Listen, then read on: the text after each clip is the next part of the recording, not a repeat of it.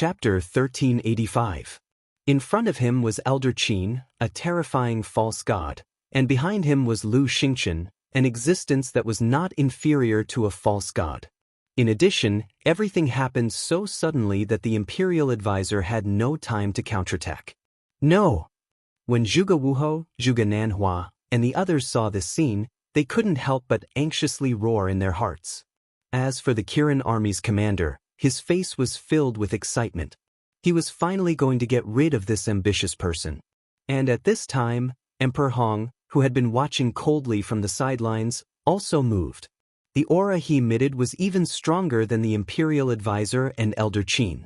Without a doubt, Emperor Hong was the same as Mu Changfeng. He was also a supreme existence at the peak of the false god realm. Facing Elder Qin, Lu Xingchen, and Emperor Hong, these three great false gods, if nothing unexpected happened, the imperial advisor would undoubtedly die today.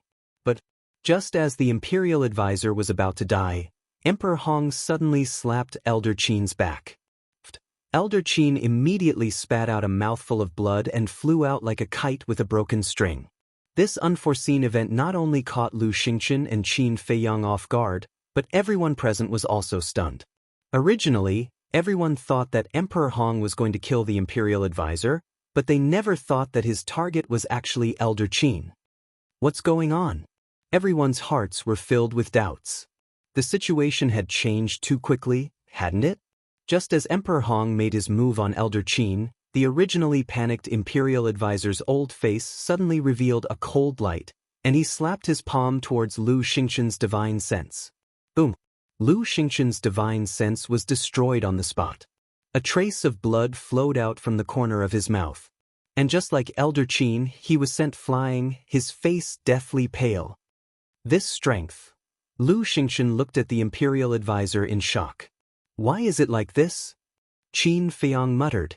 Why would Emperor Hong help the imperial advisor to plot against Elder Qin? This result was completely out of his expectations.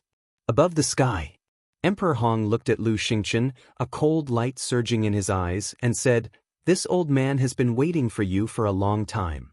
Finished speaking.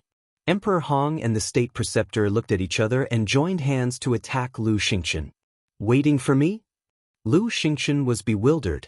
Emperor Hong said, "I've long heard from Imperial Preceptor that Qin Feiyang has a false god hidden by his side, so this old man has always been very curious. Just who is this false god? Are you luring me out?" Lu Xingchen was both shocked and angry. "That's right. However, although I've successfully lured you out, this old man is even more puzzled after seeing you in person. You are only a 5-star combat emperor. Why do you have a divine consciousness?" Emperor Hong asked suspiciously. Although he was speaking, his speed was not slow at all. Before he finished speaking, Emperor Hong and the state preceptor arrived in front of Lu Xingchen, grabbing at Lu Xingchen from both sides. "Qin Feiyang, you bastard! How dare you betray me?" When Lu Xingchen heard Emperor Hong's words, he immediately lowered his head and roared at Qin Feiyang. He thought that Qin Feiyang was also involved. Not daring to have the slightest doubt, he immediately prepared to enter the spatial divine object. Boom! However, at almost the same time, Emperor Hong and the state preceptor released their might, imprisoning Lu Xingchen in the air. Seeing that Lu Xingchen was imprisoned, the two of them did not immediately kill him. What? But seeing the state preceptor's might, Lu Xingchen's expression changed. Qin Feiyang's expression also changed abruptly. They all knew that Emperor Hong was a supreme existence at the peak of the false god realm. However, the state preceptor's might was not the slightest bit inferior to Emperor Hong's. What was going on? The state preceptor glanced at Qin Feiyang, then looked at Lu Xingchen, and sneered, "You guys look very surprised. You've been hiding your cultivation all this time?" Lu Xingchen said in a deep voice. "I didn't hide it. It's just that I was lucky. A few days ago, I just broke through to the peak of the false god realm." The state preceptor said. What? Qin Feiyang's mind trembled. Why didn't Yan Wei tell him such an important thing? Did the state preceptor not reveal it? Or had Yan Wei's identity been discovered, and the state preceptor deliberately hid it from him? "Your face should be fake. I'm very curious, who are you? The state preceptor smiled coldly, took out a facial restoration pill, and stuffed it into Lu Xingqian's mouth. So, Lu Xingqian recovered his true appearance. How could it be you? Looking at Lu Xingqian's face, the state preceptor's face was full of disbelief. Below, those who knew Lu Xingqian were also surprised. Wasn't he a disciple of the temple? How could he be a false god? He wasn't a false god, he just had the divine sense of a war god. Old Qin had also stabilized his body, standing in the void in the distance, glanced at Lu Xingqian, then looked at Emperor Hong and said angrily, "Why? In this world, how can there be so many whys?" Emperor Hong snorted coldly, looked at Lu Xingqian and asked, "Who the hell are you? Why have I never seen you before?" "Who am I?" Lu Xingqian murmured. At the same time, Old Qin took a step forward and rushed towards Qin Feiyang. The situation suddenly became like this. This place was no longer a place to stay for a long time. He had to take Qin Feiyang away as soon as possible.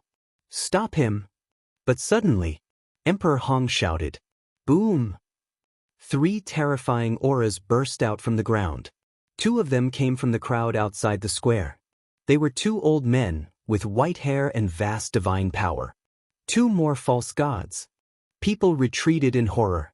What was going on today? Why did so many false gods pop out at once? The 2 old men looked at each other and rushed into the sky like lightning. They raised their big hands and slapped Old Man Qin's chest from the left and right. Old Man Qin was sent flying again. Old Man Qin spurted out blood. His entire chest caved in and his ribs were all shattered. Even his heart was broken. But a broken heart was nothing to a false god. Old Qin stabilized himself in the void, clutching his chest, looking gloomily at the 2 old men, and said, "You guys actually came out of seclusion." The 2 old men were silent, their eyes flashing with a cold light. "Where is the other divine power?" The people looked around in surprise. Suddenly, their gazes were locked on the head eunuch in the center of the square. That divine power came from the head eunuch. At this moment, Qin Feiyang and the commander of the Kirin army, as well as Lei Bao, were all imprisoned by the head eunuch. The eyes of the 2 men and 1 beast were also filled with shock. They all knew the strength of the head eunuch. It was impossible for him to be a false god. There must be something fishy going on. As if seeing through Qin Feiyang and Lei Bao's thoughts, the head eunuch smiled contemptuously, took out a facial restoration pill, and put it into his mouth. "This head eunuch is a disguise." Qin Feiyang's heart trembled. So, the head eunuch turned into another face. It was an old man with white hair and a pale face. The old man in front of him, as well as the 2 people blocking old Qin Feiyang was no stranger to them. They were the 3 false gods that sealed themselves in the back mountain of the imperial palace. Why were all 3 of them here? He had clearly taken out the evidence of the imperial preceptor forging the imperial jade seal, so why did Emperor Hong attack old Qin? If Emperor Hong's goal was Lu Xingqian, then now that his goal had been achieved, why did he still attack him? At this moment, Qin Feiyang's mind was in a mess. All of this was far beyond his expectations. "It seems that I have misunderstood Qin Feiyang."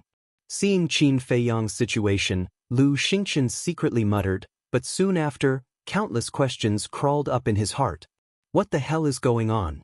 The imperial preceptor looked at Lu Xingqian, Qin Feiyang, old Qin, and the commander of the Kirin army, and sneered. "Today, none of you can escape." After saying that, he looked at Lu Xingqian and shouted, "Quickly answer Emperor Hong's words. Who are you?" The corner of Lu Xingqian's mouth lifted and said with a smile, "I am the person you don't want to see the most." "Scaring imperial preceptor?" The imperial preceptor said. "Look at me, do I look like I'm scaring you? But now, I don't want to tell you." Lu Xingqian said. "I'm afraid that's not up to you." The imperial preceptor sneered. "You don't really think that with this level of pressure, you can control me? Let me tell you, you're too naive." Lu Xingqian raised his head and roared. More than a dozen strands of divine sense flew out from the top of his head, directly shattering the majesty of the imperial preceptor and Emperor Hong. Such a strong divine sense. Their expressions changed. Lu Xingchen will remember today's debt. In the future, I will definitely repay it double. Qin Feiyang, you're on your own. Lu Xingchen smiled coldly and instantly disappeared without a trace. Facing two peak false gods, he really didn't dare to stay any longer, nor did he have the strength to help Qin Feiyang. Emperor Hong and Emperor Hong were furious. Their divine sense surged out, covering the sky and earth as it surged in all directions. In just an instant, they captured Lu Xingchen's spatial divine object. But just as they were about to intercept, 10 figures appeared in the sky above the imperial city without any warning. They were all wearing masks, so their faces couldn't be seen clearly. However, the aura emitted by each of them was incomparably terrifying. Everyone looked at the 10 people in surprise. Emperor Hong, the imperial preceptor, and the 3 old men were also extremely surprised. Because with their eyesight, they could tell at a glance that these 10 people were all false gods. 10 people stood side by side in the void, as if 10 gods had descended, coldly scanning everyone. Anyone who had been looked at by them couldn't help but feel a deep fear in their hearts. Greetings, young master. Suddenly, the 10 of them uniformly landed in front of Qin Feiyang and bowed. What? They are all Qin Feiyang's subordinates? At this moment, everyone was dumbfounded, including Elder Qin, the commander of the Kirin army, Lei Bao. The imperial preceptor, Emperor Hong, and the 3 old men were also in disbelief. Qin Feiyang actually had 10 false gods under his command? What kind of joke was this? He must be dreaming. Lu Xingchen, who was about to escape, also had a face of astonishment. Mu Qing, who was next to him, even had his eyes popping out. Not to mention them, Qin Feiyang himself was also dumbfounded. Suddenly, 10 false gods popped out and said that they were his subordinates? Was it really not the heavens joking with him? Young master, we came late to save you, please forgive us. One of them spoke. However, as he spoke, he gave Qin Feiyang a meaningful glance without leaving any trace. What do you mean? Qin Feiyang was stunned. Seeing that Qin Feiyang didn't understand, the man sent a sound transmission. This place is not suitable to stay for long, leave immediately. Finished. With a wave of his hand, the pressure that imprisoned Qin Feiyang and the commander of the Kirin army instantly disappeared. Qin Feiyang's eyes flashed, and without hesitation he reached out his big hand, grabbed the commander of the Kirin army and Lei Bao, and entered the castle. After entering the castle, he didn't stay for a moment and immediately drove the castle away. Seeing Qin Feiyang slip away, Lu Xingchen also quickly slipped away. Damn it. Why are you interfering in my great Qin's affairs? The imperial preceptor roared. Emperor Hong's face was also extremely ugly. We don't care about your great Qin's affairs at all, we only care about the safety of the young master. Chapter 1386. Young lord, the imperial preceptor muttered to himself and roared, he's just a brat. What ability does he have to make you fake gods work for him? His expression was hysterical. That person said indifferently, don't underestimate the young lord, because sooner or later he will let you taste true despair. This imperial preceptor wants to taste it now. If you have the guts, call him back and fight one-on-one with this imperial preceptor. The imperial preceptor roared again and again. The meat that had reached his mouth did not fall off just like that. This kind of sullen feeling almost made him go crazy. One-on-one? Don't you feel ashamed to say such words? That person laughed mockingly. The other 9 people also revealed looks of disdain towards the imperial preceptor. A dignified fake god actually wanted to fight a 4-star war emperor one-on-one? Wasn't this a joke? The 10 of them did not waste any more words and rushed into the sky one after another, landing beside Elder Qin. The 2 people who were blocking Elder Qin immediately became nervous. The 10 of them looked at the 2 of them and did not say a word. Bringing Elder Qin, they turned around and left. Halt! The imperial preceptor was unable to restrain his anger as he shouted, what kind of place do you think the imperial city is? How can you come and go as you please? But the 10 of them did not pay attention to him at all. The imperial preceptor was about to chase after them when Emperor Hong reached out to stop him. He shook his head and said, forget it. The imperial preceptor raised his eyebrows and said, Emperor Hong, they are openly provoking the imperial power. But without waiting for the imperial preceptor to finish speaking, Emperor Hong opened his mouth and said, Of course this old man knows that they are deliberately provoking us, but what can we do if we leave them behind? The imperial preceptor fell silent. The other party had 10 fake gods. Including Elder Qin, it was 11. Although he and Emperor Hong were both peak fake gods, and there were still 3 fake gods below them, if they really fought, it would probably be a situation where both sides would suffer. However, he was really unwilling to give up just like that. Emperor Hong patted the imperial preceptor's shoulder and comforted him, There will be plenty of time in the future. There will always be a chance. Sigh. The imperial preceptor sighed deeply and followed Emperor Hong to the center of the plaza. The 3 old men also immediately landed behind Emperor Hong and stood respectfully.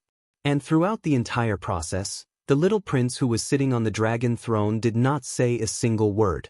He sat there watching all of this expressionlessly, in a trance.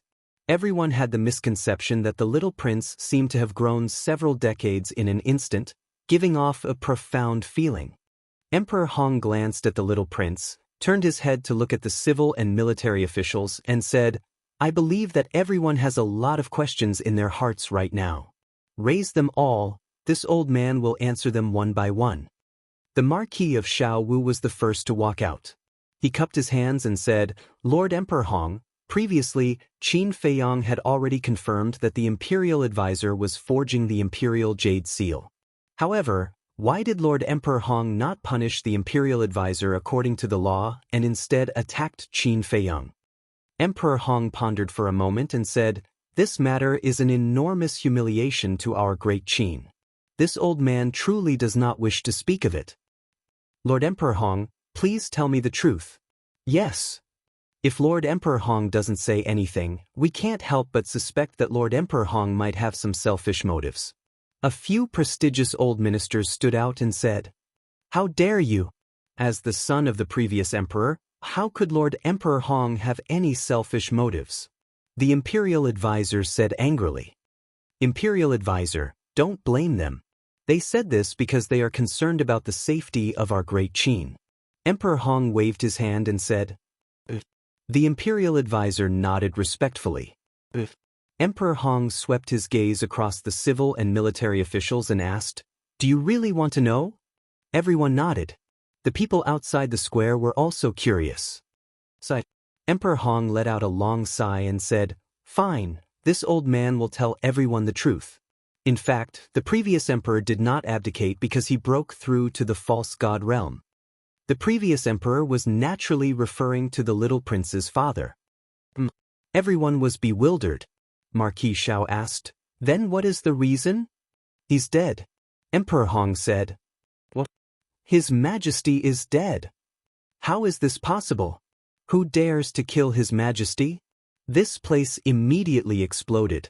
Everyone's face was filled with disbelief. Everyone be quiet, Emperor Hong said. In an instant, the entire audience quieted down. Emperor Hong sighed and said, The person who killed the emperor is none other than the emperor's own son, Qin Feiyang. Everyone once again fell into shock. Back then, the imperial advisor had something to discuss with the emperor, but the emperor was in the imperial study and did not respond for a long time. The imperial advisor felt that something was wrong and hurriedly pushed open the door of the imperial study. As a result, he found the emperor's body on the ground. And the imperial jade seal had also disappeared. When the imperial advisor saw this scene, he immediately informed this old man. When this old man rushed over, the emperor had already died. At that time, this old man was very angry. Someone actually dared to murder the emperor of my great Qin? So, this old man immediately asked the imperial advisor to send someone to look for this murderer, but this person did it too secretly, and we had no trace of him at all. Later, this old man and the imperial advisor discussed and decided to set up a trap to lure this person out. Emperor Hong said. Marquis Xiao said, So, you announced to the outside world that His Majesty had broken through to the false god realm and was going to give up the throne to the little prince? This person killed the emperor and took away the imperial jade seal. He definitely wants to get his hands on my great Qin's rivers and mountains. Thinking of this old man immediately asked the imperial advisor to forge a imperial jade seal and announce the news of the little prince's succession. If this person is really coveting my great Qin's rivers and mountains, he will definitely appear on the day of the little prince's succession. Sure enough, as we expected, this person appeared. But this old man never thought that he was actually Qin Feiyang. Emperor Hong said with a pained heart, "Bastard! For the sake of the throne, he even killed his own father. This Qin Feiyang is simply crazy." Everyone immediately roared. Isn't that so? But we also know that Qin Feiyang has a false god protecting him, so when Qin Feiyang took out the imperial jade seal, Emperor Hong did not expose him at the first moment. Instead, he attacked me together with old Qin. He did this to lure out the false god beside Qin Feiyang. The imperial advisor said, "So that's how it is." Everyone nodded in realization. Marquis Jianghu asked, "In that case, old Qin and the commander of the Kirin army also had a part in killing His Majesty?" "They have long been bribed by Qin Feiyang." Emperor Hong nodded. "How preposterous! His Majesty's kindness to them is as heavy as a mountain. They actually colluded with Qin Feiyang to secretly harm His Majesty and usurp the throne. They deserve to die 10,000 times." A furious roar sounded out from the crowd. It was Zhuge Wu Ho who was roaring. He was fanning the flames, because this way, everyone's hatred for Qin Feiyang and the other two would rise to a whole new level. As expected, hearing his words, everyone present was filled with anger. But suddenly, a voice sounded. Everyone looked towards the source of the voice, only to see that the one who spoke was Marquis Xiao. "Marquis Xiao, do you have any other questions?" The imperial advisor asked patiently.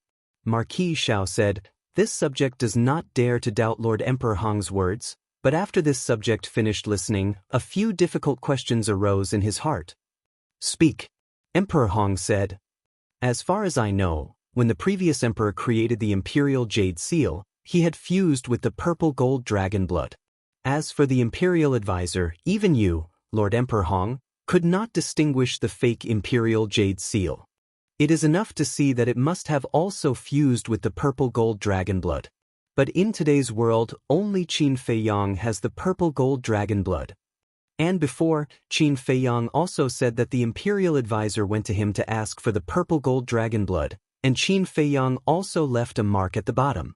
I want to ask, if Qin Feiyang really wants to usurp the throne, why did he give the imperial advisor the purple gold dragon blood? This is the first question. The second, Qin Feiyang is not stupid. On the contrary, he is very smart. His Majesty is dead, and the imperial jade seal is missing. It is impossible for him not to know. Once he takes out the imperial jade seal, it is equivalent to admitting that he secretly harmed His Majesty. So in my opinion, this is very unreasonable. Frankly speaking, not to mention a shrewd person like Qin Feiyang, even if it was a stupid person like me, I would not take out the imperial jade seal in public when the little prince succeeded the throne. Marquis Xiao said, "If Qin Feiyang was here, he would definitely look at Marquis Xiao in a new light." Among the civil and military officials and the various marquises, there was at least one person with a little rationality. This old man has also thought about these two questions carefully. According to this old man's analysis, Qin Feiyang should have full confidence in himself and doesn't care if the matter is exposed. After all, everyone saw just now that he has a total of 10 false gods by his side. If he is exposed, he can suppress them with force. But what he didn't expect was that the imperial advisor's cultivation had broken through some time ago. A peak false god can completely restrain 3 or 4 ordinary false gods.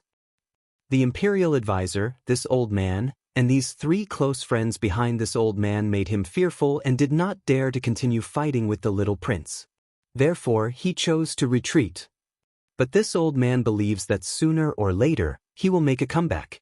Therefore, this old man hopes that no matter who sees Qin Feiyang in the future, they will report to the imperial advisor as soon as possible. Emperor Hong said, "This subject obeys." The ministers bowed and said. Marquis Xiao pondered for a moment, then said, "What Lord Emperor Hong said makes sense, but not long ago, Qin Feiyang also said in public that he would not fight with the little prince for the throne. This is just his one-sided words. When we get rid of the imperial advisor, we might not only kill the little prince, but also kill everyone who stops him, including this old man's great-grandfather." Emperor Hong said. Pooh. Marquis Xiao took a deep breath, bowed and said, "If it is really as Lord Emperor Hong said, then this Qin Feiyang is really crazy." Emperor Hong looked at him indifferently, then scanned the crowd and asked, "Who else has a question?" The group of ministers shook their heads. Zhuge Wuhou glanced at the ministers beside him, his eyes flashing slightly as he stepped forward and said, "This subject has a question." "Speak," Emperor Hong said. Zhuge Wuhou said, "This old subject would like to ask, does the little prince's succession still count?" "Of course. Right now, the little prince is the emperor of my great Qin. The imperial advisor will personally assist him, and all of you must serve the little prince wholeheartedly." Emperor Hong said, "We obey Emperor Hong's orders." The ministers knelt down. "Greetings, Your Majesty." Chapter 1387. At the same time, Qin Feiyang drove the ancient castle and fled into a deep mountain forest. This place was hundreds of thousands of miles away from the imperial capital. And along the way, he didn't leave any traces. Unless there was someone like Mu Qing beside the imperial tutor and Emperor Hong, it would be difficult to find him. However, up until now, he was still in a half-awake state. He couldn't figure out why Emperor Hong would do this. This Emperor Hong's performance is really puzzling. Lu Zheng and the commander of the Kirin army also frowned. Wolf King, Fatso, Wang Yangfeng, and the others also had a worried look on their faces. Qin Feiyang's plan this time could be said to be flawless. It had even succeeded. But they never thought that because of Emperor Hong, this plan would fail. They couldn't figure it out. Why did Emperor Hong treat Qin Feiyang like this? Why did Qin Feiyang do this? Wasn't it for the safety of the great Qin Empire, for the sake of the millions of people?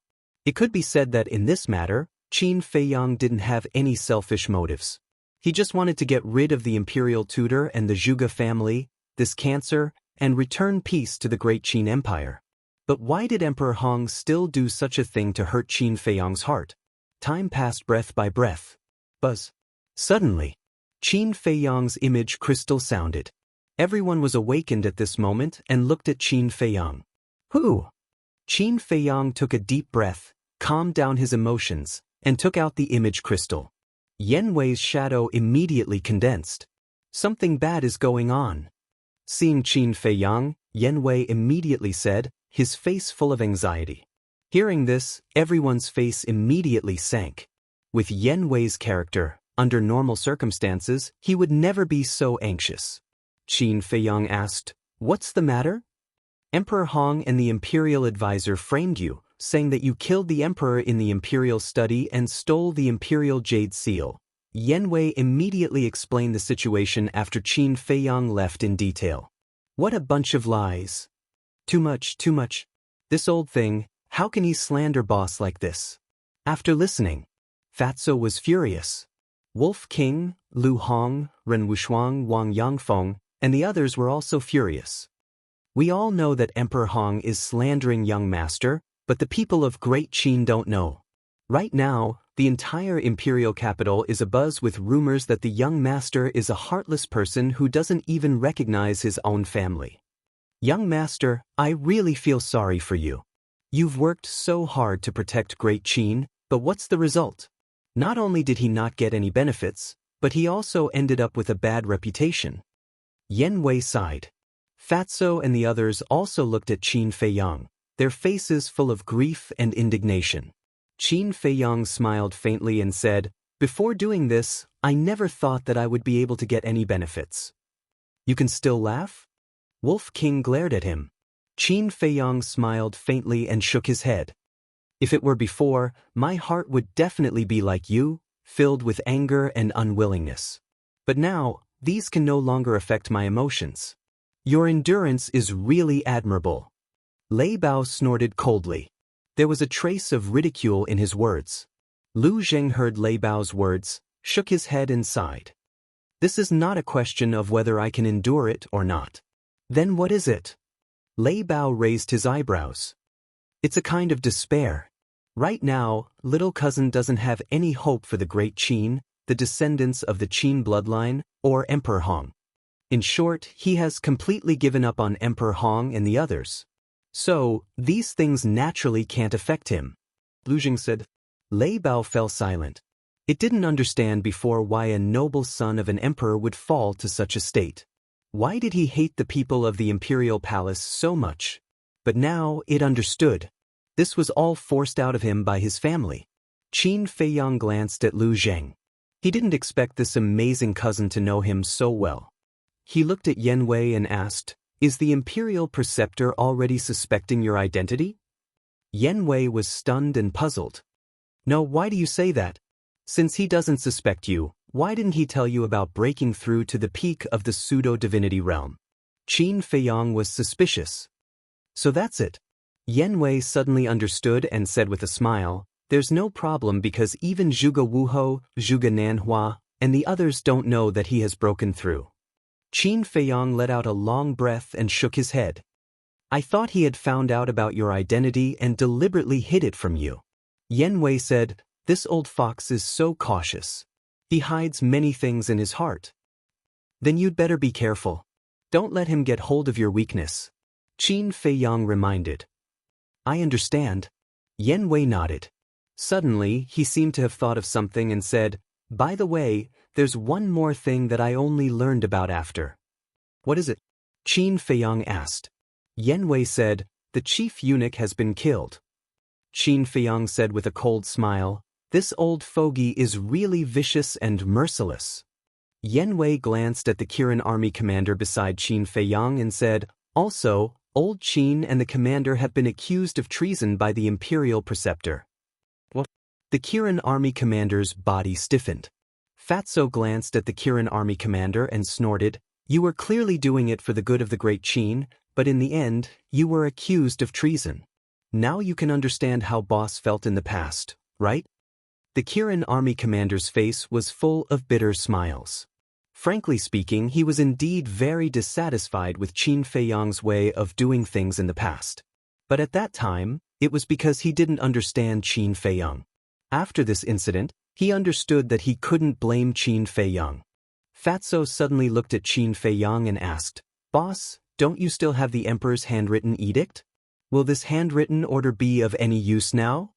The Kirin army commander was stunned and hurriedly looked at Qin Feiyang and asked, What edict? Qin Feiyang took out the edict and threw it to the Kirin army commander. The Kirin army commander opened it and looked, and a trace of anger crept up his face. He understood the emperor's personality. This edict must have been written by Qin Feiyang. Lu Zheng looked at the Kirin army commander, then looked at the edict and shook his head. This edict is meaningless. Emperor Hong is determined to harm me. When I take out the edict, he will definitely say that I forced him to write it before killing the emperor. Moreover, I was the one who forced the emperor to write this decree. Qin Feiyang said. Lu Zheng looked at Qin Feiyang and the Kirin army commander, and said, It seems that there is only one way to prove your innocence. What? The Kirin army commander asked. Qin Feiyang said indifferently, Is there a need to say? Naturally, we will find the emperor and let him stand up and explain everything. Good idea. The Kirin army commander's eyes lit up. Good idea? Qin Feiyang sneered.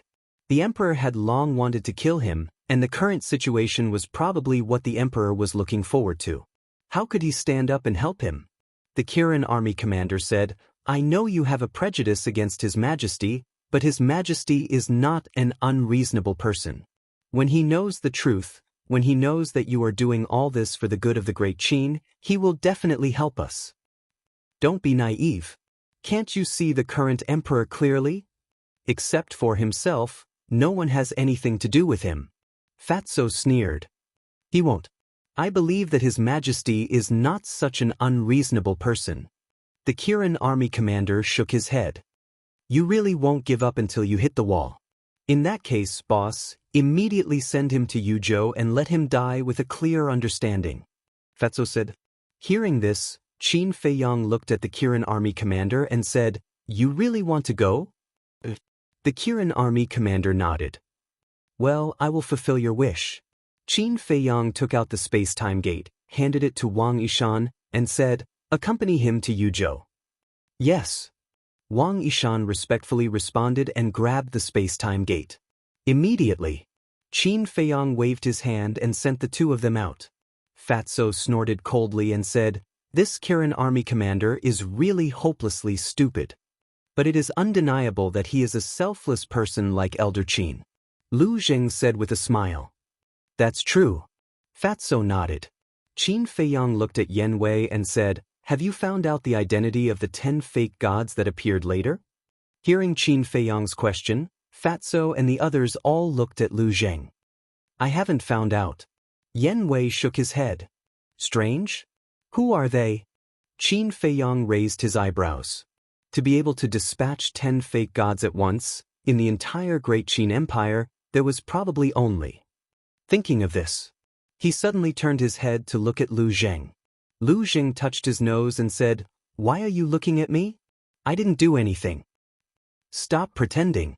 Fatso rolled his eyes at Lu Zheng and looked at Qin Feiyang with a smile. Boss, not long ago, we saw with our own eyes that he sent a message to Second Grandpa asking for help. Is he really from the Lu family? Qin Feiyang was stunned, and then frowned. Then why did he call me young master? Of course it's to hide his identity. Because if you can think of it, the Imperial Preceptor and Emperor Hong can also think of it. In the entire Great Qin Empire, only my Lu family can dispatch 10 fake gods at once. Calling you young master in public is to make Emperor Hong and the others mistakenly think that they are your subordinates. This way, they will not think of my Lu family. Lu Zheng said. Qin Feiyang suddenly understood. Fatso shook his head and said, Your Lu family is so strong, Fat Lord really doesn't understand. What are you afraid of? Lu Zheng said, I'm also very curious, but Second Grandpa just won't say, but my big brother should know. Your big brother? Everyone looked at him suspiciously. My big brother is a true demon-level genius, said Qin Wenin. Lu Zheng smiled proudly. How monstrous is he? Everyone was curious. You will know how monstrous he is when you see him in the future. In short, he is the most promising person in my Lu family to step into the war god realm. Lu Zheng said mysteriously. Gasp. Everyone couldn't help but suck in a breath of cold air. Chapter 1388. Yen Wei came back to his senses, looked at Qin Feiyang and asked, What's your next step? What do you think? Qin Feiyang asked. I don't know. But I know that you won't give up after suffering such a big loss this time. Yen Wei said with a smile. Of course. Wait for me for a while. I'll contact Lu Xingchen and Elder Qin first. Qin Feiyang said. Yen Wei nodded. After saying that, the virtual image dissipated. Qin Feiyang also immediately sent a message to Elder Qin. Buzz. After a short while, Elder Qin's virtual image appeared. Behind Old Man Qin was a stretch of mountains and rivers that stretched as far as the eye could see. How are you doing now? Qin Feiyang asked with a smile. Why are you still smiling at this time? Elder Qin stared at Qin Feiyang and said, Give me your current coordinates. Qin Feiyang nodded. After giving Elder Qin the coordinates, he sent a message to Lu Xingchen. Subsequently, Qin Feiyang left the castle and stood in the void above the mountain range, waiting quietly. Not long after, Elder Qin and Lu Xingchen arrived one after another.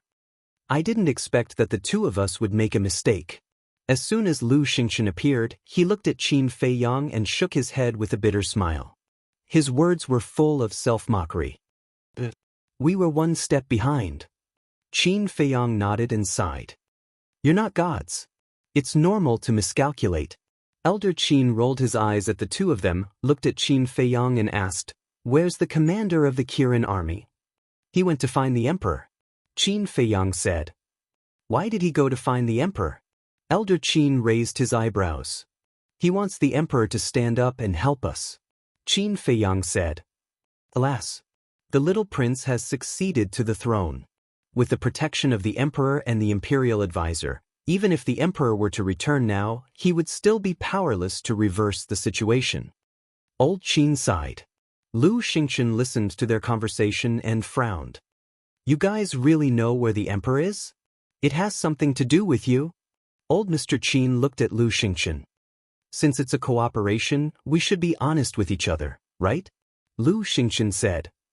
All right, now is not the time for internal strife. This time, I fell into the hands of Emperor Hong and the imperial advisor. I don't know what you guys are thinking, but I'm very unhappy. Qin Feiyang said, his eyes flashing with cold light. Then what do you want? Lu Xingchen was stunned and asked curiously.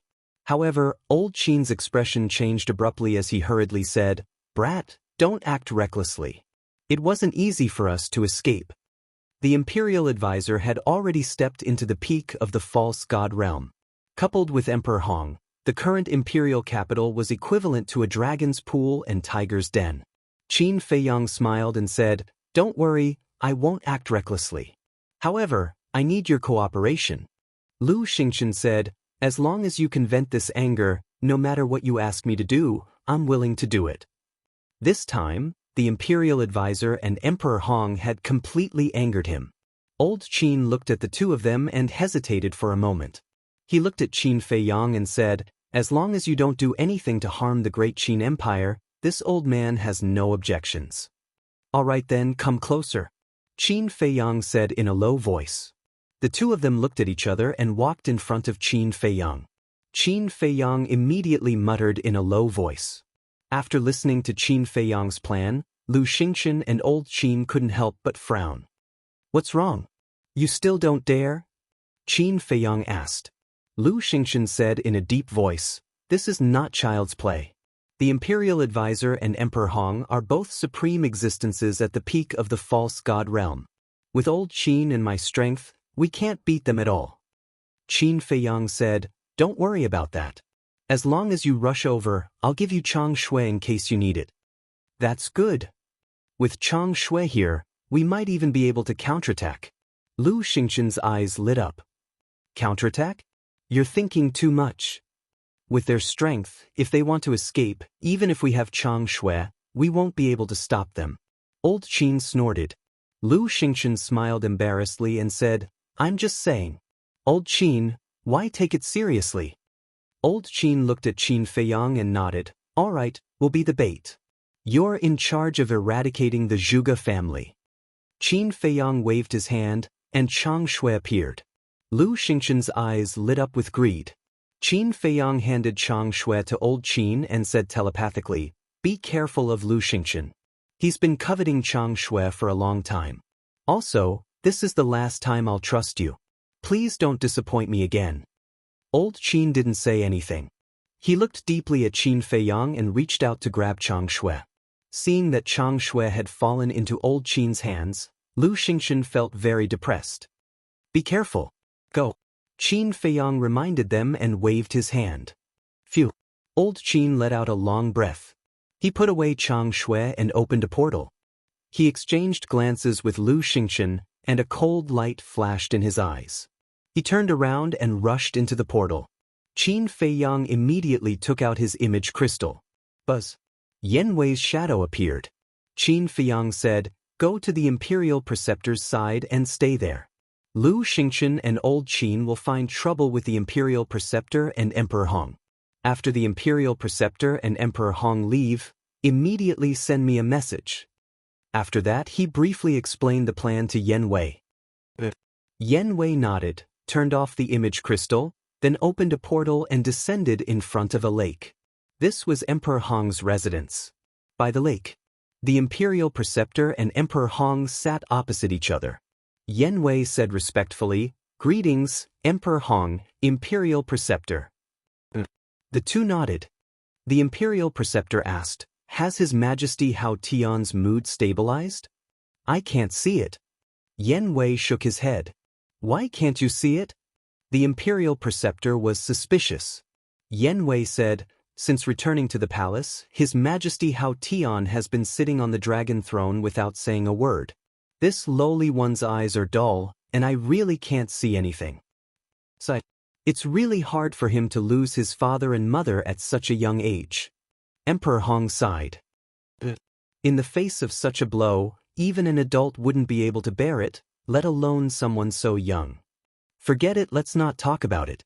After all, as an emperor, sooner or later, he will face these problems.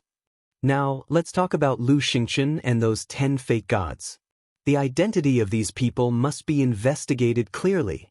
The imperial preceptor said, his eyes filled with killing intent. Emperor Hong said, Lu Xingchen's problem, this old man has thought about it carefully. There is only one explanation for his situation. What? The imperial preceptor was surprised. Possession. Emperor Hong said word by word, his old eyes flashing. Possession? The imperial preceptor's eyes trembled. Possession, only a war god can do it. If Emperor Hong's guess is true, then in Lu Xingchen's body, wouldn't there be a war god's soul hidden? Emperor Hong said, as for those 10 fake gods, this old man can't see through them. Yan Wei asked carefully, could it be the Lu family? Lu family? The imperial preceptor's brows raised, looking at Emperor Hong and said, it seems that only the Lu family has this ability. This old man also thought about the Lu family. But if they are really from the Lu family, then when facing Qin Feiyang, they shouldn't be so respectful. However, you all also heard that they addressed Qin Feiyang as young master. From this, it can be seen that their identity is Qin Feiyang's subordinates. Emperor Hong said. The imperial preceptor nodded and said, that's right, the Lu family's people are all Qin Feiyang's relatives. Calling him young master is not too likely. Yan Wei said again, then could it be people from Forgotten Continent? Forgotten Continent. Emperor Hong and the imperial preceptor looked at each other. Don't say. There really was this possibility. After all, these years, Qin Feiyang had always been in Forgotten Continent. And Forgotten Continent was also a place where powerhouses were as common as clouds. Possession, 10 false gods, Emperor Hong muttered. Just who was hiding in Lu Xingchen's body? And just what were the identities of those 10 false gods? Suddenly, Emperor Hong looked at the imperial preceptor and said, Imperial preceptor, why don't you go to Forgotten Continent to investigate? The moment the imperial preceptor heard this, a trace of dread crawled up in his eyes. That Snow Python's methods were still vivid in his mind even now. Boom! Right at this moment, at a certain time in the imperial palace, an earth-shaking loud explosion sounded out. The imperial preceptor and Emperor Hong were startled, hurriedly rushing up to the sky, looking towards the sky above the imperial palace. What happened? Yan Wei's gaze flashed, also hurriedly following up, a look of bewilderment on his face. Emperor Hong said in a deep voice, the sound seems to be Jilai Little Prince's bedroom, quickly go take a look. The imperial preceptor's expression changed, and he immediately opened the teleportation gate, following which the 3 people rushed in like lightning. Almost in the next instant, they descended above the little prince's bedroom. And at this moment, what bedroom was there? It was a ruin, dust billowing. 2 lords, quickly look, it's old man Qin and Lu Xingchen. Yan Wei suddenly pointed to the distant void and roared. Emperor Hong and the imperial preceptor suddenly raised their heads to look, and immediately saw old man Qin and Lu Xingchen grabbing the little prince, fleeing out of the city. Still dare to come back and cause trouble, simply don't know life from death. The 2 people's hair fluttered in anger, a monstrous killing intent erupted from their bodies, unleashing their speed, chasing after old man Qin and Lu Xingchen. What? They actually kidnapped His Majesty the White Sky? The 2 of them really aren't afraid of death. It must be Qin Feiyang, that bastard, who ordered it. Looks like Emperor Hong was right. This bastard has always been thinking about the throne. Otherwise, he wouldn't have let old man Qin and Lu Xingchen come and kidnap His Majesty the White Sky. I don't know what this old man Qin is thinking. In the past, he was highly respected and revered by the world. But now, he actually ruined his reputation for a deranged bastard. The people in the major cities below raised their heads to look at old man Qin and Lu Xingchen, their eyes filled with disgust. There were also people discussing in the imperial palace. When Yan Wei heard these words, he felt very uncomfortable in his heart. Wasn't Qin Feiyang doing this to protect Great Qin's rivers and mountains and its people? But these people actually scolded Qin Feiyang like this. It was really too much. But he ignored it, found a place where there was no one, and sent a message to Qin Feiyang. Buzz. Qin Feiyang's image appeared. Yan Wei said, "The Imperial Preceptor and Emperor Hong have been lured away." "Very good." Qin Feiyang smiled coldly.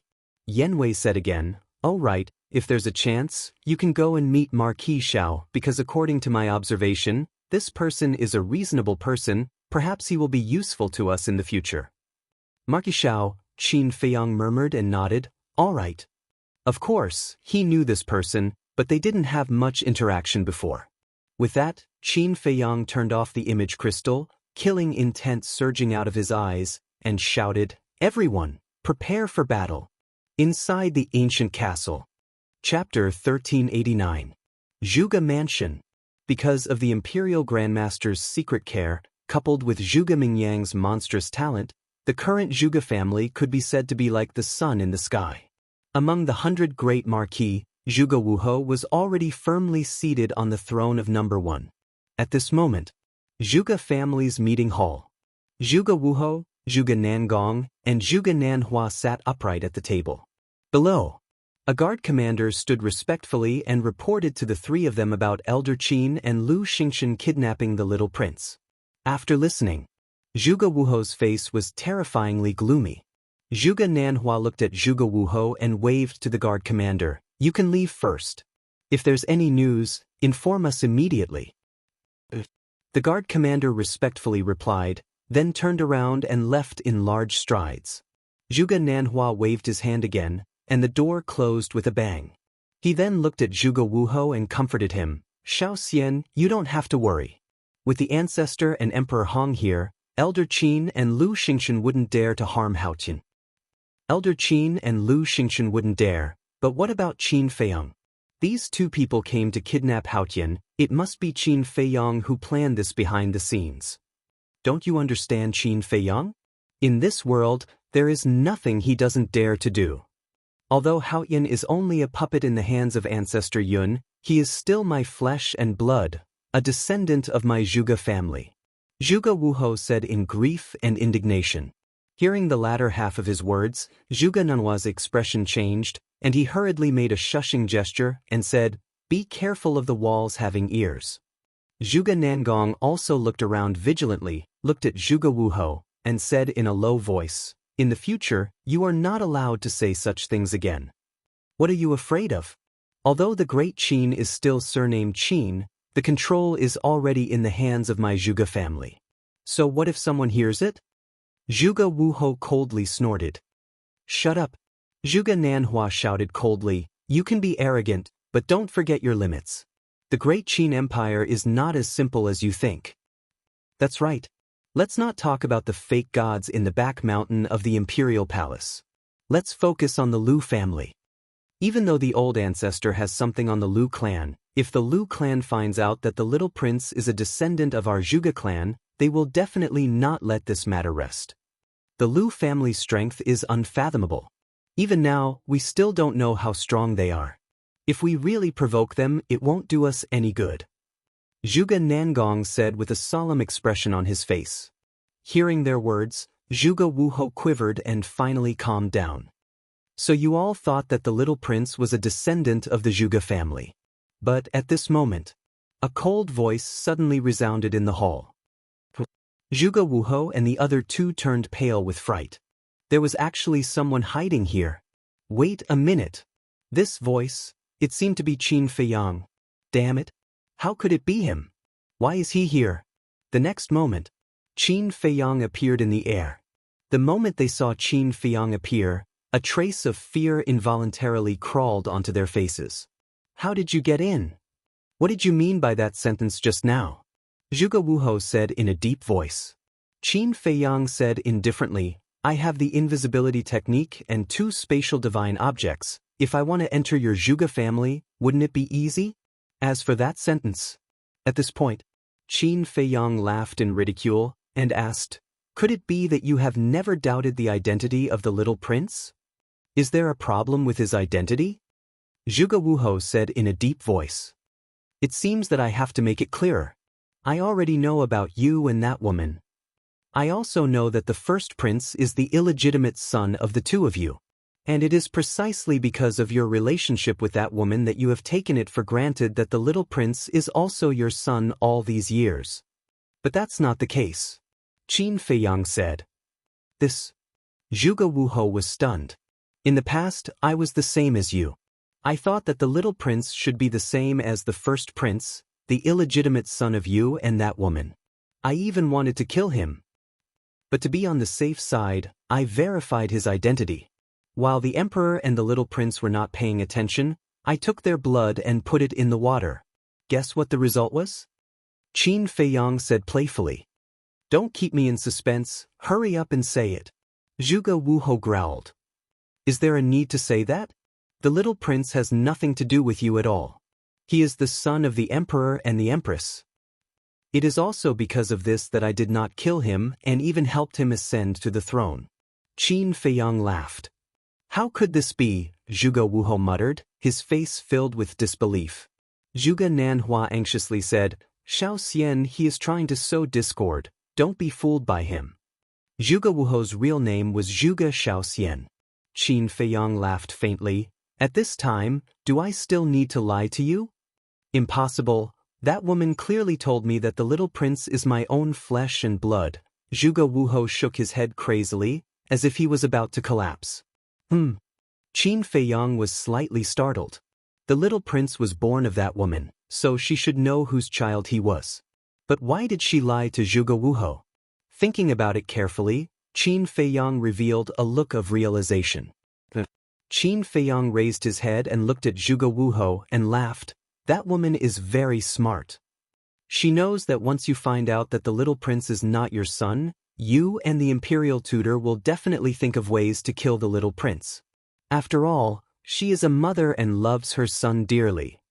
But this is only secondary. She is even more afraid of angering you.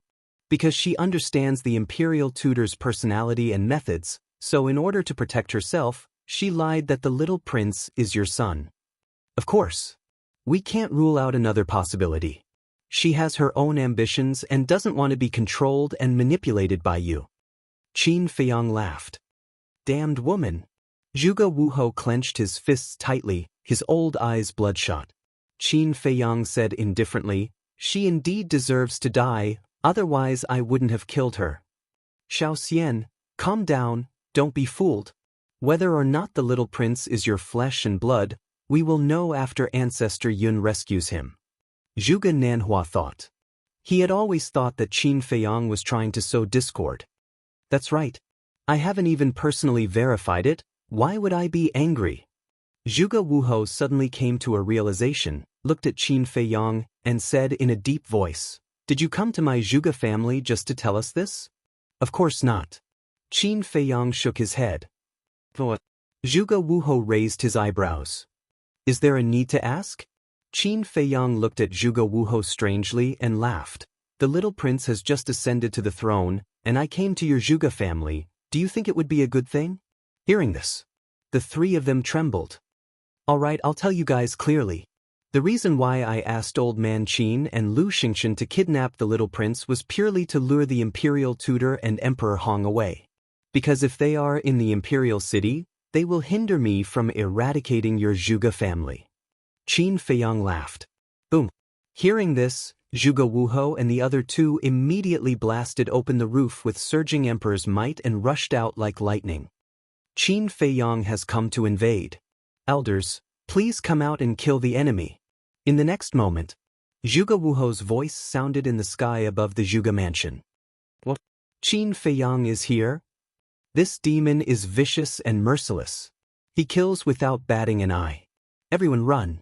The Zhuge family was instantly in chaos. Boom. At the same time, a terrifying aura erupted from the ground in the center of the mansion. Following closely, 10 figures rushed out from the ground. There were men and women among the 10, and they all looked rather old. The aura they emitted was that of a 9-star war emperor, Where is Qin Feiyang? The 10 of them flew to the side of Zhuge Wuhou and the other 2, and asked with a murderous aura. He's in the main hall. Zhuge Wuhou pointed to the broken meeting hall below. One of them said in a deep voice, "We'll go and pin him down. You inform Ancestor Yun immediately." "All right." Zhuge Wuhou nodded. "It's too late." Qin Feiyang's calm voice sounded from the main hall. Boom. Before he could finish, waves of shocking emperor's might and ferocious beasts rushed out from the main hall. The broken meeting hall was instantly reduced to ashes. Zhuge Wuhou and the others immediately saw that in the dust, there were 3 ferocious beasts and a group of 9 Star War Emperor. That's right. They were Lei Bao, Seal, Seahorse, Wang Yangfeng and the others. Qin Feiyang raised his head and glanced at Zhuge Wuhou and the others, and said word by word, "I want the entire Zhuge family to die, not a single blade of grass to grow, not an inch of land to be left." Kill. Lei Bao and the other 2, Wang Yangfeng and the others, let out a long roar in unison. Swoosh. Lei Bao took the lead. The power of thunder all over his body was like a raging wave, rolling and roaring. One of the old women roared, "Everyone, don't be afraid. They are only 9 Star War Emperor." But before she could finish speaking, Lei Bao laughed and waved his thick claws. The power of thunder covered the sky and covered the earth. The old woman screamed and died on the spot. So strong. Zhuge Wuhou and the others' expressions changed. Boom. At this moment, the seahorse, the leopard, Wang Yangfeng, and the others unleashed their auras too. This, Zhuge Wuhou and the others were instantly petrified. The aura that these people and ferocious beasts released was actually all at the peak of the 9 Star War Emperor realm. How is this possible? The last time they came, they were only ordinary 9 Star War Emperor and 9 Star Emperor Beast? The group of people were filled with disbelief. How long had it been, and they had all stepped into the peak realm? Even if they had opened all the doors of potential, it was impossible to do so. Just as the group of people were distracted, another old man died tragically under Lei Bao's claws. Seahorse, Seal, Wang Yangfeng and the others had already arrived in front of Zhuge Wuhou and the others. Quickly inform Ancestor Yun. Zhuge Wuhou suddenly came back to his senses and roared. At the same time, without hesitation, he activated his battle soul and evolved his divine art. A mighty divine power surged out. Zhuge Nanhua and the others were the same. In short, at this moment, they did not dare to hold back. Battle Soul, Divine Art. Chapter 1390. Shua. Suddenly, Qin Feiyang waved his hand, and the white-eyed wolf appeared. "I haven't come out to play for so long. I wonder if anyone still remembers me now?" The white-eyed wolf scanned its surroundings, its eyes filled with hope. This closed-door training was the longest in its life. However, it was very satisfied with the results of its closed-door training. 3 Star War Emperor. He was only 1 step away from catching up to Qin Feiyang. Qin Feiyang rolled his eyes at it and said, "Stop acting cool, quickly deprive them of their battle souls, and give them a show of strength." "You're looking down on me, right? What show of strength? To think that you can say that. At the very least, I was once an invincibly handsome wolf whose name spread all over the world. Making them afraid, making them despair, is my style, understand?" The white-eyed wolf said with dissatisfaction. "I think it's notorious." Qin Feiyang was speechless. "A boring person like you will never understand my charm." The white-eyed wolf glanced at Qin Feiyang with disdain. Its entire body emitted a dazzling golden light, and a terrifying aura spread out from its body. Charm? Qin Feiyang's face twitched. He really couldn't tell what kind of charm this ruffian wolf had. What aura? At the same time, sensing the Wolf King's aura, Zhuge Wuhou and the others' faces were filled with bewilderment. This aura was actually not very strong, but it gave them a great sense of danger. "Come out!" The white-eyed wolf roared, and a bright golden light soared into the sky. The next step was smooth. Between heaven and earth, a huge beast shadow appeared. However, they were unable to see its true appearance clearly. They could only see a blurry outline, and could not tell what kind of beast it was. At this moment, Not only Zhuge Wuhou and the others, but the entire Zhuge family, and even the entire inner city, couldn't help but feel a sense of fear. That enormous beast shadow was like an ancient giant beast that had descended into the world. It was indomitable and intimidating in all directions. You pieces of trash dare to activate your fighting soul in front of me. You don't know your place. Take it away. The white-eyed wolf looked at Zhuge Wuhou and the others, his eyes filled with contempt. As it roared, the golden beast suddenly opened its mouth, and a gust of wind blew. The battle souls of Zhuge Wuhou and the others immediately flew towards the golden beast figure uncontrollably. What happened? Everyone's expression changed. Zhuge Wuhou suddenly thought of something and roared, "Not good, everyone quickly put away your battle souls." Back then, Ming Yang told me that this ruffian wolf's innate ability can devour and take away the battle souls of living beings. When Zhuge Nanhua and the rest heard this, their faces turned pale and they immediately withdrew their fighting souls. However, they were shocked to discover that they had lost contact with their fighting souls. Finally, they watched helplessly as their battle souls were swallowed by the golden beast shadow in one gulp. Damn it! The group of people immediately checked the fighting soul and were shocked to find that the fighting soul in the Qi Si had really disappeared. In an instant, they fell into deep panic and despair. Amazing! Awesome! Wang Yangfeng and the rest, Lei Bao and the other two beasts, were dumbfounded. After being together for so long, they had naturally heard of the white-eyed wolf's fighting soul. However, this was the first time they had seen it with their own eyes. It could actually take away the fighting soul. Oh my God! This was too heaven-defying. What kind of monster was it? In the future, who would dare to activate their fighting soul in front of it? The white-eyed wolf smiled proudly and the golden beast shadow instantly disappeared. Qin Feiyang did not say anything and directly waved his hand, sending the white-eyed wolf to the ancient castle. Otherwise, with this guy's character, he would definitely continue to show off in front of him. Without your fighting soul, how are you going to fight with us? Wang Yangfeng, bring some people to kill the Zhuge family. Leave this place to us three brothers. Lei Bao shouted. The so-called three brothers were naturally Lei Bao, Hai Ma and Seal. All right. Wang Yangfeng and the rest did not hesitate and immediately scattered in all directions. Like killing gods, wherever they passed, blood dyed the ground. The battle between Lei Bao and the other two beasts and Zhuge Wuhou and the rest also began once again. Qin Feiyang rose into the air and stood above a large hall, coldly sweeping his gaze over everything. Screams, cries for help, curses at this moment filled every corner of the Zhuge family. One corpse after another fell down continuously. Blood was like a column, gathering into a small stream, emitting a pungent smell of blood. Suddenly, Qin Feiyang raised his head and looked in the direction of the temple. A murderous intent flashed in his eyes. He was not worried about the imperial preceptor and Emperor Hong at all, because Elder Qin and Lu Xingchen would think of ways to delay them. Even if someone sent them a message, they would not be able to rush back to rescue them. As for the false god in the back mountain of the imperial palace, if nothing unexpected happened, he must have entered a state of self-sealing again. Otherwise, he would have appeared by now. So, in his heart, an even bolder idea emerged. Eliminate the law enforcement hall, as well as the disciples of the Zhuge family in the temple. These people were all the imperial preceptor's minions. As long as they were all eliminated, the imperial preceptor would be alone. Of course, the imperial preceptor also controlled the invincible Black Army. However, the people of the invincible Black Army were all small fries and were not worth worrying about. At this point, shockingly, a bloody kill character appeared between Qin Feiyang's eyebrows. His whole person instantly seemed to have transformed into a killing god.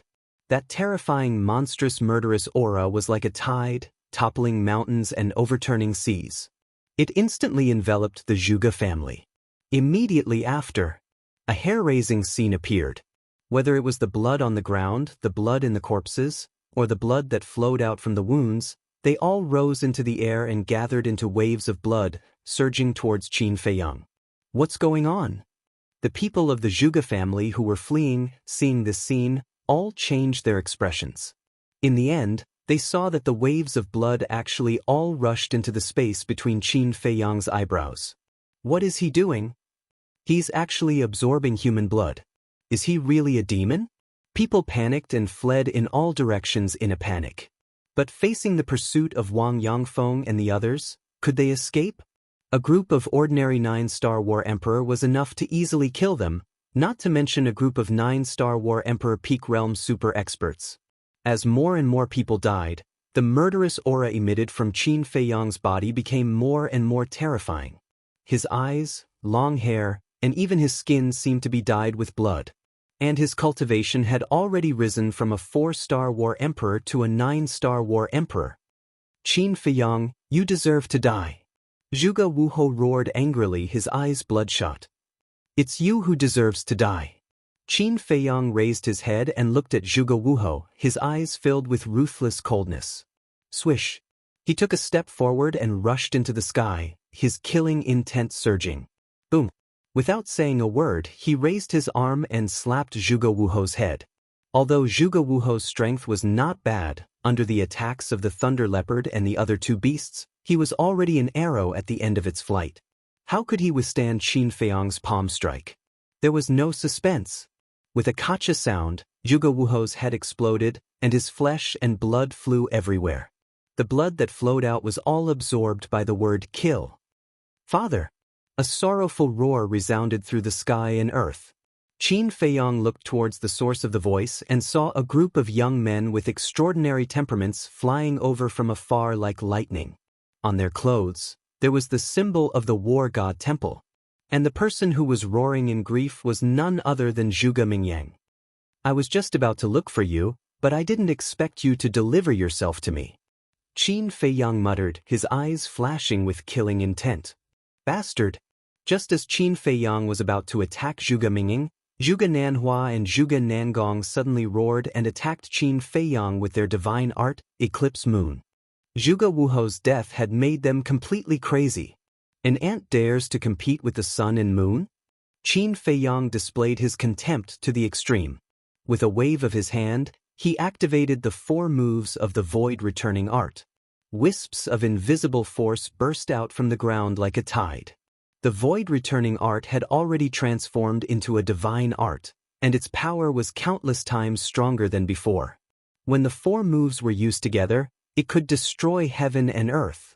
Although Zhuge Nanhua and Zhuge Nangong were super experts at the peak of the 9-star combat emperor realm, they were already seriously injured. With a loud bang, the two's divine arts were instantly destroyed.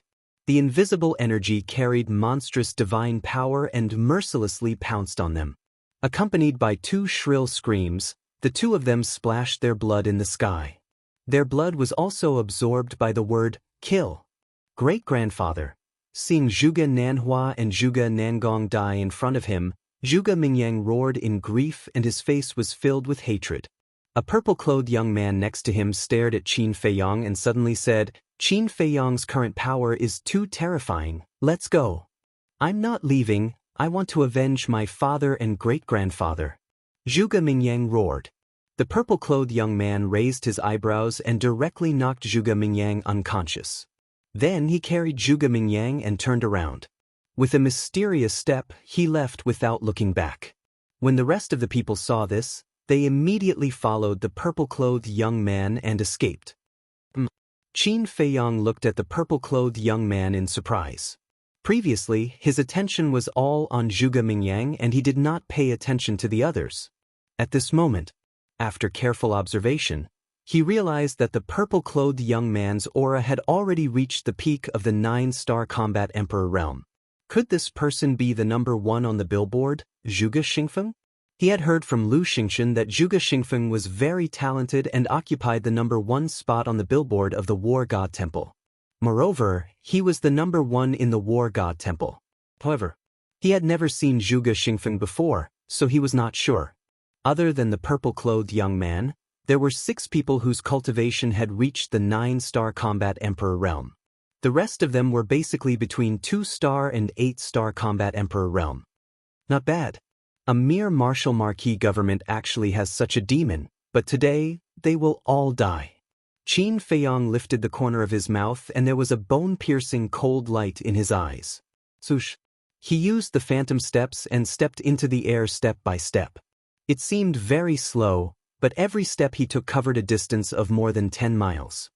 Brother Feng, he's coming. A black-clothed young man turned around and his expression changed. Other than the purple-clothed young man, the rest of them were also terrified. The purple-clothed young man said in a deep voice, "Don't panic, I'm faster than him, he can't catch up with us." After saying that, he waved his hand and swept everyone up and flew towards the imperial palace at lightning speed. As a disciple of the War God Temple and a disciple of the Zhuge family, he naturally had perfect auxiliary combat skills. As for Qin Feiyang's cultivation, although it had already reached the 9-star combat emperor realm, it had not reached the peak, so his speed naturally could not catch up with the purple-clothed young man. Even so, the black-clothed young man and the rest could not help but be afraid. Therefore, before the purple-clothed young man finished speaking, someone immediately said, "Even if he can't catch up with us, where can we escape to? Sooner or later, we will still fall into his hands. What's the hurry? Before coming, I have already sent a message to Ancestor Yun, he will definitely come back to save us. Now, let's go to the back mountain of the Imperial Palace. There is a false god guarding the back mountain, I don't believe that he will dare to chase us in. As long as Ancestor Yun and Emperor Hong return, it will be his doomsday." Chapter 1391. Back Mountain of the Imperial Palace. Qin Feiyang's eyes flickered. The purple-robed youth and the others did not use voice transmission, so he heard every word. There was indeed a pseudo-god guarding the back mountain. However, these self-sealed pseudo-gods needed a large amount of blood to be awakened. Before they were awakened, they were like Zhuge Shenfeng, not a threat at all. Even if there was a battle beside them, they would not know. So, there was nothing to worry about. Qin Feiyang walked step by step in the void, his blood-red hair fluttering and his murderous aura soaring to the sky. He was a living god of death. Everywhere he went, there were cries of pain.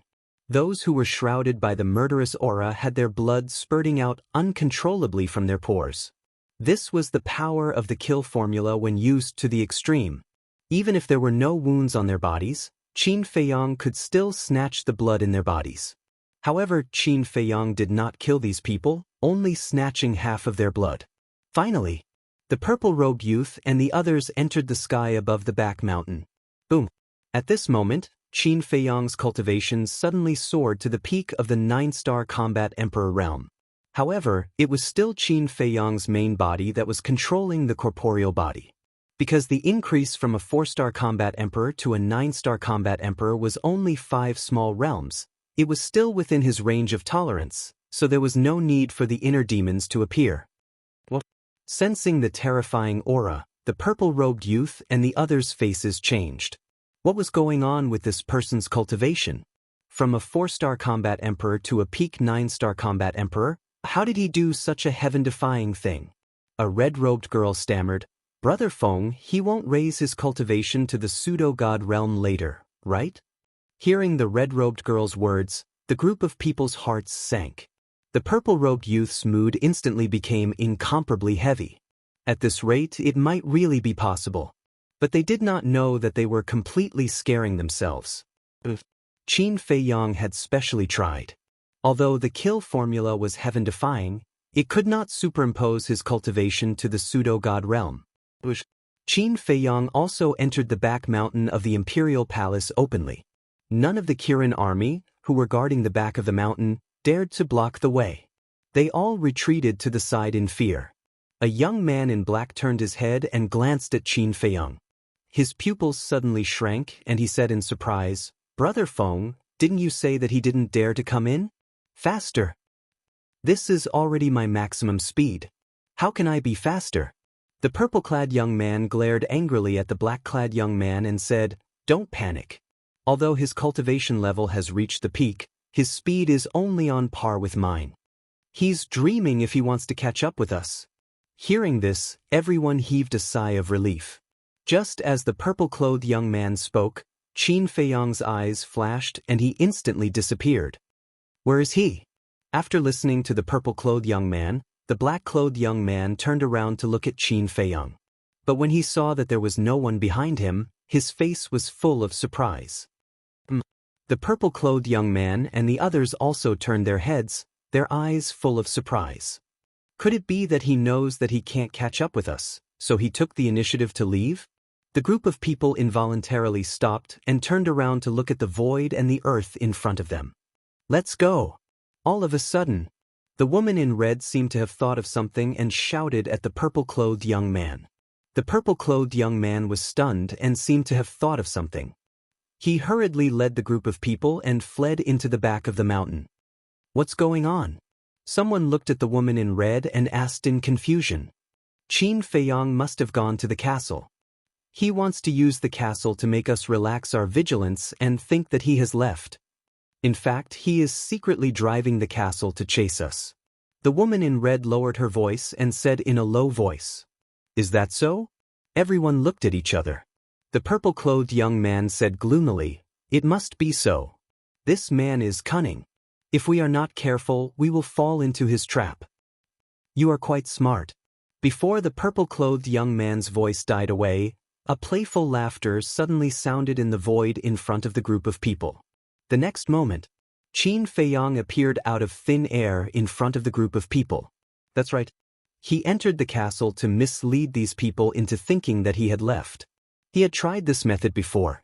And every time, it was a tried and tested success. Damn it!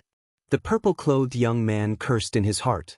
Without another word, he hurriedly led the group of people and fled in the direction of the entrance. Running away without fighting? Are you worthy of being the prodigies of the War God Temple? Qin Feiyang had a mocking look in his eyes as he followed behind the group of people unhurriedly. The group of people remained silent, but their hands were unconsciously clenched tightly. Their eyes were also shining with a shocking cold light. Qin Feiyang's words hit their weak spot.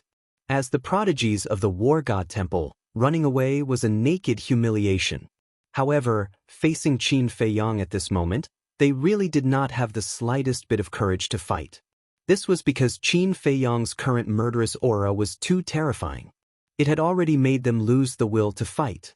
In short, before the battle even started, they were already scared out of their wits. Looks like I have to force you guys to fight.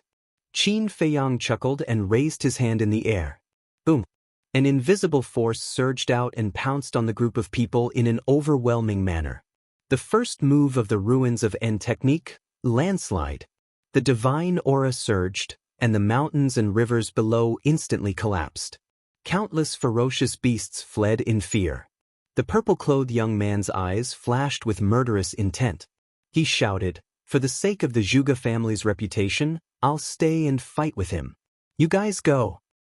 Brother Feng, don't be rash. The red-clothed woman was shocked and hurriedly advised. He's too close to us now. We have no choice. Someone has to stand out and fight him head-on. Don't worry. I'm the strongest person of the War God Temple. It won't be that easy for him to kill me. With that, the purple-clothed young man threw Zhuge Mingyang in front of the red-clothed woman and turned to face Qin Feiyang. Let's go! The woman in red shouted in a low voice. Then, she carried the unconscious Zhuge Mingyang and fled towards the entrance without looking back. The other 9-star combat emperors also took the others and fled madly. Come on. Let me see how strong you, Qin Feiyang, are. Boom. The purple-clothed young man's body shook and a monstrous emperor's aura erupted.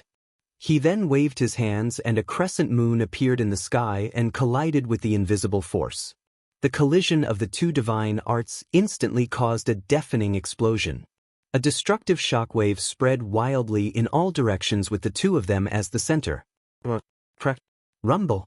The mountains and rivers shattered and the ferocious beasts howled. In the blink of an eye, everything within a few hundred miles was razed to the ground. Although the red-clothed woman and the others had escaped in time, they were still blown away by the airwave. Their bodies were badly mutilated.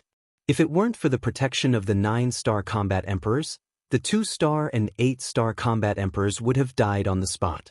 Qin Feiyang glanced at the red-clothed woman and the others and ignored them. He looked at the purple-clothed young man and said with a smile, "The number one person of the War God Temple. You are indeed Zhuge Xingfeng. I never would have thought that the famous Qin Feiyang would know of me, Zhuge Xingfeng. Should I feel honored?" Zhuge Xingfeng said. "Not honored. You should feel lucky. If you had overestimated yourself like Zhuge Jinghong, you would have been a corpse by now." Qin Feiyang said lightly. "Zhuge Jinghong was killed by you." Killing intent surged in Zhuge Xingfeng's eyes. "How dare you insult my mother? I, Qin Feiyang, will not let go of your ancestor, Zhuge Xingyan, let alone Zhuge Jinghong." Qin Feiyang took a step forward. A terrifying aura shook the void as he threw out a punch. "Arrogant!" Zhuge Xingfeng shouted. His battle chi surged as he threw out a palm strike. Boom! The moment the fist and palm collided, Zhuge Xingfeng's arm was torn open. He was sent flying with blood spurting out. This strength, how is this possible? His eyes were blank. They were both at the peak of the 9-star combat emperor realm. Why was Qin Feiyang so much stronger than him? You don't know about this, do you? Once upon a time, I killed a divine beast and ate its flesh. Therefore, my physique has been greatly improved. Now, both my strength and the strength of my physique are far superior to those of the same cultivation level. Qin Feiyang took a step forward and threw out another punch. Killed a divine beast. Zhuge Xingfeng murmured. His face was filled with disbelief. He even forgot to counterattack. Boom! Qin Feiyang's punch landed on Zhuge Xingfeng's chest. Crack! His ribs broke on the spot and his chest caved in. Zhuge Xingfeng let out a painful cry as he crashed into the ground like a meteorite. Boom! A deep crater with a diameter of several kilometers immediately appeared. He actually killed a divine beast. How did he do it? Zhuge Xingfeng lay at the bottom of the deep pit, his eyes filled with disbelief. Suddenly, he slammed his palm on the ground and shot up into the sky like a cannonball. His body was covered in blood and his long hair danced in the wind. At this moment, he was like an awakened beast, giving off a great sense of crisis. So what if he killed a divine beast? I, Zhuge Xingfeng, defeated countless geniuses of the War God Temple and reached the top of the wind cloud list. My reputation is not undeserved. Beast transformation, blood dragon. As Zhuge Xingfeng roared, his whole body began to change. His body swelled crazily and his clothes were torn into pieces. Finally, they flew all over the sky. At the same time, a fierce aura rushed out from his body. Qin Feiyang was surprised. As his body swelled bigger and bigger, Zhuge Xingfeng could not help but howl as if he was suffering unparalleled pain. Suddenly, a dazzling blood-red light appeared on his body. As soon as the blood-red light appeared, his skin began to change. Dragon scales the size of a palm started to appear all over his body. The dragon scales appeared as if they were dyed in blood, and they were completely blood-red. Finally, his whole body was covered in dragon scales. Moreover, his limbs and head were also changing. His limbs turned into dragon claws and his head into a dragon's head. The nails on his limbs grew to 1/2 meter long and were like sharp blades with a bone-piercing sharpness. At this time, Zhuge Xingfeng's body was more than 10 meters tall. The dragon scales all over his body were shining with blood-red light. He had turned into a human-shaped Tyrannosaurus. And there was no trace of human emotion on his body. There was only killing, hostility, and blood. Qin Feiyang, today is the day you die. Chapter 1392. Death. Qin Feiyang murmured. He raised his arm and punched. The terrifying power poured out, twisting the void. Boom. But in the end, he was no match for Zhuge Xingfeng. He was slapped down by Zhuge Xingfeng's claw and smashed into the mountains below. His arm was also lacerated. Blood and flesh flew everywhere. This, Qin Feiyang was dumbfounded. Ever since he ate the divine meat of the Lion King, he had never lost to anyone in the same realm in terms of physical strength. This was the first time. Eating the meat of a divine beast is just SOS. Zhuge Xingfeng stood in the sky and laughed. Then, he rushed toward Qin Feiyang with a monstrous aura. Beast transformation, blood dragon. Qin Feiyang's eyes flashed. The next moment, he slammed his palm on the ground and rushed up in an instant. Flaming battle chi appeared and gathered in his palm. You don't know what death is? Zhuge Xingfeng's face was full of contempt. The dragon claw whistled. Qin Feiyang spat out a mouthful of blood and smashed into the ground again. Dust flew everywhere. Furthermore, those sharp claws left a shocking wound on his body that was so deep that his bones could be seen. The purple-gold dragon blood gushed out like a small stream. However, to Qin Feiyang, these injuries were nothing at all. He stared at Zhuge Xingfeng with a trace of horror in his eyes. This was a divine art. Moreover, this beast form gave Zhuge Xingfeng a very strong defense and attack power. Qin Feiyang, is this all you've got? Be destroyed. Zhuge Xingfeng laughed wildly. The blood and qi in his body surged and turned into a blood-red wave. It carried the power to destroy the world and blasted toward Qin Feiyang. I was just testing the power of your divine art. Why are you so arrogant? Qin Feiyang suddenly stood up and smiled disdainfully. The life force contained in the fire of life and the purple-gold dragon blood was quickly healing his wounds. Boom! He raised his hand and waved it. A golden light surged out like a torrent and collided with the wave of blood. Immediately, the blood qi spun in the air and instantly engulfed Zhuge Xingfeng. Return formula. Give him a taste of his own medicine. Zhuge Xingfeng struggled and roared in the blood waves. His entire body was drenched in blood. The dragon scales were completely shattered. Qin Feiyang sneered, how does it feel to be injured by your own moves? Don't celebrate too early. Zhuge Xingfeng roared. Following closely, a mighty divine aura rushed out from the blood waves. The blood wave instantly collapsed. Zhuge Xingfeng appeared in front of Qin Feiyang. Although he was covered in wounds, the murderous aura he exuded was no less than before. The first style of the blood dragon art, torrential blood waves. He waved his dragon claw, and a wave of blood that was even more terrifying than before appeared. It was like a sea of blood rolling and surging above his head. The sky, earth, and void of the mountain behind the imperial palace were all dyed red at this moment. No deity art can threaten me.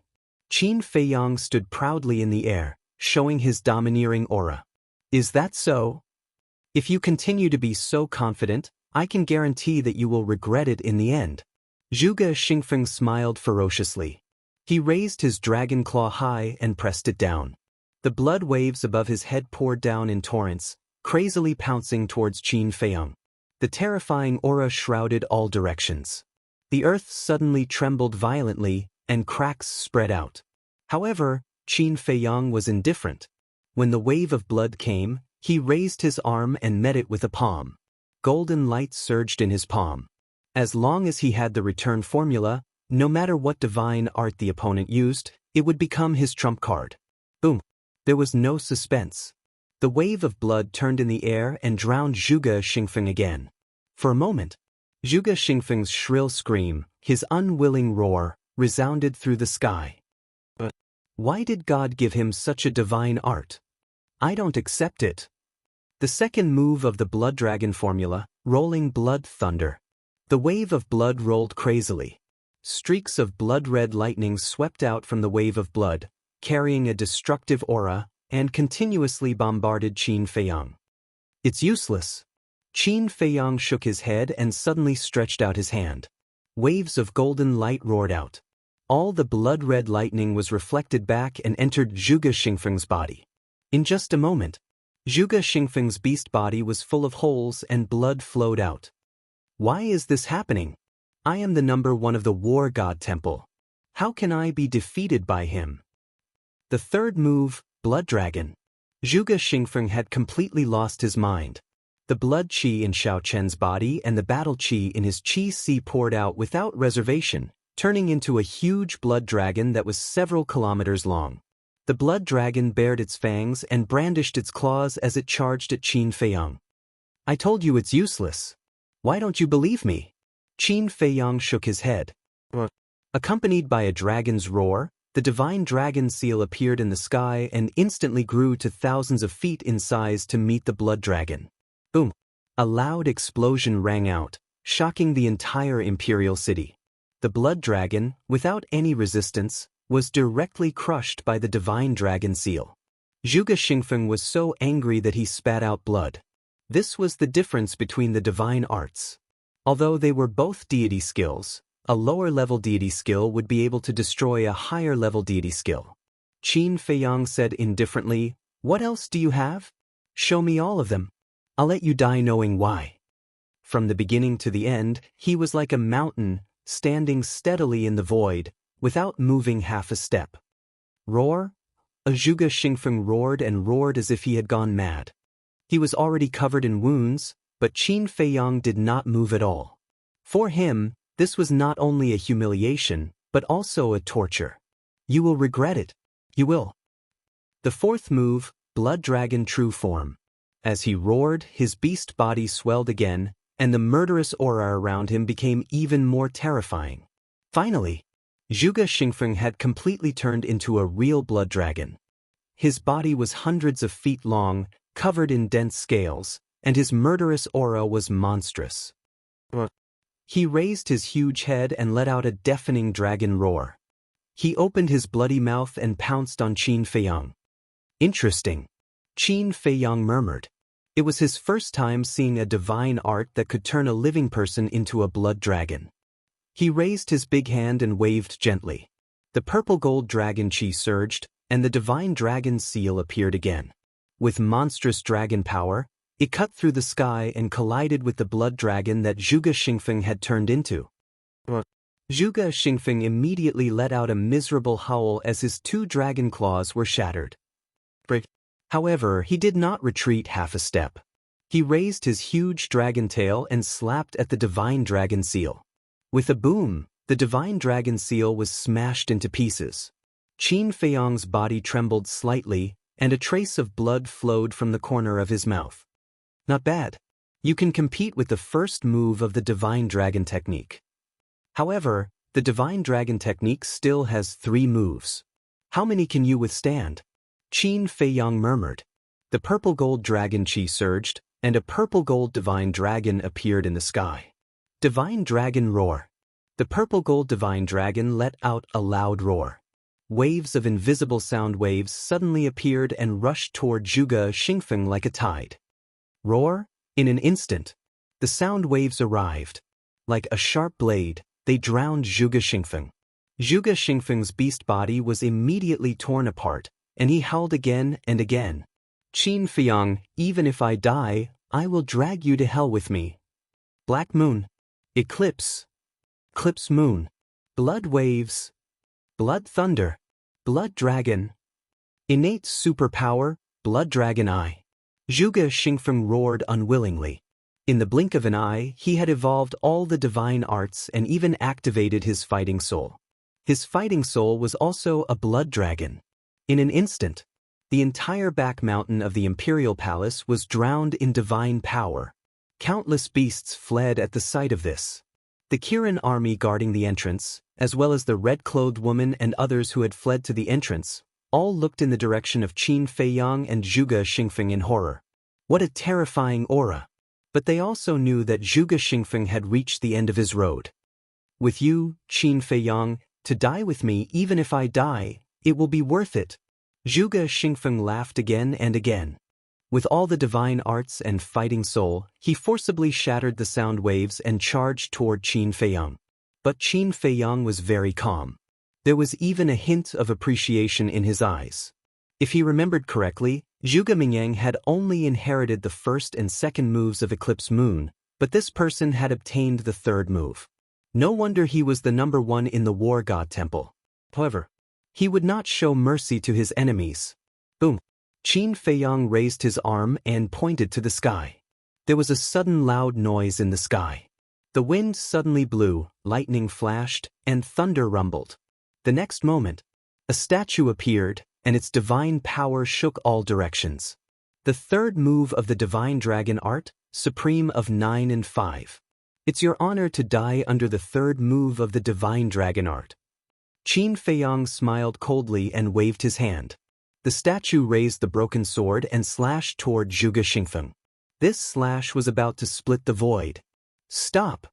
But at this moment, an old voice resounded from the depths of the cave. Following closely, a magnificent godly aura surged toward Qin and like a thunderbolt, drowning the sky. Qin Feiyang raised his eyebrows. He had actually awakened the fake god in the depths. However, not only did he not stop, the murderous intent in his eyes became even more terrifying. The broken sword fell mercilessly, and the sharpness was destructive. Zhuge Xingfeng's divine arts and fighting soul were instantly turned into ashes. Zhuge Xingfeng's beast body was also split in half by the sword, and blood stained the sky. From now on, Zhuge Xingfeng will no longer exist in this world. Qin Feiyang smiled coldly, turned around and used phantom steps, and rushed toward the entrance without looking back. The emperor's statue dissipated as well. An old man in black descended above the broken mountain range, looking at Zhuge Xingfeng's corpse with a strong murderous intent in his eyes. Qin Feiyang, why did you come back? He suddenly turned around, locked onto Qin Feiyang's disappearing figure, and roared angrily. Qin Feiyang did not respond. The appearance of the fake god was somewhat unexpected. Therefore, he had to hurry and meet up with the Thunder Leopard, Wang Yangfeng, and the others. Otherwise, everyone would be in danger. Chapter 1393. Seeing that Qin Feiyang ignored him, the black-robed old man flew into a rage out of humiliation. Swoosh! He took a step forward and traversed dozens of kilometers in an instant. He was several times faster than Qin Feiyang. Qin Feiyang raised his brows. Initially, he wanted to kill Zhuge Mingyang and the others while he was at it. That was because he knew that Zhuge Mingyang and the others would definitely stop at the entrance and watch. However, it seemed that he could not do that now. The black-robed old man was too fast. He would probably catch up to him before he could reach the entrance. I have to admit that you're really lucky. Qin Feiyang muttered and immediately took out a teleportation gate. This was not the first time he wanted to kill Zhuge Mingyang, but someone would disrupt his plans every time. Boom! However, just as he was about to open the teleportation gate, a deafening sound suddenly came from the entrance. Following that, screams of pain and despair could be heard. Qin Feiyang was bewildered. The black-robed old man also looked at the entrance immediately with a cold glint in his eyes. It's Lei Bao and the others. The next moment, Qin Feiyang's face revealed a trace of pleasant surprise. He immediately opened the teleportation door and rushed in without looking back. That was right. At the entrance, he sensed the auras of Lei Bao, Wang Yangfeng, and the others. I won't give you another chance to escape. The black-robed old man retracted his gaze and looked at Qin Feiyang. He waved his hand and an invisible force surged towards the teleportation gate like a tide. It was extremely fast. In less than half a blink of an eye, the teleportation gate was smashed into pieces. At the same time that the teleportation gate shattered, Qin Feiyang also fell out of the void, and his entire body was dripping with blood. Qin Feiyang's expression was dark as water. He consumed a healing pill and turned to the black-robed old man. You're a member of the Great Qin. Why are you helping the evildoer? The black-robed old man said, It's precisely because I'm a member of the Great Qin that I won't allow you to be presumptuous in the capital. I'm presumptuous? Ha! Qin Feiyang threw his head back and laughed maniacally. Everything he had done was for Great Qin's safety, but now, these people viewed him as an evil person. How pitiful! Stop struggling and obediently surrender. Wait for Lord Emperor Hong's punishment so that you won't suffer any more physical pain. The black-clothed old man advised. In your dreams. Qin Feiyang smiled coldly and said, One day, all of you will understand exactly who was right and who was wrong in all of this. Finished speaking. Qin Feiyang decisively entered the ancient castle and drove it towards the entrance at lightning speed. Stubborn. The black-robed old man's eyes turned cold as his divine sense spread out in all directions. In an instant, he immediately released his aura and pounced towards the ancient castle. But in the end, however, he was shocked to find that his false god's aura was unable to restrain the ancient castle. If it was in the past, the oppressive might of a semi-divinity realm cultivator would have been able to seal the ancient castle. But things were different now. The first seal of the ancient castle had been removed. Whether it was ability or power, it was far greater than before. Now, the only person who could restrain the ancient castle was probably the true war god. And just as the black-clothed old man was distracted, Qin Feiyang had already driven the ancient castle and pulled a long distance away. He could already vaguely see the entrance. The back mountain of the imperial palace is really dangerous. Qin Feiyang was still in fear. The scene changed and locked onto the rear. Teleportation gate. Immediately, Qin Feiyang's expression changed abruptly. However, in the void behind him, there was no trace of the black-clothed old man, only a dissipating teleportation gate. Could it be, suddenly? He seemed to have thought of something, and his gaze trembled slightly. He hurriedly changed the scene and locked onto the direction of the entrance.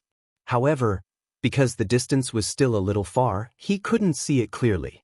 But his heart was uneasy. He suspected that the black-clothed old man had most likely opened the teleportation gate and went directly to the entrance. If that was the case, then Thunder Leopard, the three beasts, Wang Yangfeng and the others would be in big trouble. The distance between the ancient castle and the entrance was getting closer and closer. 5 or 6 breaths later. Finally, the situation at the entrance could be seen clearly. And when Qin Feiyang saw the situation at the entrance, his face suddenly became gloomy. Thunder Leopard, the three beasts, Wang Yangfeng and the others were indeed at the entrance. And the black-clothed old man was standing above their heads at this moment, his divine power surging and shaking in all directions. Moreover, everyone stood motionless in the void. Obviously, they were all imprisoned by the black-clothed old man's divine power. And the Kirin army guarding the entrance were all standing in the distance, cautiously vigilant. Qin Feiyang drove the ancient castle and stopped in the void not far from the black-clothed old man. His face was gloomy. The black-clothed old man scanned the void and said lightly, "If you don't want them to die, come out immediately." "Young master, don't come out. It doesn't matter if we die, but you must not fall into the hands of the imperial preceptor. Don't worry about us, go quickly." Wang Yangfeng and the others roared. But before they finished speaking, Qin Feiyang appeared out of thin air. The black-clothed old man looked at Qin Feiyang and said, "As the rumors say, you are indeed a person who values friendship and righteousness, but sometimes, being too loyal will get you killed."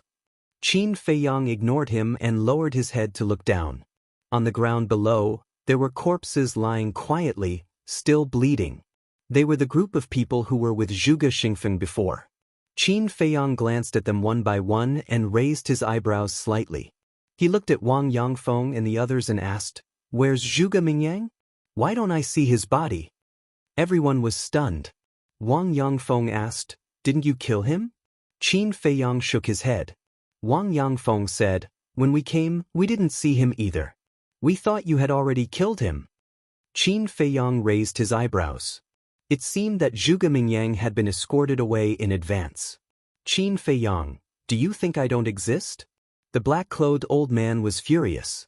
How dare he talk about Zhuge Mingyang and scrupulously in front of him? What did that put him in? He was a fake god after all. Couldn't they show him some respect? Noisy! However, facing the black-clothed old man's anger, Qin Feiyang was not nervous at all. Instead, he shouted at the black-clothed old man ruthlessly. The black-clothed old man was dumbfounded. Was there something wrong with this kid? How dare he scold him? Did he know what kind of situation he was in now? The Kirin army was also dumbfounded. This guy's courage was indeed not for show.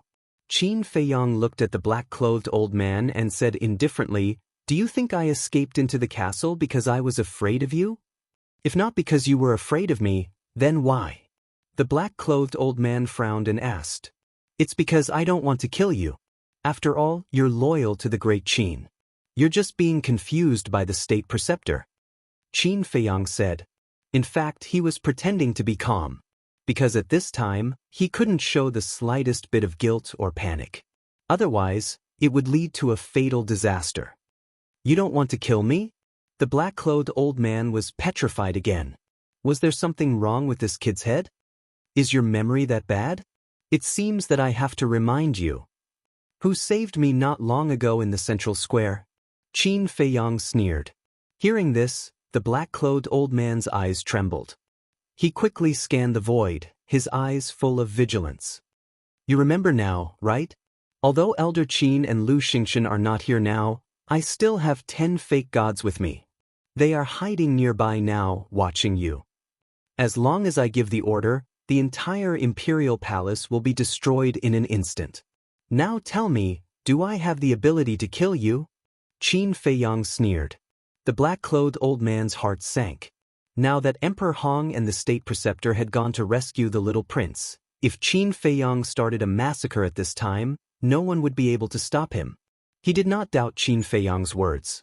First, Qin Feiyang was too calm. Second, those 10 fake gods, he did see them with his own eyes, and he also heard them call Qin Feiyang young master. Wait, why did Qin Feiyang say that he was confused by the state preceptor? He looked at Qin Feiyang and asked, "What do you mean by that sentence? Confused by the state preceptor? What did he confuse us about?" Qin Feiyang's heart moved. He looked at the Kirin army and shouted, "Get lost immediately!" Hearing that, without exception, all the Kirin army's faces suddenly changed, and they hurriedly turned around and fled. After they left, Qin Feiyang looked at the black-clothed old man again and said, "If I told you that everything that Emperor Hong said in the central square today was a lie, would you believe it?"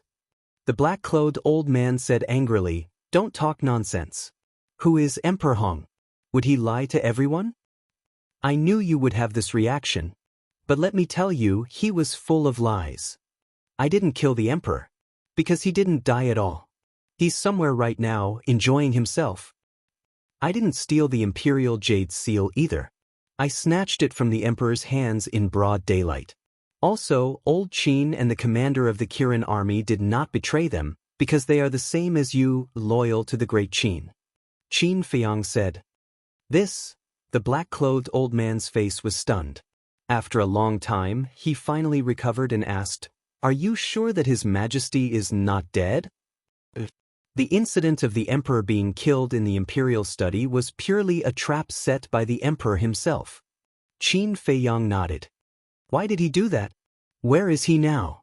The black-clothed old man frowned. I don't know why he did that. As for where he is, I don't want to talk too much. If you have the chance, you can ask old Qin and the commander of the Kirin army. They all know. Qin Feiyang said. The black-clothed old man's eyes showed a hint of struggle. He really didn't know whether he should believe Qin Feiyang's words or not. Whether you believe it or not, you must release him today. Otherwise, I will slaughter the entire imperial palace. Don't doubt my words. I believe that you have already understood my character from the mouths of others. Since I dare to say it, then I will definitely do it. As for the imperial preceptor and Emperor Hong, in order to rescue the little prince, I'm afraid they won't be able to return for a while. Qin Feiyang said indifferently. The black-clothed old man's pupils constricted, and he said in a deep voice, using the little prince to trick the imperial preceptor and Emperor Hong, and slaughtering the entire Zhuge family, you really know how to scheme. You flatter me. But have you thought about it? From the moment I entered the imperial city until now, other than the people of the Zhuge family, have I killed anyone else? No. I killed all the people of the Zhuge family. Chapter 1394. Why? Did the Zhuge family do something to you? The black-clothed old man asked. It's not a personal grudge. Qin Feiyang shook his head. What? The black-clothed old man frowned. Qin Feiyang's eyes were cold as he said word by word, because they are thinking about my great Qin's empire. What? The black-clothed old man's eyes trembled. I know, with my current situation, no matter what I say, you won't really believe me. I don't want to waste my breath anymore. Let them go. Qin Feiyang said lightly. The black-clothed old man looked deeply at Qin Feiyang and withdrew his pressure. Lei Bao, Wang Yangfeng, and the others immediately ran behind Qin Feiyang as if they were running for their lives, their faces full of fear. Qin Feiyang waved his hand and sent everyone to the castle. Then he looked at the black-clothed old man and asked, "What's your name?" "Qin Sheng." The black-clothed old man said, "You'd better hide all the words I said to you in your heart. Don't mention it to anyone, especially the state preceptor and Emperor Hong. Otherwise, it will bring you a fatal disaster." Qin Feiyang warned. Qin Sheng frowned. Was it that serious? Don't doubt it. Because old man Qin is a good example. Qin Feiyang said meaningfully. Then he activated the teleportation door and left the Arch Palace without looking back. Emperor Hong lied? His Majesty is not dead. Who is telling the truth? After the portal dissipated, Qin Sheng retracted his gaze, lowered his head, and muttered to himself. Outside the city, in the sky above a certain forest, Qin Feiyang appeared out of thin air. His face was also full of lingering fear. If it weren't for the last-minute plan to deceive Qin Sheng, Lei Bao, Wang Yangfeng, and the others would have been doomed. But then again, although this time he almost fell and didn't go to the law enforcement hall, the harvest was still great. Not only did he get rid of the entire Zhuge family, but he also figured out Qin Sheng's position. Previously, although Qin Sheng did not express his opinion directly, it was not difficult to tell from Qin Sheng's expression that if everything he said was true, then Qin Sheng would definitely stand on his side. One had to know. Qin Sheng was a veteran false god. If he really became an ally, it would be of great help to him. Letting out a long breath, Qin Feiyang entered the castle. Looking at Lei Bao, Wang Yangfeng, and the others, he asked, "How was it?" "Not a single survivor. The entire Zhuge manor has been razed to the ground. Furthermore, we also found a treasure vault in the Zhuge family and obtained a large amount of wealth and medicinal herbs. They are all with old man Wang." Lei Bao snickered. "Very good." Qin Feiyang nodded. He looked at Wang Yangfeng and said, "Give those things to Fatso and Dan Wangkai. Let them sort them out." "All right." Wang Yangfeng nodded. With a wave of his hand, dozens of cosmos sacks appeared and piled up on the ground. "So many!" Qin Feiyang was shocked. Fatso and Dan Wangkai immediately surrounded him, their eyes shining with greed. Wang Yangfeng shook his head in amusement. Suddenly, he seemed to have thought of something. He turned to Qin Feiyang and asked, "Young master, are the 10 false gods of the Lu family really at the back mountain of the imperial palace?" "I lied to Qin Sheng." Qin Feiyang smiled. But everyone looked at each other. He was too good at pretending. Previously, when they saw Qin Feiyang's calm expression, even they believed it to be true. Qin Feiyang smiled and took out the image crystal. Lu Hong opened her eyes at this time and sighed. "It's a pity that although we eliminated the Zhuge family, we didn't manage to kill Zhuge Mingyang. This person's threat can't be underestimated. There will be a chance sooner or later." Qin Feiyang snorted and activated the image crystal. Buzz. So, old man Qin's shadow appeared in the void in front of him. "Give me your current coordinates," Qin Feiyang said. Old man Qin immediately gave Qin Feiyang a coordinate. Qin Feiyang put away the image crystal, left the castle, opened the teleportation door, and arrived in the sky above a mountain. As soon as he appeared, he sensed 4 terrifying auras. Moreover, there was also a tense atmosphere. He looked down and saw a huge mountain peak below. At the peak of the mountain, old man Qin and Lu Xingchen stood together. Lu Xingchen grabbed the little prince, and a wisp of divine sense floated in front of him, emitting a great pressure. Old man Qin held the Chang Shui in his hand and stared at the state preceptor and Emperor Hong opposite him. On the other side, the state preceptor and Emperor Hong stood side by side, their bodies also surrounded by killing intent. "So lively." Qin Feiyang chuckled and landed beside old man Qin. The state preceptor's gaze turned and landed on Qin Feiyang, and said in a deep voice, "What did you do to the Zhuge family? Is there a need to say that? Not a single one was left alive. Killed them all, including Zhuge Wuho, Zhuge Nanhua, and Zhuge Nangong, the 2 Peak Realm 9-star war empress." Qin Feiyang laughed. "You beast!" Hearing this, the state preceptor was furious. Old man Qin sneered, Don't move, don't move, the Chang Shui in this old man's hands is not to be trifled with. Upon hearing Chang Shui, the state preceptor's pupils suddenly contracted, filled with fear. And the monsters of the Zhuge family in the war god shrine, they were all killed by me. Qin Feiyang said again. What? The state preceptor's body trembled and asked, what about Zhuge Xingfeng and Zhuge Mingyang? I killed Zhuge Xingfeng with my own hands. As for Zhuge Mingyang, he was lucky enough to escape. Qin Feiyang said regretfully. Bastard! The state preceptor immediately roared, and his eyes turned blood red, like a wild beast that had gone berserk. Qin Feiyang asked curiously, you care so much about Zhuge Xingfeng? Just who is the descendant of the Zhuge family? The state preceptor turned a deaf ear to him and said sinisterly, just you wait, this state preceptor will definitely make you pay with your blood. I'm waiting every day. Bring it on at any time. Qin Feiyang sneered. At this time, Emperor Hong said expressionlessly, your goal has been achieved, it's time to let the little prince go. Qin Feiyang waved his hand and said, return it to them. Catch it well. If you fall to your death, I won't be responsible.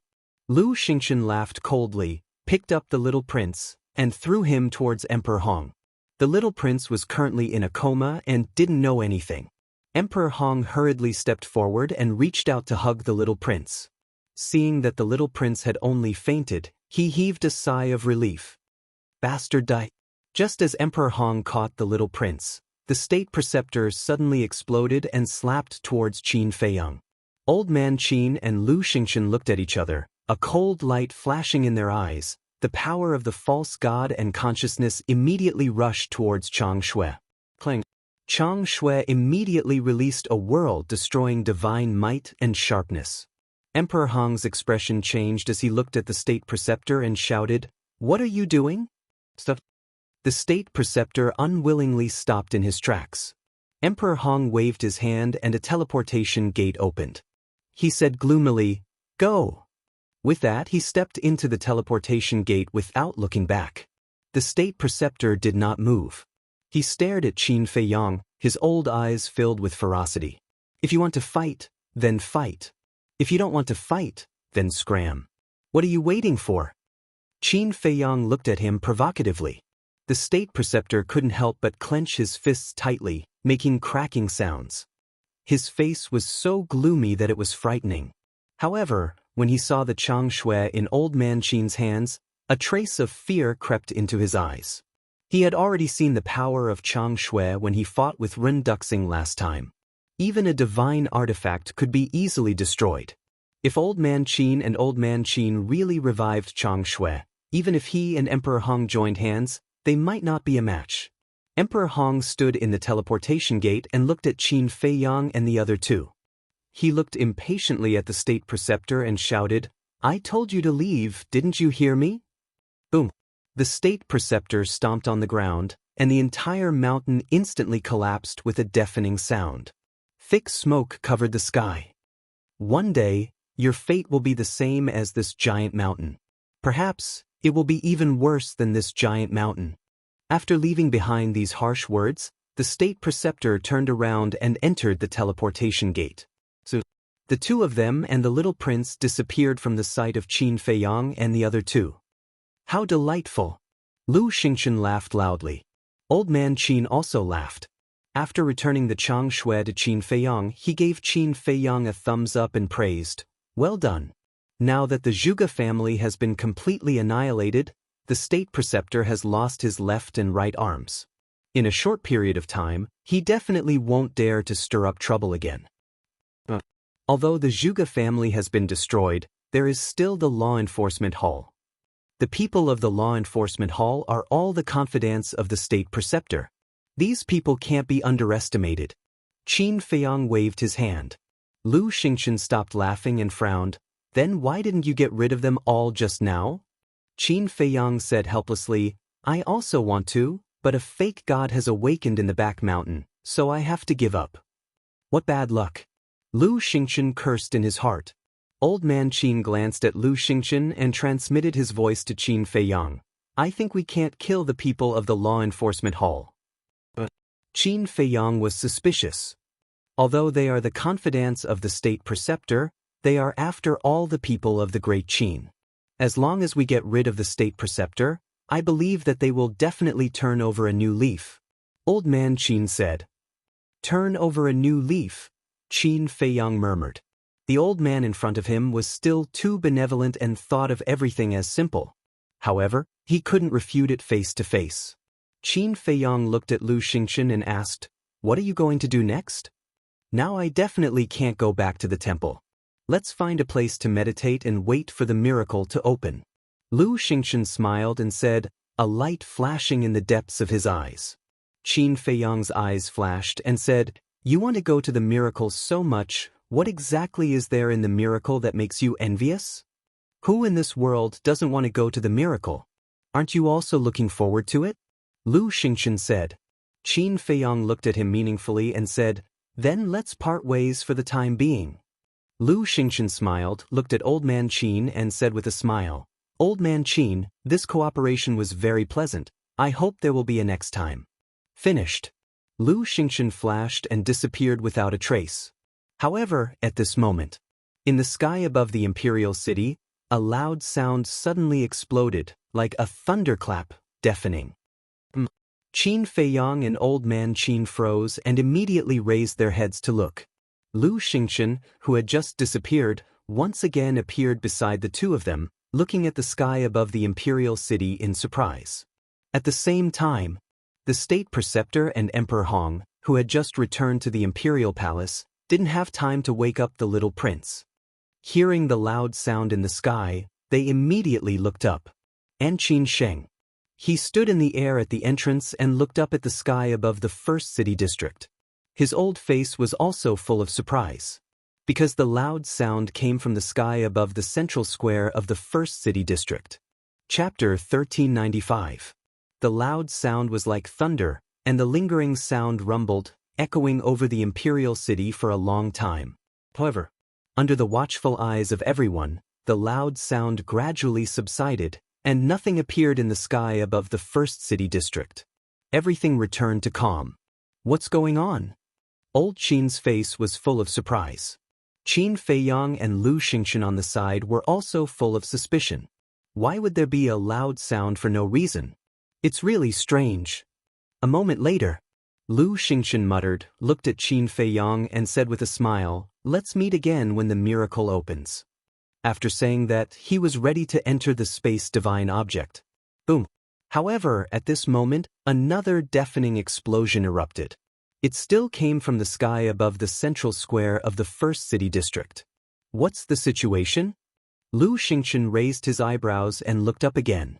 Rumble, but this time, that loud sound did not disappear, and it kept roaring over the first city district, as if the sky was falling and the earth was splitting, deafening. At this moment, there were also countless people gathered in the central square. Everyone raised their heads one after another, looking at the void above, their eyes full of suspicion. Look! The void is twisting. Suddenly, someone pointed to a certain void and roared. Immediately, everyone looked at the void that the person pointed to, and their faces changed greatly. That void was indeed twisting. Moreover, it was spreading crazily in all directions. In the end, the entire sky above the square trembled violently. That scene, coupled with the endless rumbling sound, felt like some peerless monster was born. Swish! Above the fragrant moon house, two figures suddenly appeared. It was the Imperial Preceptor and Emperor Hong. What the hell is going on? The Imperial Preceptor raised his eyebrows. This kind of thing has never happened before, and this old man doesn't know. Emperor Hong shook his head. Greetings, Emperor Hong. Greetings, Imperial Preceptor.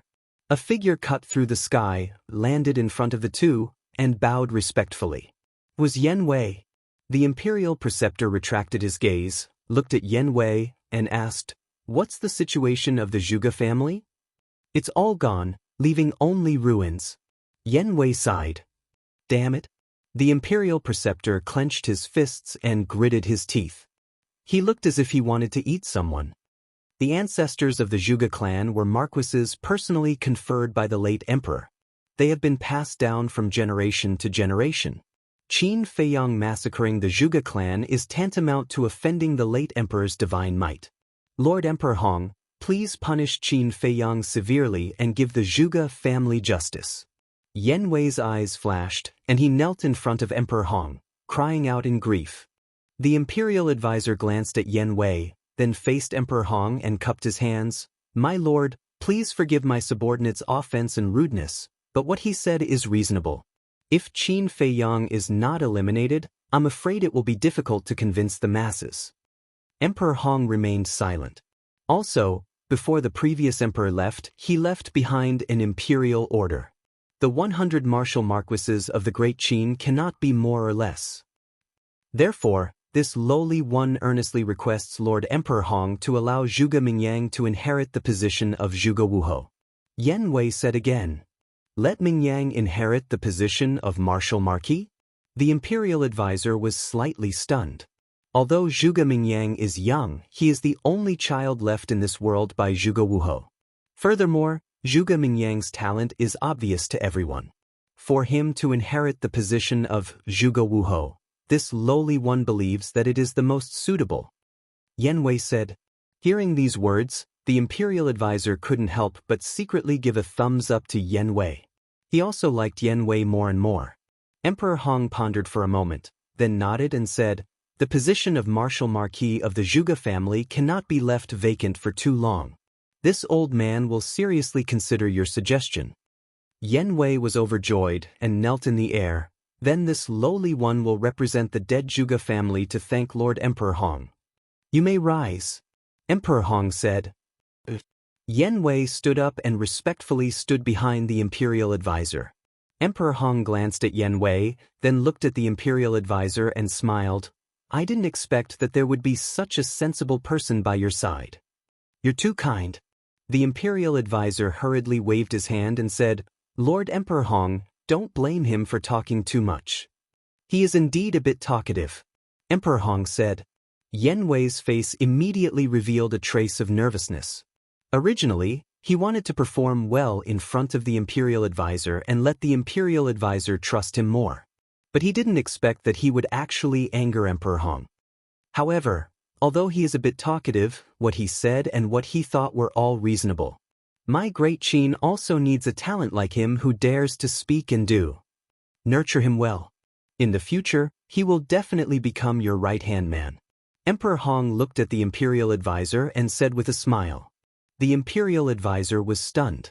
He never thought that Emperor Hong would actually say such words. After coming back to his senses, he hurriedly looked at Yan Wei and said, Why haven't you thanked Lord Emperor Hong? Yan Wei quivered and hurriedly bowed. Thank you, Your Excellency. Emperor Hong nodded his head and raised his head to look at the void above again. The imperial advisor glanced at Emperor Hong and transmitted his voice to Yan Wei. Your performance this time is very good. After settling the matters at hand, this old man will reward you with a divine art. Divine art? Yan Wei's body trembled and he secretly said, Your Excellency, did this subordinate hear wrongly? The imperial advisor said. Yan Wei was wild with joy and hurriedly thanked. Many thanks for Your Excellency's kindness of grooming. From today onwards, this lowly one will definitely do my best for Your Excellency, until my death. This was truly a meat pie falling from the sky, too unexpected. Similarly, it also meant that the imperial advisor already completely trusted him and was prepared to nurture him as a trusted aide. Just as Yan Wei was secretly rejoicing, in the void not far away, another 3 figures suddenly appeared. The moment these 3 people appeared, it immediately caused a commotion. Because these 3 people were precisely Qin Feiyang, Lu Xingchen, as well as Elder Qin. After slaughtering the entire Zhuge family, they actually still dare to brazenly come to the central plaza? Do they think that Emperor Hong and the imperial advisor don't exist? The people discussed animatedly, their eyes full of fear. But within the fear, there was also some hatred mixed in. The Zhuge family was slaughtered from top to bottom. To be able to do such a tragic thing, this Qin Feiyang was truly inhumane. At the same time, sensing the auras of Qin Feiyang trio appear, Emperor Hong, the imperial advisor, and Yen Wei also immediately retracted their gazes and looked at Qin Feiyang trio. Emperor Hong's expression was still indifferent. But the imperial advisor and Yen Wei's faces were full of anger. The imperial advisor disregarded his status and directly shouted, "This place does not welcome beasts, scram immediately." Qin Feiyang glanced at him indifferently, took out Chang Shui, and threw it to Elder Qin. Elder Qin grabbed Chang Shui and turned his head to look at the imperial advisor without saying a word, his eyes full of contempt. Although he didn't say anything, that contemptuous attitude was enough to explain everything. "I have Chang Shui in my hands, what can you do to me? If you have the guts, then come and drive us away.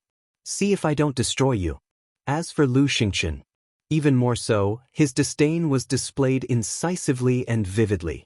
From beginning to end, he didn't even look at Emperor Hong and the other two. As soon as he appeared, he raised his head and stared at the void above. The imperial advisor blew his beard and glared, angry to the extreme. But the Chang Shui in Elder Qin's hands was like a towering mountain, pressing down on him until he couldn't breathe. I really didn't expect that such a highly respected person like Elder Qin would actually collude with Qin Feiyang to usurp the throne. This is in line with the old saying, you can't judge a book by its cover. Often, people who look very honest on the surface are very treacherous in their hearts. Someone in the crowd snorted coldly, full of sarcasm. Elder Qin was originally fine. But when he heard this, he immediately bristled with anger and roared, "What do you know? What qualifications do you have to criticize this old man here? A traitor, everyone has the right to kill. Can't we talk about it? Since you dare to do it, don't be afraid of us saying it. His Majesty trusted you so much in vain, but in the end, you are a white-eyed wolf. Disgusting. Look at Lord Imperial Advisor. He is upright, selfless, and loyal to the Great Qin. They are both pillars of the Great Qin. Why is the difference between you two so great?" The crowd began to clamor without restraint. Because with the Imperial Advisor and Emperor Hong holding down the fort, they were not afraid. Preposterous, preposterous. Elder Qin was so angry that he was about to vomit blood. A person who sincerely wanted the good of the Great Qin was reviled by others. A person who truly wanted to usurp the throne was praised by the people of the world. What kind of justice was this? The Imperial Advisor looked at all of this with a smug expression. "Oh man, do you see that? This is a method. Although I lost a lot, I gained the hearts of the people. And you? Now you are like a rat crossing the street, everyone is shouting to beat you up. Do you feel very sullen in your heart?"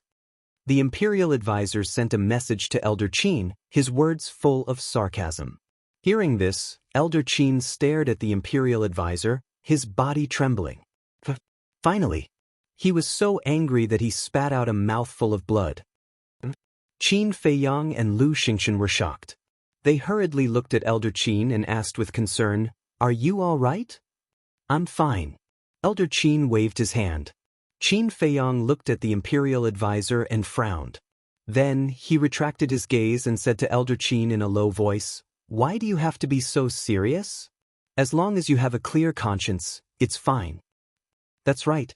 To argue with a group of ignorant people, aren't you looking for trouble?" Lu Xingchen shook his head helplessly. Looking at Qin Feiyang and Lu Xingchen's calm expressions, Elder Qin could not help but feel ashamed. He was an old antique who had lived for thousands of years, but his mentality could not keep up with the two little fellows. He was truly ashamed. It seems that this old man's state of mind still needs to be improved. Elder Qin smiled bitterly, wiped off the blood from the corner of his mouth, took a deep breath, and finally calmed down the anger in his heart. Qin Feiyang patted Elder Qin's shoulder, raised his head to look at the Imperial Advisor and Emperor Hong, and said indifferently, "What people do, the heavens are watching, your despicable deeds will be exposed to the world sooner or later. At that time, I want to see how you will face the hundreds of millions of people of my Great Qin." Speaking of which, Qin Feiyang's gaze turned, only looking at Emperor Hong and sneered, "Especially you, Lord Emperor Hong." The meaning behind his words was that as the son of the ancestor, Emperor Hong, it would be even more difficult to clean up the mess. Emperor Hong said indifferently, Young people are full of vigor, but this old man wants to tell you something. Ginger is still spicier as it gets older. Then I'll tell you something too. An old man should hide and enjoy life. Don't come out blindly, lest you end up with a bad ending. Qin Feiyang chuckled. Arrogant. This bastard is too arrogant. He actually cursed his own great-grandfather like that. He still has no conscience, no humanity. Everyone was indignant. Chapter 1396. Seeing Emperor Hong's face darken, Qin Feiyang did not feel the slightest bit of guilt in his heart. Instead, he was extremely happy. He turned his head to look at Lu Xingchen and asked with a smile, "Is there something wrong with what I said?"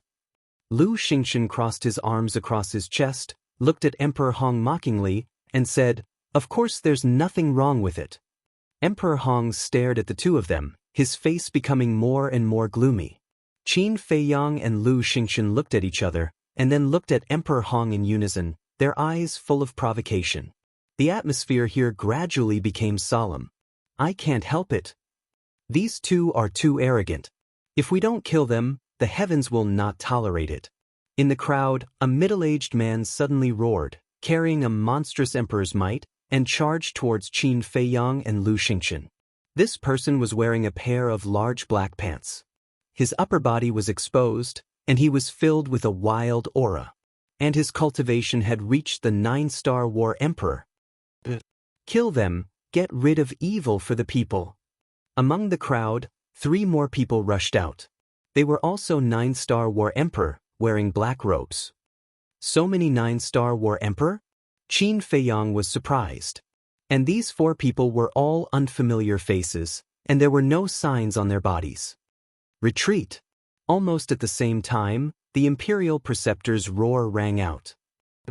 Qin Feiyang looked at the Imperial Preceptor and found that the Imperial Preceptor's face was anxious. Immediately, Qin Feiyang revealed a look of realization. Looking at these 4 people, they should be the inner hall's law enforcers. Since they were the Imperial Preceptor's confidants, then he would not be polite. Boom! He raised his hand and waved it. The first move of the ruins art, landslide, instantly appeared. With a terrifying divine might, it blasted towards the 4 people. You dare! The Imperial Preceptor was furious and was about to make a move. It's not your turn to interfere. But Elder Qin took a step forward and stood in front of the Imperial Preceptor. Killing intent surged in his eyes, and the Chang Shui in his hand was also buzzing. The Imperial Preceptor immediately became vigilant. An invisible force arrived in an instant. Accompanied by a series of screams, the bodies of the 4 people were torn apart on the spot, and blood stained the sky. One had to know. Qin Feiyang had yet to deactivate the kill formula. His cultivation had reached the peak of the 9-star combat emperor realm. With the divine art, killing 4 ordinary 9-star combat emperors was as easy as drinking water. However, this scene caused the people below to no longer dare to utter a word. He actually dared to kill in front of the Imperial Advisor and Emperor Hong? Oh my God! Does this guy have any regard for the law? Who dares to be noisy? Qin Feiyang's blood-red hair fluttered in the wind. His killing intent soared to the heavens as he coldly swept his gaze over the crowd. No one dared to look him in the eye, not even daring to breathe loudly. A moment later, Qin Feiyang finally withdrew his gaze. His big hand made a grabbing motion in the air, and the 4 people's Chenkuan bags flew up into the air and fell into his hand. In these 4 Chenkuan bags, he really did find the identity medallion of an inner court law enforcer. Qin Feiyang grinned and looked up at the state preceptor. He chuckled and said, "Sorry, I accidentally killed another 4 of your subordinates." Faced with such a blatant provocation, the state preceptor almost went mad. All of a sudden, he turned his head to look at Emperor Hong and said in a deep voice, "Your Excellency, we really can't let him continue to be so arrogant. Otherwise, the world will definitely talk behind our backs. Our great Qin Empire is incompetent." Emperor Hong looked at Qin Feiyang gloomily. He suddenly rushed into the clouds and looked down at Qin Feiyang and the other 2. He said word by word, "Come up and fight with this old man." Killing intent flashed in the state preceptor's eyes as he also rushed to Emperor Hong's side. Looking at the indifferent Qin Feiyang and the other two, he laughed sinisterly. It's finally as you wish. What are you still hesitating for? You want to fight? All right. This old man will accompany you. Elder Qin took a step forward. His entire body emitted a monstrous aura as he walked up to the peak of the clouds step by step. We've finally started the battle. The people below were all looking forward to it. Clang. However, right at this moment, in the sky above the plaza, a loud sound of metal colliding suddenly exploded. This loud sound was several times louder than the previous rumbling sound. Moreover, it carried an extremely strong penetrating force. Those below the 9-star War Emperor had their eardrums torn apart on the spot as blood spurted out. Everyone was shocked. Just what was the birth of this thing? It was actually so terrifying? Qin Feiyang, Lu Xingchen, Elder Qin, the state preceptor, and Emperor Hong all looked towards the source of the sound. Their expressions suddenly changed. The void above the plaza was actually crazily cracking. How could this be? The void shattered. Could it be that a war god had broken through? Or was it the birth of a divine weapon? After Emperor Hong came back to his senses, he immediately shouted to the state preceptor, "Quickly evacuate the people in the first district." What about Qin Feiyang and the others? The state preceptor asked. We can't control them now. If a war god really descends, then it definitely won't be a good thing. We might even need their help. Emperor Hong said in a deep voice. The state preceptor looked at Elder Qin unwillingly and roared, "Everyone, leave the first district immediately." His voice was like a loud bell echoing in everyone's minds. At this moment, the people gathered in the first district immediately turned around and fled towards the second district. Clang. The sound became louder and louder. The entire world was trembling. Right now, not only the imperial city, but all the living beings in the imperial capital could hear this mysterious loud sound. What's going on? This sound seems to be coming from the imperial city. Could it be that Qin Feiyang is causing trouble in the imperial city again? But it shouldn't be. With his cultivation, it's impossible for him to cause such a big commotion. Everyone looked in the direction of the imperial city in bewilderment. Qin Feiyang stared at the shattered void and sent a sound transmission. Elder Qin, quickly come down and prepare to evacuate at any time. Hearing this, Elder Qin immediately swooped down and landed beside Qin Feiyang. His expression was also extremely solemn. Time passed breath by breath. Suddenly, rays of dazzling divine light emerged from the shattered space. As soon as this divine light appeared, a vast and mighty divine might immediately surged out in all directions like a waterfall with the first district as the center. This divine might is so terrifying. At this moment, not only Qin Feiyang, even Emperor Hong and the state preceptor couldn't help but feel panic. This was a divine might that surpassed the false god. It was as if a god had descended, intimidating everyone's heart. However, no one noticed that Lu Xingchen's eyes were flashing with an inexplicable light at this moment. Clang! That loud sound once again exploded, shaking the heavens and earth. Following closely, in the midst of that divine light, a giant stone door actually emerged. The stone door was 999 feet tall and 99 feet wide. Its entire body was suffused with a dark light, like a gate to hell. It stood in the sky above the first district, emitting a shocking aura. A stone door? What is this divine tool? How could it appear out of thin air above the imperial city? Everyone was dumbfounded. What a familiar aura. Qin Feiyang looked at the stone door and muttered to himself.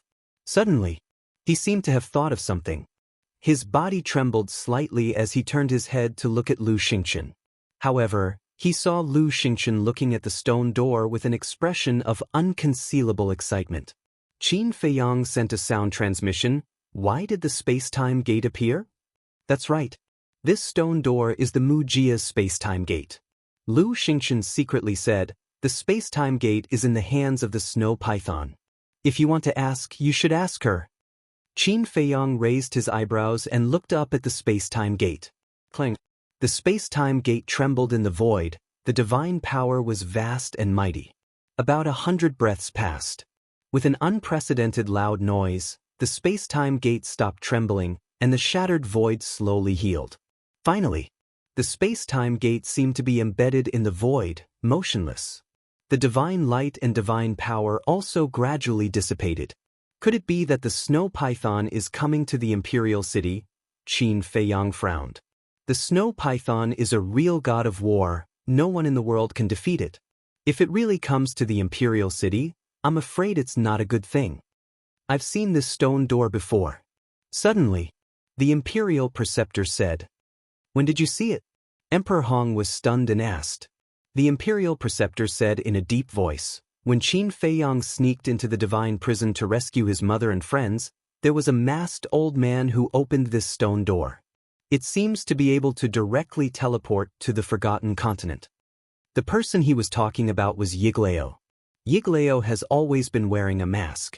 Not to mention the imperial preceptor, even Qin Feiyang has never seen Yigleo's real face. The masked old man directly teleported to the forgotten continent. The imperial preceptor looked at the stone door and muttered to himself. Suddenly, his gaze trembled. Could it be that artifact? The imperial preceptor looked down at Qin Feiyang and said, "Emperor Hong, this should be the reinforcements called by Qin Feiyang. He wants to blatantly snatch the throne." At that time, Yigleo and the mysterious ladies group came to the Great Qin Empire to help Qin Feiyang. So now, the imperial preceptor naturally thought that it must be Qin Feiyang who called these people. Boom. And before the imperial preceptor's voice fell, the space-time gate slowly opened with a thunderous sound. "It's open!" Everyone looked at the stone door nervously. Especially the imperial preceptor, his head was already dripping with sweat. Qin Feiyang already had old Qin, Lu Xingchen, and the 10 fake gods that appeared not long ago. If the people behind the stone door were really Qin Feiyang's helpers, then today would be his end. Boom. When the space-time gate opened a gap, an astonishing aura suddenly rolled out from the gap like a tide. This is the aura of the snow python. Qin Feiyang's gaze trembled. Having known the snow python for so many years, he could recognize the aura of the snow python without seeing it in person. What followed was a head full of doubts. What did the snow python come to the imperial city for? Rumble, the gap in the space-time gate became bigger and bigger. Finally, Qin Feiyang saw the silhouette of the snow python. At this moment, her body was only a meter long. Although her aura was astonishing, she did not release any divine power. She floated behind the space-time gate. Her long and narrow eyes revealed a ruthless indifference. How could it be her? When the imperial preceptor saw the snow python, his face suddenly turned pale. He still remembered the incident that happened in the central divine kingdom.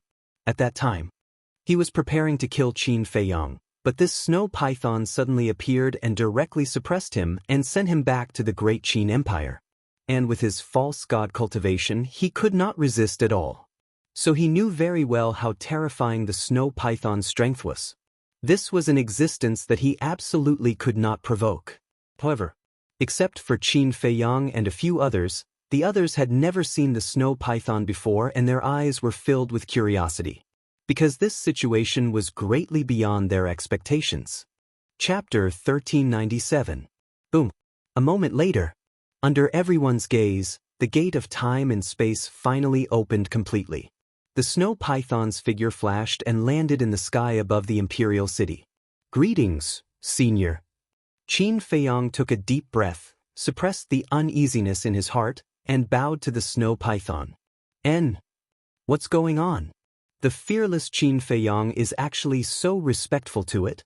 Everyone was surprised. But then, another scene that made them even more surprised appeared. "Greetings, senior." "Greetings, lord." Old Qin, Emperor Hong, and the state preceptor, these 3 pseudo-god-level existences, actually all bowed down. Including Lu Xingchen. Everyone's hearts were in turmoil. Not only was Qin Feiyang so respectful, even the state preceptor and the others were the same. Just what was the origin of this snow python? The snow python looked down at everyone from above. Finally, her gaze fell on Qin Feiyang, a trace of disdain crawling up her cold eyes, and said, "You are indeed a fiend. No matter where you go, it will not be peaceful." Qin Feiyang's face twitched. "In public, can't you leave him some face?" However, he faintly discovered that the snow python was a little different from before, but he couldn't tell what was different. Emperor Hong glanced at Qin Feiyang, looked at the snow python and cupped his hands. "May I ask, what is the purpose of your visit to my great Qin?" The snow python looked at the Emperor Hong and said indifferently, "The miracle has appeared in advance." What? Qin Feiyang's gaze trembled. Lu Xingqian's eyes also immediately emitted a scorching light. Old Qin, the state preceptor, and the Emperor Hong's old eyes were also filled with desire. But other than Qin Feiyang and the others, no one else knew what a miracle was. Revealing a face of suspicion, Qin Feiyang asked, "Senior, you came to the imperial city specifically to tell us this news?" The miracle is not personal.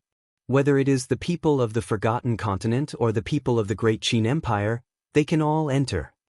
So, in order to make it easier for you to enter the Divine Ruins, I have specially created a passage to the Central Divine Kingdom using the Space-Time Gate.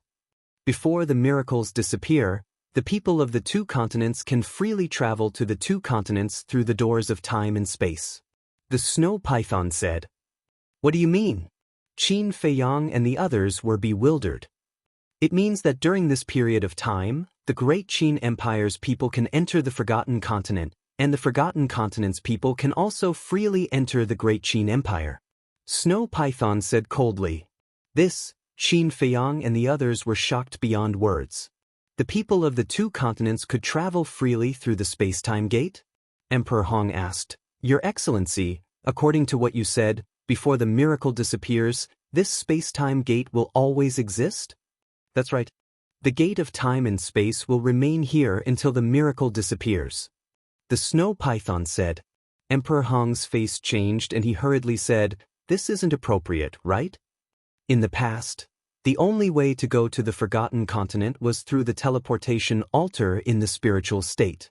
Moreover, the snow python guarding the altar did not allow the people of the two continents to freely enter and exit.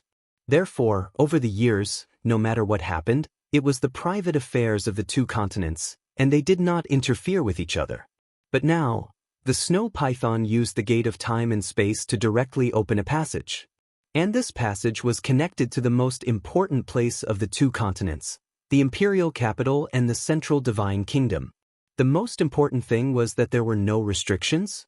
Wasn't this the same as directly turning the two continents into one continent?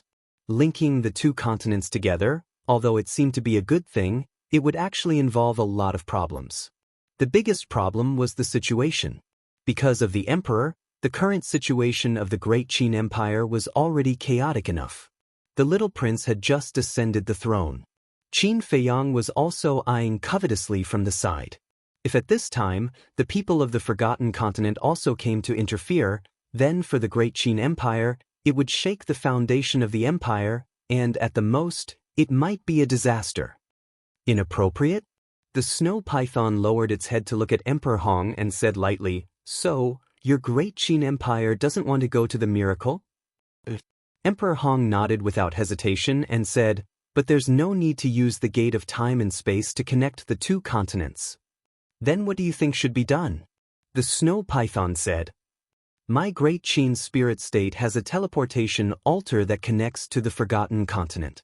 We can use the teleportation altar to enter the Forgotten Continent," Emperor Hong said. The snow python's gaze turned cold and said, "Don't you know that this sovereign's cultivation place is on the altar? Is there a problem?" Emperor Hong was puzzled. "Nonsense. There's a big problem. You people of Great Qin go to the Forgotten Continent through the altar every day. How can this sovereign cultivate?" The snow python said angrily. Seeing the snow python angry, Emperor Hong's gaze trembled, and he hurriedly said, "I was careless. Please forgive me." "Don't be ungrateful. This sovereign is doing this purely for the good of your Great Qin. Because using the gate of time and space to connect the imperial capital and the central divine kingdom can save you a lot of time." The snow python snorted coldly. Yes. Emperor Hong nodded repeatedly, then looked at the snow python and carefully said, "But sir, I have a small request. Can you not let the people of the Forgotten Continent enter my great Qin Empire?" "Are you joking? Only your great Qin people can enter the Forgotten Continent, but the people of the Forgotten Continent can't enter Great Qin? Even if this sovereign agrees, the people of the Forgotten Continent will not agree. This sovereign must be fair and just. Either neither is allowed, or both are allowed. Choose for yourself. But you have to consider carefully, if the choice is not allowed, then this sovereign will not allow your great Qin people to step into the Forgotten Continent. To put it bluntly, your great Qin people can forget about entering the divine ruins." The snow python said. Emperor Hong fell silent, his heart incomparably bitter. The divine ruins were in the Forgotten Continent, and if the people of Great Qin wanted to enter the divine ruins, they had to pass through the Forgotten Continent. In other words, the Forgotten Continent had an innate advantage. So, he had no choice. In other words, as long as his Great Qin wanted to enter the divine ruins, then he had no qualifications to negotiate. Lu Xingqian glanced at Emperor Hong and secretly sent a sound transmission to Qin Feiyang. "To actually negotiate with the snow python, your great-grandfather really doesn't know what's good for him." His words were filled with a thick sense of ridicule. Qin Feiyang glanced at Lu Xingqian, raised his head to look at the space-time gate, and frowned slightly. Although he didn't have a good impression of Emperor Hong, for the sake of the big picture, using the space-time gate to connect the imperial capital and the central divine kingdom was indeed not appropriate. Frankly speaking, he didn't quite agree. But facing the powerful snow python, he had no choice. In fact, endangering Great Qin, in Qin Feiyang's eyes, was only secondary. After all, the snow python had also said very clearly that the passage opened by the space-time gate was only temporary, and would close when the divine ruins disappeared. What worried Qin Feiyang the most was that after the two continents were connected, these people would most likely join forces to deal with him.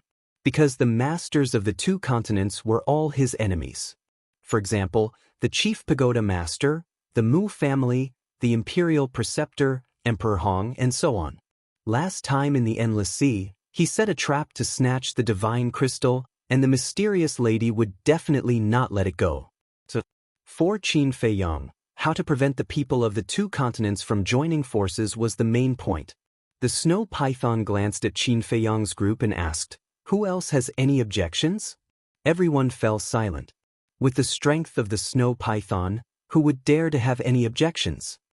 Since there are no objections, then you should prepare to open the divine ruins in half a month. After the snow python finished speaking, it disappeared without a trace. What exactly is the divine ruins? Even Emperor Hong is so eager? Could it be a treasure left behind by an ancient war god? Treasure? Does that mean that everyone can enter? If you can go in and get one or two divine objects if you're lucky, then you'll be rich. As soon as the snow python disappeared, the people in the imperial city were in an uproar. Qin Feiyang, Lu Xingqian, Old Qin, the state preceptor, Emperor Hong, and others looked at the space-time gate, their eyes flickering. After a while, Lu Xingqian retracted his gaze and looked at Qin Feiyang with a smile. "Brother Qin, your next situation may be very bad. Why don't you come with me to the Mujia?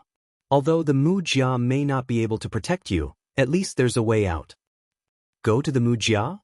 Qin Feiyang was taken aback and glanced at Lu Xingqian. Looking at Lu Xingqian's sincerity, Qin Feiyang held back his laughter and said, "Forget it, I'm afraid I'll die faster if I go to the Mujia with you." Lu Xingqian was stunned and shook his head helplessly. "It seems that Brother Qin still doesn't believe me." "It's not that I don't believe you, it's because there are some things that you don't know yet. When you know, you'll definitely go crazy." Qin Feiyang smiled meaningfully. "Go crazy?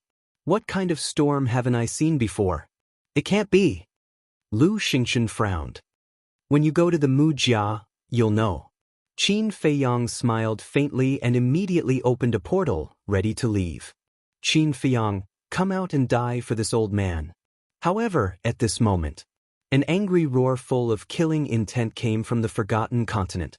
Following closely, an old man in white rushed out of the space-time gate like lightning and landed in the sky above the city. You came just in time. Qin Feiyang murmured. Without looking up, just by listening to the voice, he knew that it was Wang Yu's grandfather, Wang Su. Qin Feiyang, if you have the guts, don't run away today. After Wang Su appeared, another old man appeared. He wore a mask and stood next to Wang Su. He glanced down at the imperial city, his killing intent soaring to the heavens. Another old acquaintance has come. Qin Feiyang murmured. This voice belonged to the Mujia's white-robed old man, Mu Changyun. What's going on? People looked at Wang Su and Mu Changyun, their faces full of surprise. The portal had just opened, and someone from the Forgotten Continent came to find trouble with Qin Feiyang? When did he go to the Forgotten Continent? There were many people in the imperial city, such as the civilians, in fact, didn't know that Qin Feiyang was in the Forgotten Continent a few years ago. Naturally, they didn't know what Qin Feiyang did in the Forgotten Continent. But the imperial tutor. He looked at Wang Su and Mu Changyun, his eyes couldn't help but flicker. As for Qin Feiyang, he didn't pay attention to Wang Su and Wang Yu and directly entered the teleportation gate. Don't even think about leaving. Chapter 1398. Old man Qin raised his eyebrows and looked at Mu Zhongyan, coldly snorting, My great Qin will not allow you people from the Forgotten Continent to be presumptuous. Boom. Divine power surged out, roaring towards Mu Zhongyun. False god? Mu Zhongyun was stunned. But then, a hint of disdain climbed up the corner of his mouth. With a flick of his sleeve, the mighty divine power rolled in all directions, and old man Qin immediately spat out a mouthful of blood. What? Peak false god realm. Old man Qin exclaimed, his face pale. Peak false god realm. What's going on? There's actually a peak false god realm who came to find trouble with Qin Feiyang? Hearing old man Qin's exclamation, everyone's faces were full of horror. Old man Qin, ignore them, follow me. Qin Feiyang's voice came from the teleportation gate. Old man Qin glanced at Mu Zhongyun gloomily, turned around, and rushed into the teleportation gate. Little bastard, I will make you pay the price today. Mu Zhongyun's face was ferocious, and his whole body was like a comet, crashing into the teleportation gate. Qin Feiyang, a man, don't be a coward. Wang Su also roared and rushed towards the teleportation gate. What do you want to do? However, at this moment, Lu Xingchen took a step forward, blocking in front of Mu Zhongyun. Get lost. Mu Zhongyun didn't even look and directly shouted. Lu Xingchen was taken aback. His face darkened as he asked, Say that again? His eyes were filled with a cold light. Mu Zhongyun was stunned, looking at Lu Xingchen. A trace of surprise climbed up on his face. You are? Yes, it's me. Lu Xingchen said expressionlessly. Mu Zhongyun's body trembled, and he hurriedly bowed, Greetings. But before he could finish his words, Lu Xingchen stretched out his hand to stop Mu Zhongyun. Take me to the Forgotten Continent. But Mu Changyun was about to talk about how Qin Feiyang had gone to the Forgotten Continent to set up a trap for the Mu family, but Lu Xingchen's gaze turned cold as he shouted, Do you need me to repeat myself? Mu Changyun's neck shrank. He could only suppress the anger in his heart. He took Lu Xingchen and flew towards the space-time gate. Looking at the space-time gate, the anger in Mu Zhongyun's heart was uncontrollable. The gate of time and space originally belonged to the Mu family. But now it was shared by everyone. He was unwilling to accept this. At the same time, Lu Xingchen looked at the gate of time and space as he passed through it. A hint of hostility flashed in his eyes. However, without any hesitation, he followed behind Mu Zhongyun and quickly disappeared in the direction of the Fire Phoenix mountain range. Although Mu Zhongyun left, Wang Su didn't. He stared at the disappearing portal and roared, Qin Feiyang, are you still a man? If you are still a man, come back immediately and explain it to this old man face to face. Old Wang, all these grievances are only between me and the Chief Tower Master. It has nothing to do with you. Why do you have to do this? Qin Feiyang's sigh came from the portal. What a joke. This old man is a member of the Chief Tower. The Chief Tower Master's business is naturally this old man's business. Ask yourself with your conscience, how did my Chief Tower treat you? How did I, Wang Su, treat you? Why do you repay kindness with ingratitude? The most excessive thing is that you actually deceived this old man's granddaughter's feelings. This is absolutely unforgivable. Wang Su roared. What is the chief tower? Is it very powerful in the Forgotten Continent? Everyone was suspicious. For many people present, today was the first time they heard the name of the Forgotten Continent, let alone the chief tower in the Forgotten Continent. But there was one point that they all understood. Qin Feiyang not only went to the Forgotten Continent, but also deceived this old man's granddaughter. This old man came to collect debts. However, Qin Feiyang's voice never sounded again. The portal also dissipated into the void. Wang Su stopped in the air above the plaza, looking at the place where the portal disappeared, his face ashen. The state preceptor and Emperor Hong looked at each other, flew in front of Wang Su, and cupped their hands. May I ask who you are? Wang Su turned a deaf ear. The state preceptor frowned and was about to speak. Wang Su finally retracted his gaze, looked at the two of them, and said indifferently, I am Chief Tower Elder Wang Su. Who are you? Seeing Wang Su's arrogant attitude, the state preceptor was very unhappy in his heart, and said, This old man is the great Qin state preceptor. This is Lord Emperor Hong, the son of the Qin Emperor. What? The son of the Qin Emperor? Wang Su looked at Emperor Hong, his old face full of shock. Emperor Hong smiled and asked, Elder Wang knows my late father? The name of the Qin Emperor shakes the 4 seas, I naturally know. Wang Su cupped his hands and said, his attitude rather polite. Emperor Hong smiled and said, May I ask Elder Wang, what has Qin Feiyang done in the Forgotten Continent all these years? To make you so angry? This bastard beast. Wang Su snorted coldly, looked at Emperor Hong and said, Since you are the son of the Qin Emperor, then you should also be Qin Feiyang's elder. When you have time, discipline him properly, so as to not bring a calamity to your great Qin in the future. Finished. Wang Su then soared into the air, disappearing into the gate of time and space. The state preceptor sneered, Lord Emperor Hong, did you see that? This is Qin Feiyang. No matter where he goes, he is a rat crossing the street, everyone wants to kill him. Emperor Hong glanced at the state preceptor, and also flew up into the sky, standing in front of the gate of time and space. The gate of time and space that was connected was like a large open door. Standing at the door, one could clearly see the situation on both sides. And opposite the gate of time and space was the main tower's Pill Tower Plaza.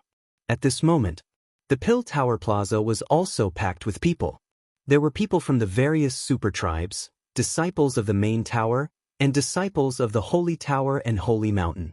They also looked at the gate of time and space curiously, discussing animatedly. Among the crowd, a young man about 25 or 26 years old, wearing a pair of big pants, his skin was slightly tanned, and his temperament was extraordinary. He looked at the gate of time and space and said, Tell me, how is the young master doing in the great Qin Empire? That's right. This person was Wang Zicheng. Next to Wang Zicheng, there were 7 young men and women. Their appearances were all different and uneven. But without exception, whether it was their aura or temperament, they were all very outstanding. Standing in the crowd, like a crane in a flock of chickens, it was hard not to notice. They were the Black Monkey, Dead Face, Big Barbarian Bull, Ice Queen, Ghost Queen, and the Shin Yi brothers. Hearing Wang Zicheng's words, the Black Monkey laughed and said, Is there a need to say? As the descendant of the Qin Emperor, and also received the inheritance of the Qin Emperor, the young master will definitely be doing well in the great Qin Empire. That's not necessarily true. Back then, the young master said that his relationship with the great Qin Empire was not that good. Dead Face said with a straight face.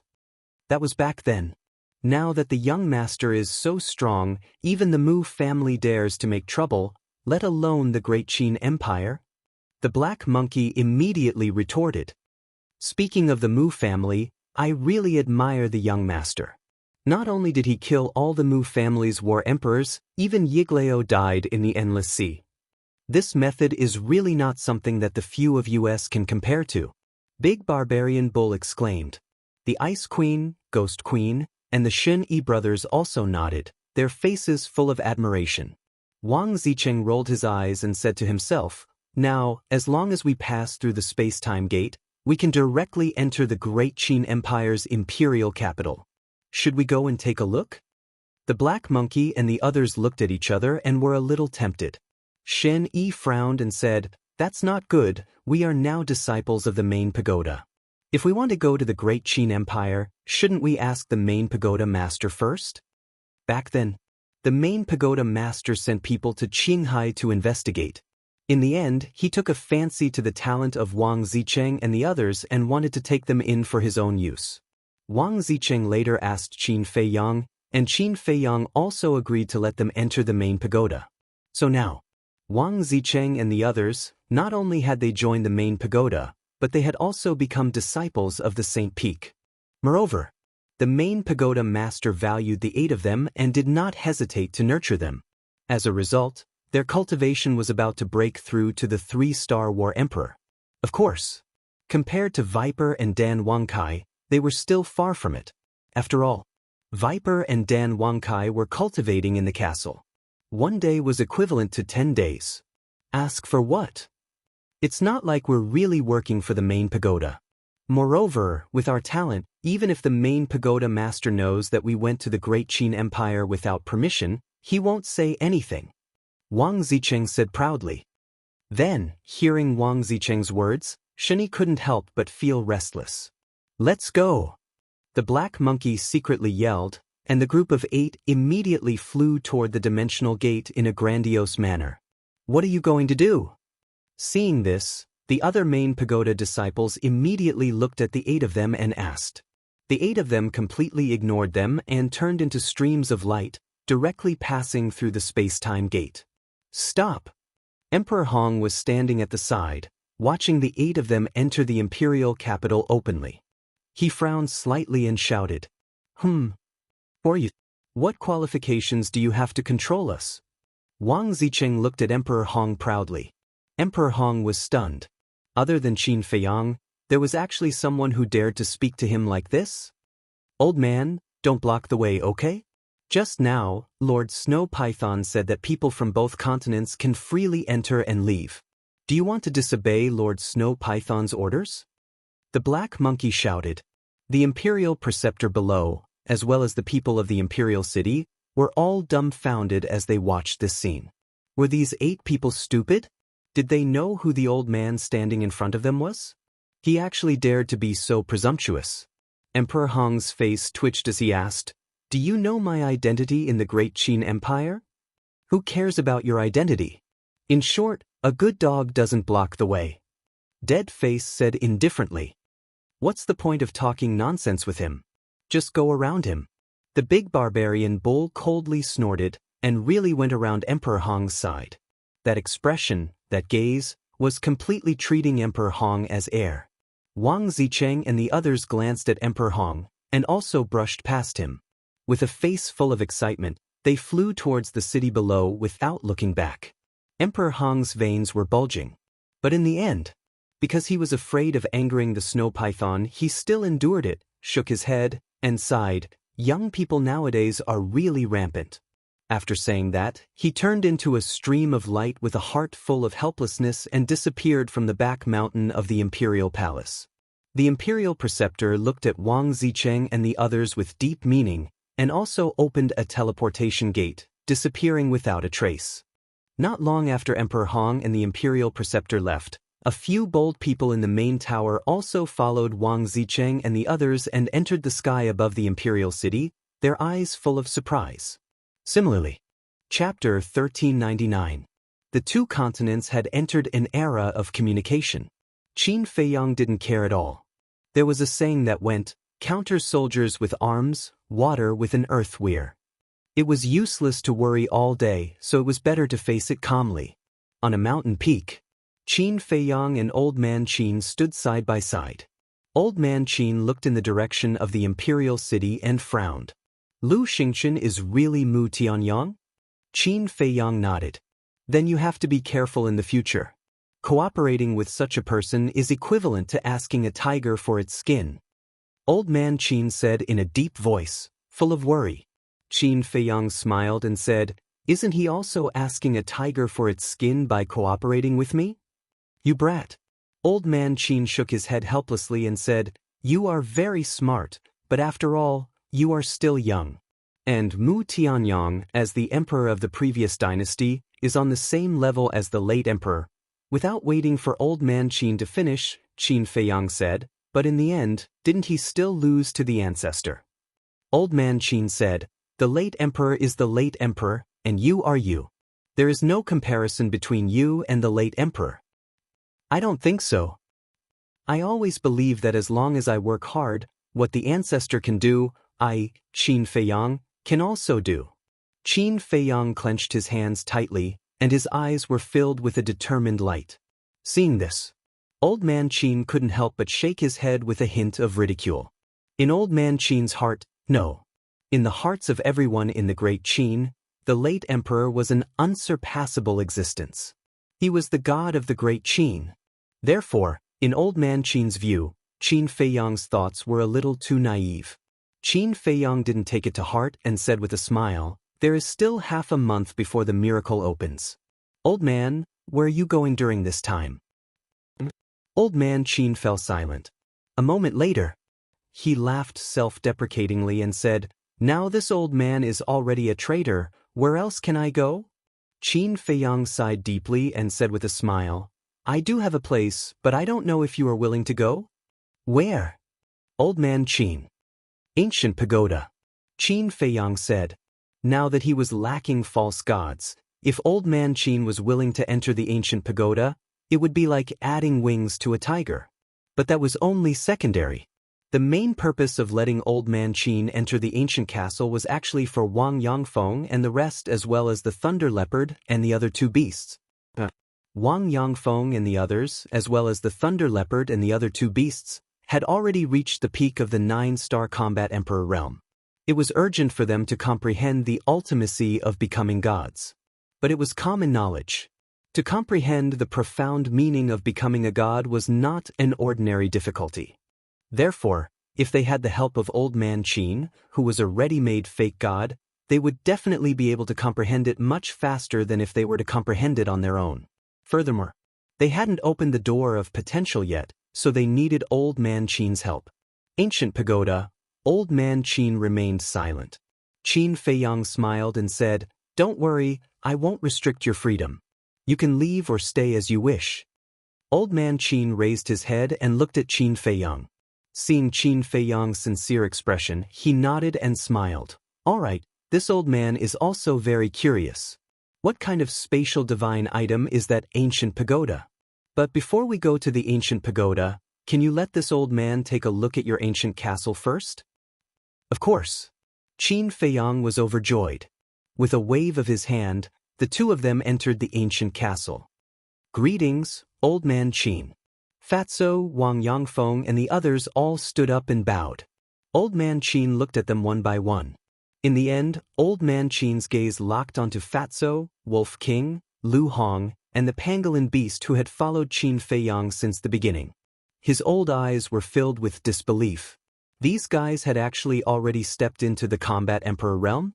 Oh my god! How did they do it? Even if they had opened the gate of potential, it was impossible for them to be so fast.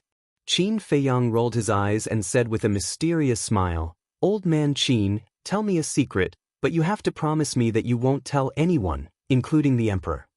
Old man Qin was startled. He turned to look at Qin Feiyang and asked suspiciously, "You're so cautious, what secret?" "Promise me first," Qin Feiyang said. "All right, this old man promises." Old man Qin nodded. Qin Feiyang laughed. "Actually, the time rules inside this ancient castle are different from outside." "What do you mean?" Old man Qin was puzzled. "What I mean is that there is a difference between the time here and the time outside. 10 days in the castle, 1 day outside."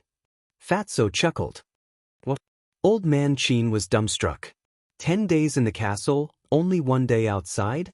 What a joke! How could there be such a heaven-defying thing? However, when he looked at the others, he found that they were all serious and didn't seem to be joking at all. Old man Qin swallowed his saliva, looked at Qin Feiyang and asked, "Really?" Qin Feiyang nodded. Old man Qin's expression became dull again. He really couldn't accept it. This was simply too ridiculous. After a long time, old man Qin finally calmed down the shock in his heart and scanned the crowd. It turned out that this was the reason why everyone had improved so quickly. Phew. He let out a long sigh of relief, looked at Qin Feiyang and said, "Let's go to the ancient pagoda to take a look." "All right." Qin Feiyang nodded.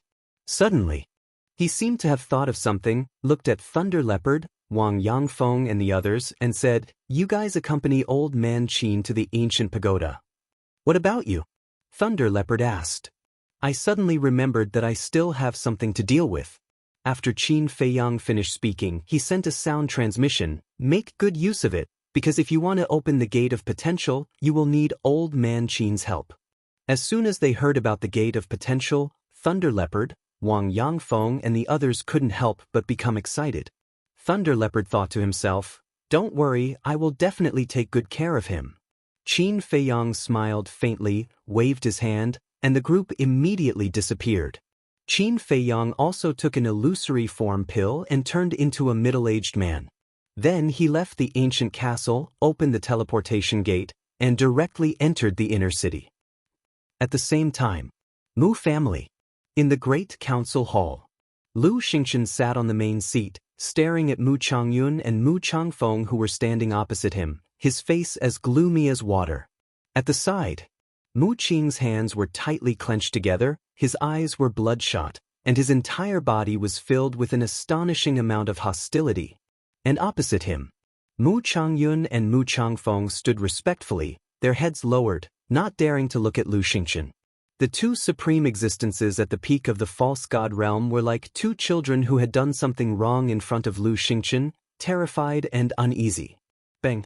Suddenly, Lu Xingchen slammed his palm on the table and stood up. Mu Changyun and Mu Changfeng's bodies trembled, and they directly knelt on the ground, their faces full of panic. Lu Xingchen looked at the two coldly and said, "When Mu Qing returned from the 9 Nether Yellow Springs, did I ask him to tell you not to underestimate Qin Feiyang?" The two nodded repeatedly. "Then tell me now, what exactly are you doing? The current patriarch has fallen into the hands of the main tower. The combat emperors in the family were all killed. Even Yiglao was buried in the endless ocean. Is this how you protect them?" Lu Xingchen roared, his hair standing on end. He never thought that the Mu family in the Forgotten Continent would be cheated so miserably by Qin Feiyang. Mu Changfeng hurriedly said, "Father, we know our mistakes." Mu Changyun also nodded repeatedly. "What's the use of knowing your mistakes now?" Lu Xingchen became even more furious. He took a step forward and slapped the two on the face. The two kneeled on the ground, covering their old faces and trembling. "You have disappointed me too much. When I asked you to bring your family to the Forgotten Continent, I wanted you to hide your strength and recuperate to prepare for the revival of the Heavenly Sun Empire. But now, apart from the two of you, what is left of the Mu family? What are you standing there for? Answer me." Lu Xingchen roared. Mu Changfeng's body trembled, and he said in a low voice, "The strongest people left now are combat saints." "I can't hear you, speak louder," Lu Xingchen shouted. Mu Changfeng quivered and shouted, "Among the people left in the Mu family, the strongest is a 9-star combat saint." "The strongest is a 9-star combat saint?" Lu Xingchen coldly looked at the two and said, "Then tell me, with the strength of the Mu family now, how can we destroy the great Qin Empire?" The two lowered their heads, not daring to breathe loudly. Mu Qing glanced at Mu Changfeng and Mu Xingchen before walking to Lu Xingchen's side. He cupped his hands and said, "My lord, you can't blame the two ancestors for this. It's all because Qin Feiyang is too hateful." "Qin Feiyang," Lu Xingchen muttered to himself, his eyes filled with murderous intent. From the time the two ancestors said, when Qin Feiyang came to the Forgotten Continent, it just so happened that Shen Mei was kidnapped by the imperial tutor. In my opinion, Shen Mei being kidnapped by the imperial tutor was most likely a trick set up by this bastard. Mu Qing said again, his tone was quite gloomy. "You mean, Qin Feiyang used Shen Mei to pin us down so that we couldn't do anything else, and then took the opportunity to come to the Forgotten Continent to weaken the strength of the Mu family? Lu Xingchen said. That's right. While cooperating with us, he is also thinking of ways to deal with the Mu family. This bastard is really a despicable person. Mu Qing gnashed his teeth. This debt, I will find him to settle it. Lu Xingchen coldly snorted, looking at the two, and said, Mu Qing told me that the Mu family has given birth to many fake gods in these years. Where are they now? Mu Changfeng respectfully said, they are guarding second uncle's remnant soul. Lu Xingchen said, did anything happen to second uncle's remnant soul these years? No. The two said, fortunately, there were no accidents, otherwise the two of you will not be able to atone for your sins even if you die. Immediately take me to second uncle's remnant soul. Lu Xingchen said. The two respectfully responded, then got up, ready to take Lu Xingchen away. Seeing this, Mu Qing hurriedly grabbed Lu Xingchen's arm and asked, Lord, what about my father? When are we going to save him? The foundation of the main tower is not as simple as you think. Even if all the fake gods of the Mu family are dispatched, they may not be able to save your father. Unless we can catch them off guard. Moreover, now that Qin Feiyang has been eyeing us covetously, the other fake gods of the Mu family should not be exposed to the world too early. Lu Xingchen said expressionlessly. Then are we just going to ignore it? Mu Qing's face was full of anxiety. To achieve great things, someone must be sacrificed. Lu Xingchen said, his expression incomparably cold. Chapter 1400. Mu Changfeng glanced at Mu Qing and said to Lu Xingchen telepathically, Mu Qing's all-seeing eye is very important to the Mu family, so I think we can't ignore his father. That's what I think too. He has already lost a sister. If he loses his father as well, I'm afraid he will be disheartened. They might even harbor grudges and resentment toward you and the Mu family. Mu Changyun thought to himself.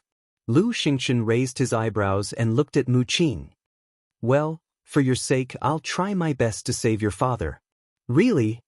Mu Qing's spirit was lifted. Lu Xingchen nodded. Thank you. Mu Qing hurriedly kowtowed and thanked him. Lu Xingchen smiled and said, Get up. You probably haven't seen my second brother's remnant soul, right? Come with me to take a look. Mu Qing replied and stood respectfully behind Lu Xingchen. Lu Xingchen nodded to Mu Changfeng and Mu Changfeng. The two of them understood and immediately led Lu Xingchen and Mu Qing out of the meeting hall, disappearing in the other direction of the city like lightning. Clouds and mist lingered there. Even if one looked closely, nothing unusual would happen. However, as soon as Lu Xingchen and the other three entered the clouds and mist, they instantly disappeared without a trace.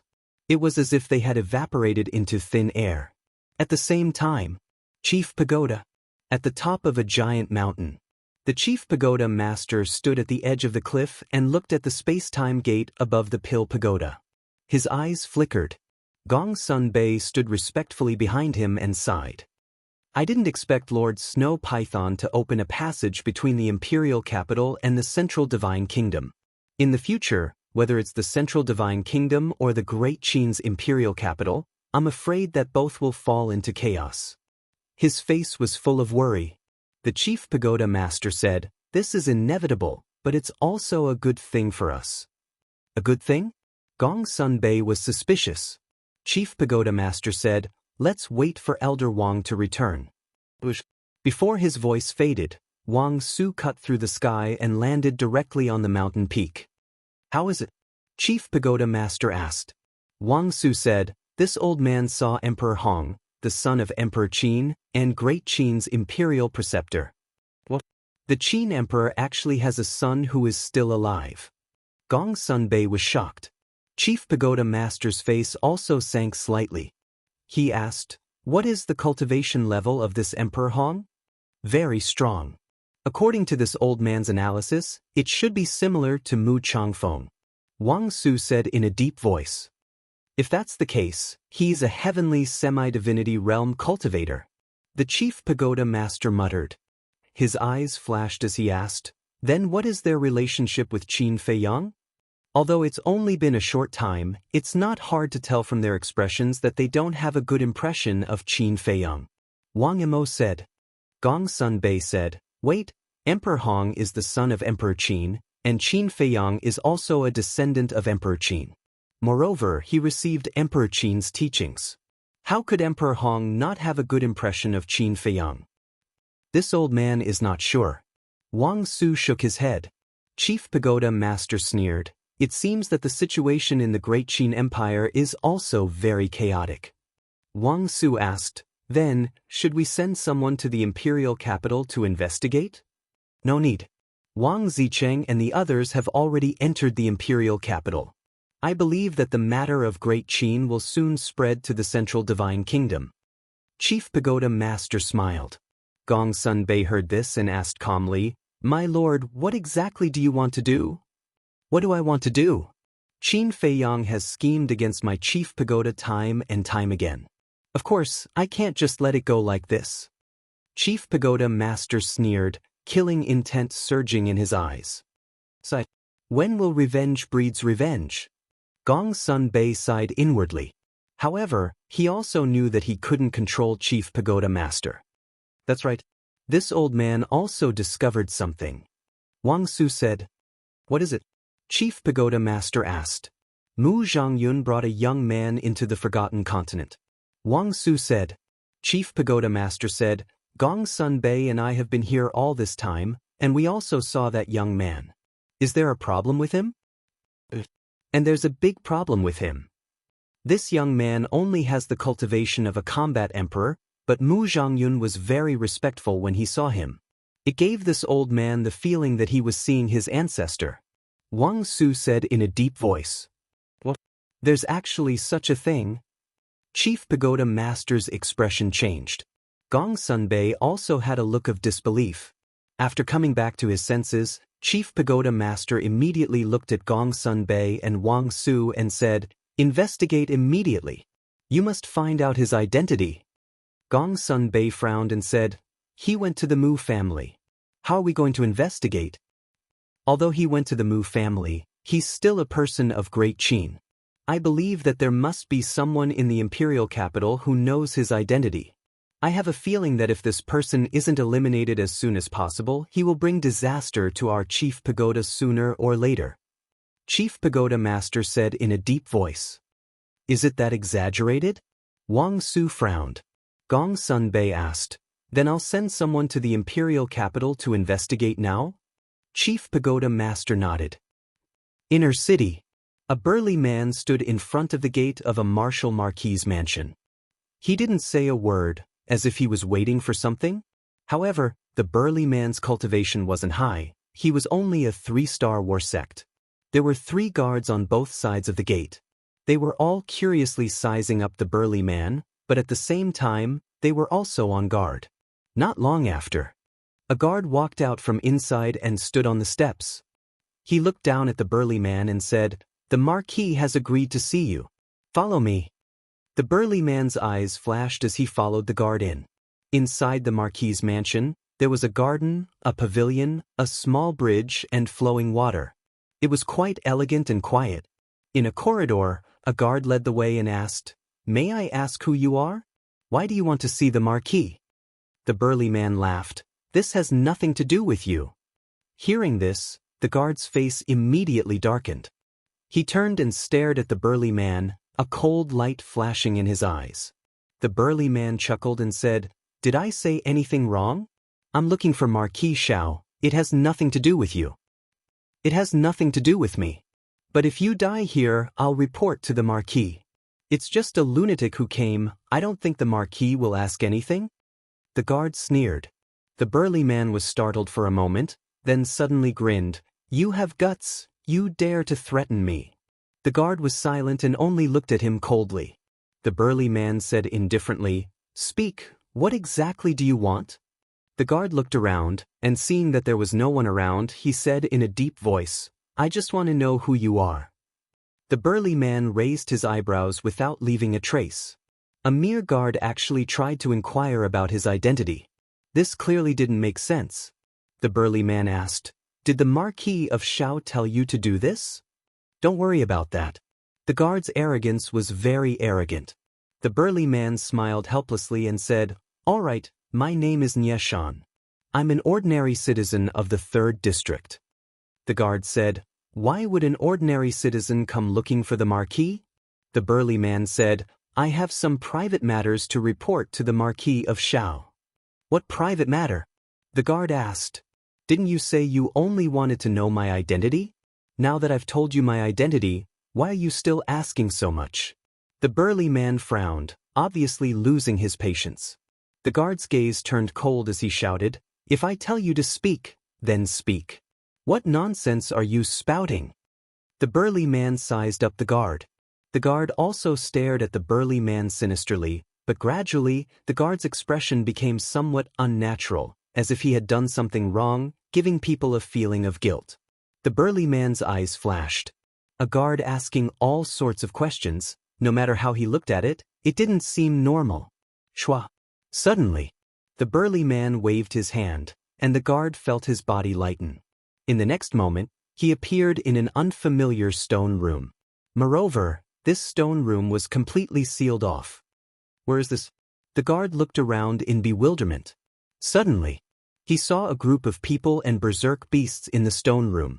Among them, the most eye-catching ones were a fatso and a wolf. How could it be you? The guard looked at Fatso and the wolf, his face full of panic. Fatso said, Is it strange? This used to be our territory. Is this place? It's the castle. The guard's face changed greatly, turning his head to look at the burly man, his face full of fear, exclaiming, You are Qin Fei Yang. Yes, it's me. The burly man nodded. The guard immediately knelt on the ground, begging, Young Master Qin, I have eyes but failed to see. Please be magnanimous and forgive me this time. Qin Fei Yang laughed. If you have eyes but failed to see, I will definitely not bother with you. What do you mean? The guard panicked and asked nervously, Don't you understand? Then let me tell you. Although I have changed my appearance and you can't recognize me, but your marquis has already agreed to see me, so I am your marquis guest. But you actually asked me again and again about my identity, and even forced me to tell you the purpose of looking for your marquis. Tell me, which guard of the house of marquis has such guts? The most important thing is that when you asked me these questions, you still chose a place where there was no third person. Doesn't this show that there are many problems with you? Qin Fei Yang laughed. The guard's face was gloomy. Just based on these, you can actually see that there is a problem with me. Qin Fei Yang is indeed Qin Fei Yang. Since you have already seen through me, then go to hell. Suddenly, the guard laughed sinisterly and suddenly jumped up. His aura erupted as he punched towards Qin Fei Yang's mind. What? 9-star War Emperor. Fatso and the others' expressions changed. Unexpectedly, this person was actually hiding his cultivation. Wolf King shouted, Little Qin Zi, quickly throw him out. If the Thunder Leopard, the 3 beasts, and Wang Yangfeng were still here, even if this person was a 9-star War Emperor, they would not be moved. But now, everyone went to the ancient pagoda. With their current strength, they could not stop this person at all. When I kill you, none of the people and beasts around you will live. The guard laughed sinisterly. I'm afraid you don't have the ability. Qin Fei Yang smiled contemptuously and waved his hand. The guard immediately disappeared. At this time, only then did everyone breathe a sigh of relief. Fatso asked, Where did you send him?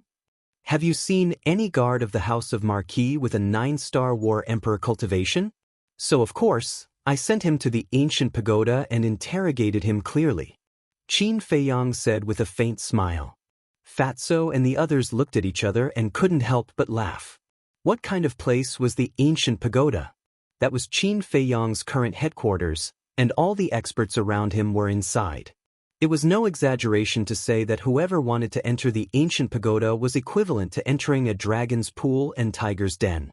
Chapter 1401. At the same time, an ancient tower, above a mountain range. A guard appeared out of thin air. Looking at the unfamiliar landscape, his face was filled with bewilderment. Where was this? What was going on? Where was Qin Fei Yang? Suddenly, a series of deafening beast roars sounded. The guard was shocked. He lowered his head and scanned the mountains and rivers below. His eyes were suddenly filled with horror. He saw more than a dozen ferocious-looking beasts flying out of the jungle and standing in midair. They raised their heads and looked at him curiously. The aura that these beasts exuded was that of a 9-star combat emperor. Why are there so many 9-star emperor beasts? The guard's face was dull. Below, a beast looked at the guard and asked suspiciously, "Is he also Boss Qin's guest?" "He doesn't look like one. He looks shifty-eyed." Another beast shook its head, looking charmingly naive. "This is your fault. How can you judge a book by its cover? Although he looks ugly, what if he has a beautiful heart?" Another beast said, "Keep bragging. In this world, other than Boss Qin, which human isn't a cunning old fox?" Wrong. Boss Qin is also very cunning, but his cunning is targeted at outsiders. Stop talking. This guy is definitely not a good person. Let's be careful. The group of ferocious beasts looked at the guards warily while commenting. And they didn't transmit their voice. The guards heard every single word. "I look shifty-eyed?" His face suddenly darkened and he shouted, "You're courting death." The group of beasts was stunned. Boom. The guard took a step forward, and a terrifying aura rushed towards the group of ferocious beasts with an overwhelming force. "Are you sure you want to make a move?" A beast looked at him strangely. "Do you think you have the advantage because you have more people?" The guard looked disdainful. Although these beasts were all 9-star combat emperors, he was confident that he could kill this group of beasts with his perfect battle art. The group of beasts immediately laughed. "What's the situation?" Seeing this, the guard was surprised. Suddenly, one of the beasts roared, "Brothers, someone wants to bully us. Come and help." His voice was like a great bell, resounding in all directions. Immediately, deafening roars rang out one after another from the surrounding mountains and rivers. The guards scanned the surrounding mountains and rivers in shock. "Who dares to bully us? Do you want to die? Humph. This emperor wants to see who has the guts to come to our territory and cause trouble." Following a series of furious roars, several ferocious beasts dashed out from the mountain. Some were as big as mountains, while others were as small as boulders. This, the guard was dumbfounded.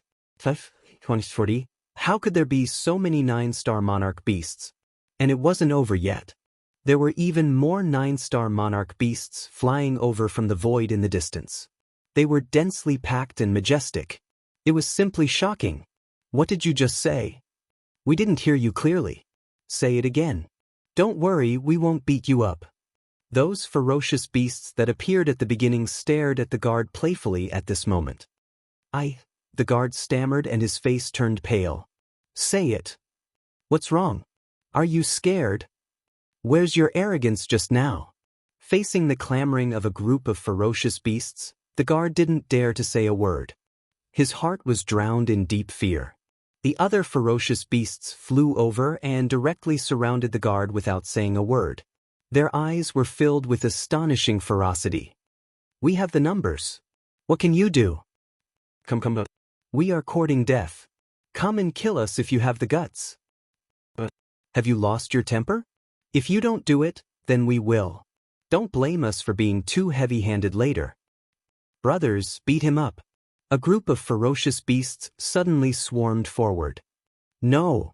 The guard howled in despair. In less than 3 breaths, his sea of qi was destroyed by a group of ferocious beasts. His entire body was dripping with blood and he was in a sorry state. "Don't beat him up, don't beat him up. If he's really Boss Qin's guest and we beat him to death, Boss Qin will be angry." Seeing that the situation wasn't good, the dozen or so ferocious beasts that appeared first repeatedly shouted, "Damn. You guys didn't even figure out whether he's Boss Qin's guest or enemy, and you guys called us here to beat him up. Aren't you just trying to harm us?" The beasts that came later immediately glared at the dozen or so ferocious beasts. Well, the dozen or so beasts were quite embarrassed. Suddenly, a burly man appeared in the sky. It was Qin Feiyang. When he saw the guard in a sorry state, he couldn't help but be stunned. Then he looked at the group of beasts and said, "You guys did this? For you." The group of beasts looked at Qin Feiyang suspiciously. Because Qin Feiyang had changed his appearance, they didn't recognize him. It's me. Qin Feiyang took a facial restoration pill and restored his true appearance. So it's Boss Qin. The group of beasts suddenly realized. Boss Qin, is this person your guest or your enemy? One of the ferocious beasts asked nervously. The other beasts were also very nervous. Guest? Enemy? Qin Feiyang was stunned. He looked at the guard and the group of beasts suspiciously and suddenly understood. He coughed and said with a straight face, "He's my guest. How can you be so rude to him?" "Ah. Your guest?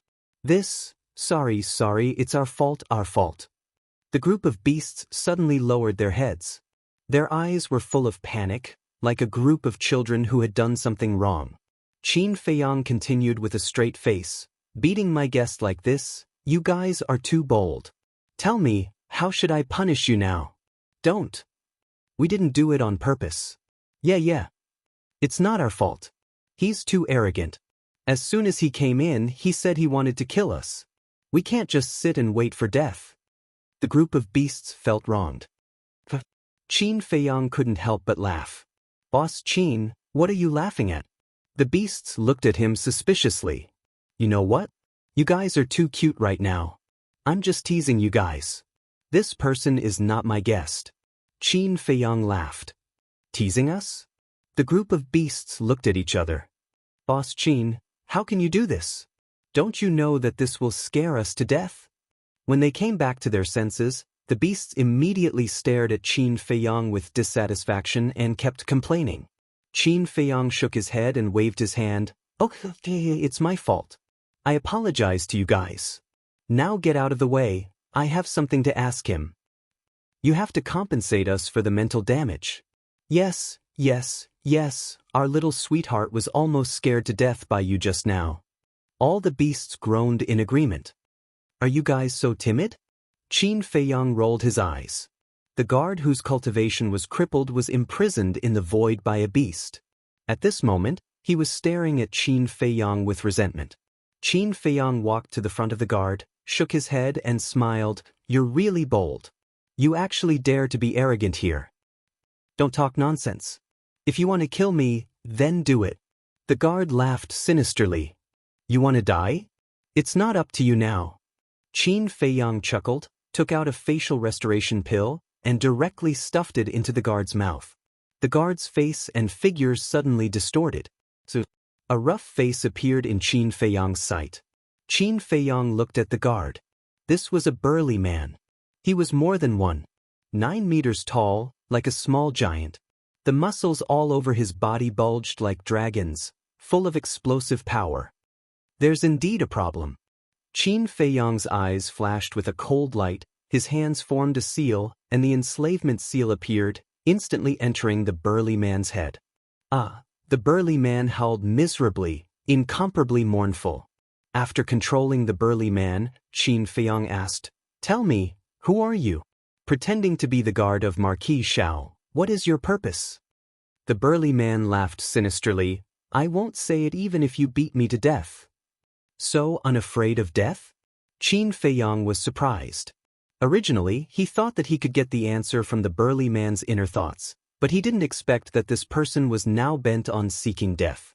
After pondering for a while, Qin Feiyang raised his arm, reached into the burly man's arms, and took out a Jianghu bag. The burly man sneered, "Don't waste your time, there's nothing inside." Qin Feiyang didn't believe it, and lowered his head to check carefully.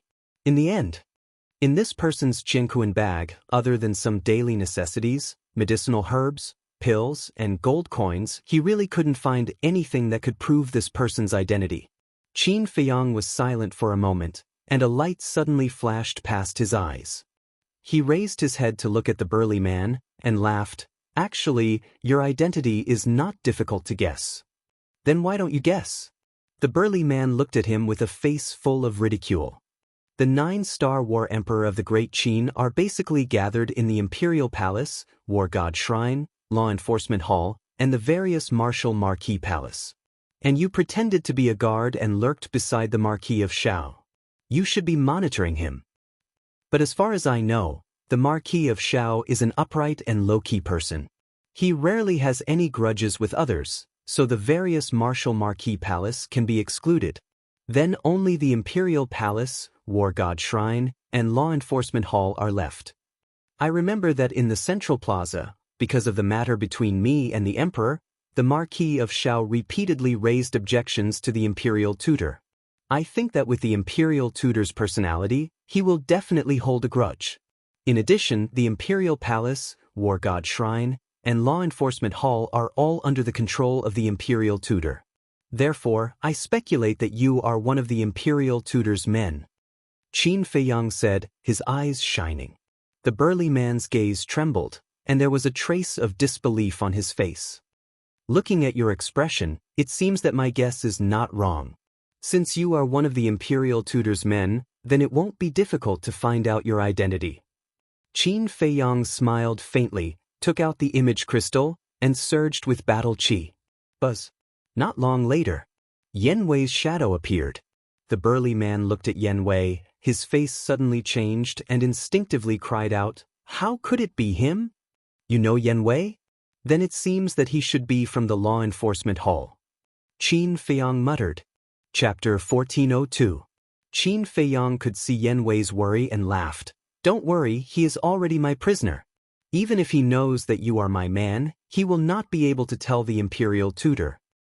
Prisoner? Yan Wei was slightly startled, then heaved a sigh of relief. Qin Feiyang's men? The burly man was also stunned, and then shouted at Yan Wei, "You are actually a spy that Qin Feiyang placed by Sir's side. You really deserve to die." Yan Wei laughed disdainfully, looked at Qin Feiyang and asked, "Where did you catch him?" Qin Feiyang said, "Marquis Shao's house."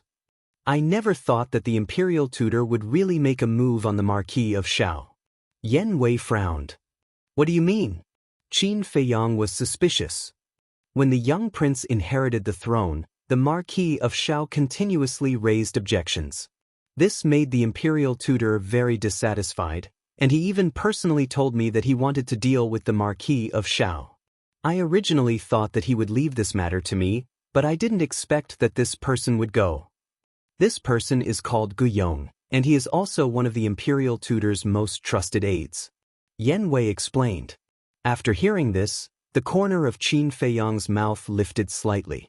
He did not expect that when he came to find the Marquis of Shao, he would actually capture one of the Imperial Tutor's trusted aides. This was truly an unexpected surprise. It was no wonder that this person's bones were so hard, and he would rather die than submit. Qin Feiyang waved his hand at Yan Wei and said, "All right, you can go back to work." "All right." Yan Wei nodded, looked at Guyong, and then looked at Qin Feiyang worriedly, and said, "This person, we must not let him return to the Imperial Tutor's side alive." "You don't have to worry at all." Qin Feiyang laughed, and with that he turned off the image crystal, and then appeared in the castle with Guyong in hand. "Boss, since the Imperial Tutor wants to deal with the Marquis of Shao, then why didn't he directly get rid of the Marquis of Shao? Isn't that a little redundant?"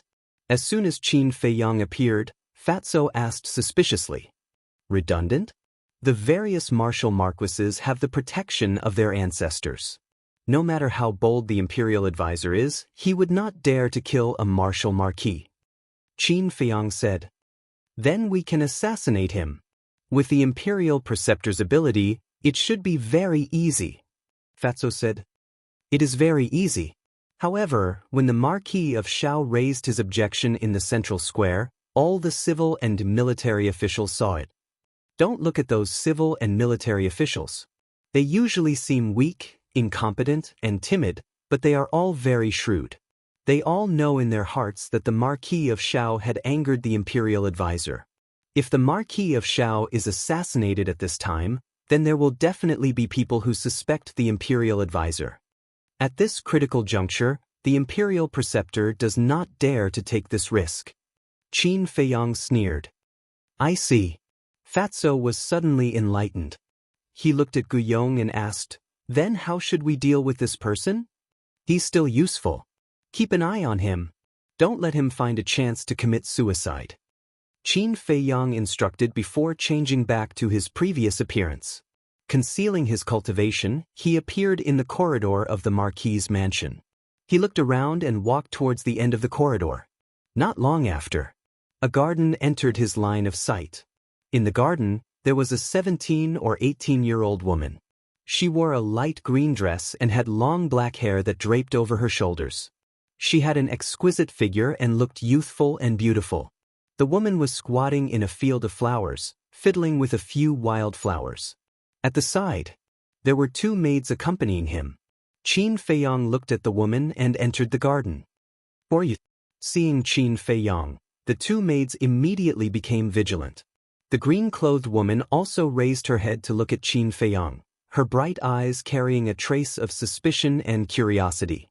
Qin Feiyong walked to the front of the three of them, looked at the green-clothed woman, cupped his hands and smiled.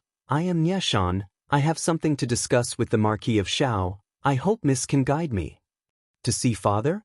The green-clothed woman was taken aback. She stood up and looked at Qin Feiyong. She asked suspiciously, "Is there no one to lead the way for you?" "So it's the daughter of the Marquis of Shao." Qin Feiyong muttered and laughed. Just now, there was a guard leading the way, but halfway there, he seemed to have something to do and left. He pointed me in the direction and told me to look for him, but this Marquis's mansion is too big. I really don't know where to find the Marquis of Shao. They actually dare to neglect father's guests. These guards are getting more and more presumptuous. Hearing this, the green-clothed woman's delicate face was filled with anger. She then looked at Qin Feiyong and laughed. "It just so happens that I'm going to pay my respects to father.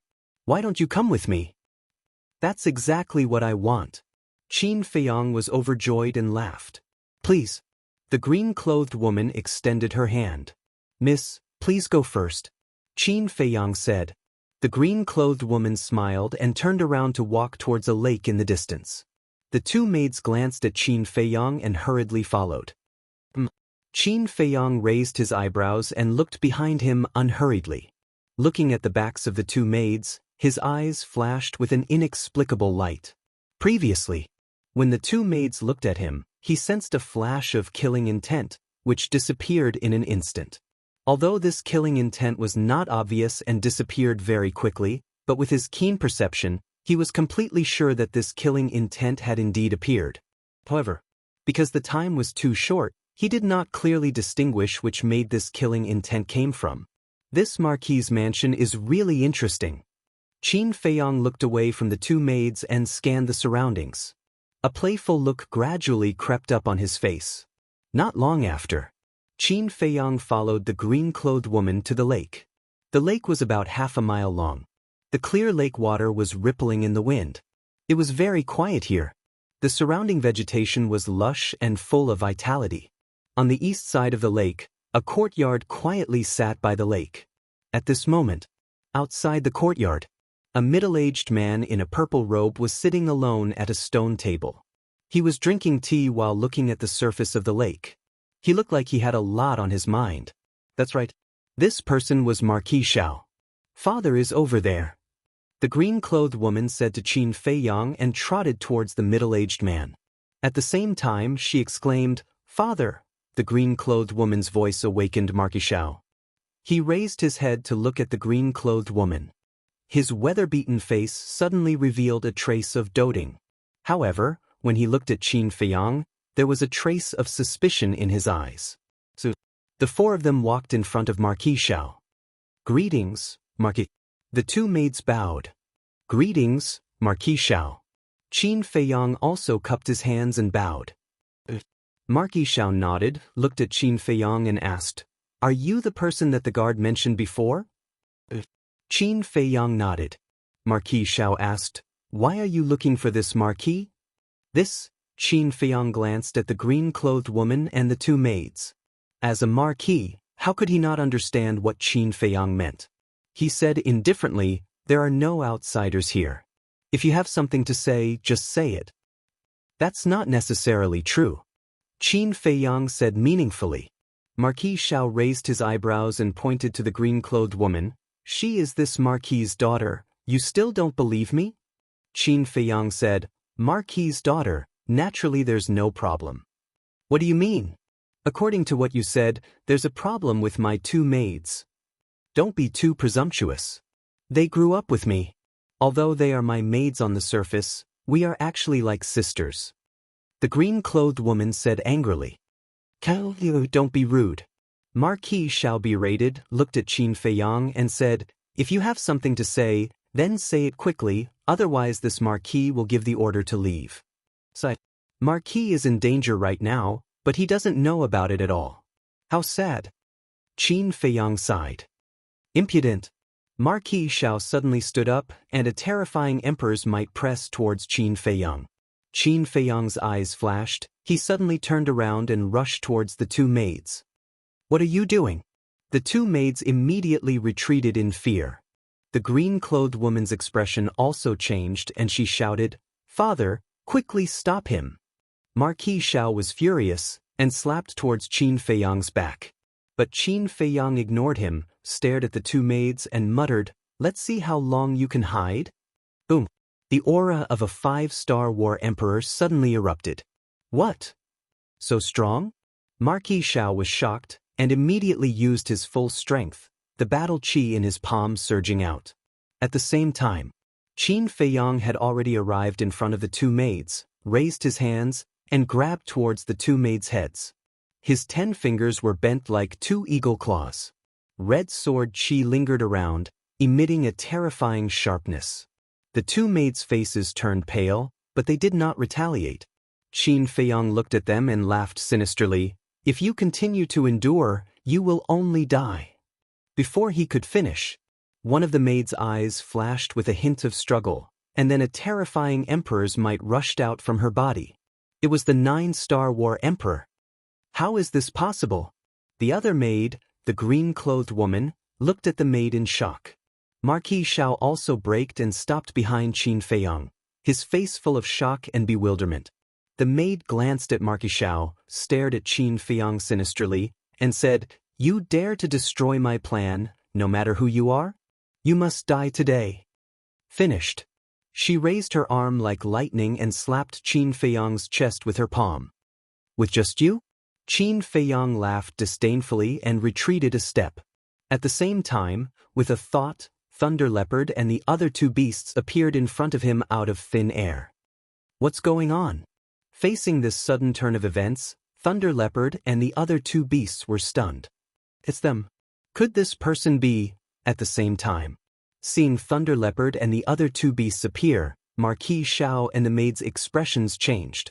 They immediately looked at Qin Feiyang, and a terrifying name appeared in their minds at the same time. Qin Feiyang. Qin Feiyang shouted, Stop talking nonsense, quickly cripple her. Cripple who? Thunder Leopard and the other two beasts turned to look at Qin Feiyang with dumbfounded expressions. They couldn't hear anything from the inside of the ancient pagoda, so even now, they still hadn't figured out what was going on. Her. Qin Feiyang pointed at the maid.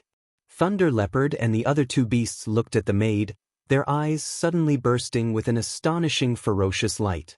Although he didn't know what was going on, the person that Qin Feiyang wanted to kill was definitely an enemy. Seeing this, the maid turned around and fled. Heh! Thunder Leopard grinned, turned into the power of thunder, and instantly caught up to the maid, slapping her back with his claws. The maid let out a blood-curdling scream and fell into the lake below, splashing up huge waves. Thunder Leopard stood in the air, looked at the lake with contempt, and said, Second brother, third brother, I'll leave the rest to you guys. Let's end this quickly. Qin Feiyang added. Don't worry. We don't need 5 breaths of time to end the battle. After all, we are from the Sea of Samsara. Fighting in the water is our forte. Chapter 1403. Boom. Crush. At the bottom of the lake, a series of earth-shattering sounds rang out. On the surface of the lake, waves covered the sky. The entire house of Marquis was trembling violently. Cracks spread out in all directions with the lake as the center. Qin Feiyang, tell your 2 subordinates to hurry up, or else the house of Marquis will be destroyed. Seeing this scene, Marquis Shao was burning with anxiety. But before he could finish his sentence, the battle fluctuations subsided. the seal and leopard brought a bloody woman out of the lake and landed in front of Qin Feiyang. I said it won't take 5 breaths, so it won't take 5 breaths. Done. Seahorse said with a triumphant smile. Very good. Qin Feiyang nodded. At this moment, accompanied by the sound of something tearing through the air, the guards of the house of Marquis rushed over. Qin Feiyang looked at Marquis Xiao and said indifferently, "You should know what to say, right?" Marquis Xiao took a deep look at Qin Feiyang and nodded, "I know." Qin Feiyang waved his hand and disappeared without a trace with the 3 beasts and the woman. Not long after, the guards of the house of Marquis rushed over. When they saw the lake that was filled with cracks, their expressions changed drastically. A guard captain asked, "Marquis, what's going on?" Marquis Xiao laughed. Just now, this Marquis was teaching how to cultivate and accidentally made some noise. Everyone, don't panic. Teaching the young miss to cultivate? The group of guards were stunned. The guard captain smiled bitterly. Marquis, you don't have to make such a big commotion when teaching the young miss to cultivate, do you? We thought that a strong enemy had come to invade. I've made you worry. If there's nothing else, you can leave first. Marquis Xiao smiled apologetically and waved his hand. The captain of the guards respectfully replied and left with a group of guards. But just as the group of guards left, another figure descended above the lake. Marquis Xiao raised his head and his expression immediately changed. He bowed and said, "Greetings, Imperial Advisor." That's right. The person who came was the Imperial Advisor. He came really fast. Inside the castle, Qin Feiyang's eyes flashed. Then he steered the ancient castle and flew away silently. The Imperial Advisor glanced at the lake, looked at the Marquis of Xiao and said with a frown, "Just now, I heard a very strong battle fluctuation coming from you. What happened?" Marquis Xiao said, "Thank you for your concern, Lord State Preceptor. I was just teaching my daughter cultivation just now. There's nothing else." Really? The Grand Master looked at the green-clothed woman. The woman in green nodded. She looked slightly flustered. This was an instinctive fear of the Imperial Preceptor. The Imperial Preceptor sized up the two of them and suddenly released his divine sense. It surged out in all directions and instantly enveloped the entire Marquis residence. His face suddenly darkened. Unexpectedly, he did not sense Guyong's aura at all. Could it be that the shockwaves from the previous battle were related to Guyong and his companion? However, he did not say anything. He coldly glanced at the Marquis of Xiaowu, then opened the teleportation gate and left. Only when the teleportation gate dissipated did Marquis Xiao let out a sigh of relief. The woman in green asked, "Father, isn't this Imperial Preceptor too concerned about us?" Marquis Xiao said in a deep voice, "It's not as simple as you think." "What do you mean?" The green-clothed woman was suspicious. That maid's identity had just been exposed by Qin Feiyang, and the Imperial Preceptor had already arrived at our Marquis residence. What does this mean? It means that the Imperial Preceptor has been paying attention to the movements of our Marquis residence. I guess that maid is most likely a spy that the Imperial Preceptor planted by your side. Marquis Xiao said. What? Why would he do that? The green-clothed woman's expression changed. The remaining maidservant was also shocked. Well, it must be because I repeatedly raised objections to Emperor Hong in the central square and angered him. Marquis Xiao coldly snorted. This old thing is too much. The green-clothed woman's face was filled with anger, and her bright eyes were filled with disgust. His Majesty Hao Tian is young and ignorant, and is unable to handle state affairs.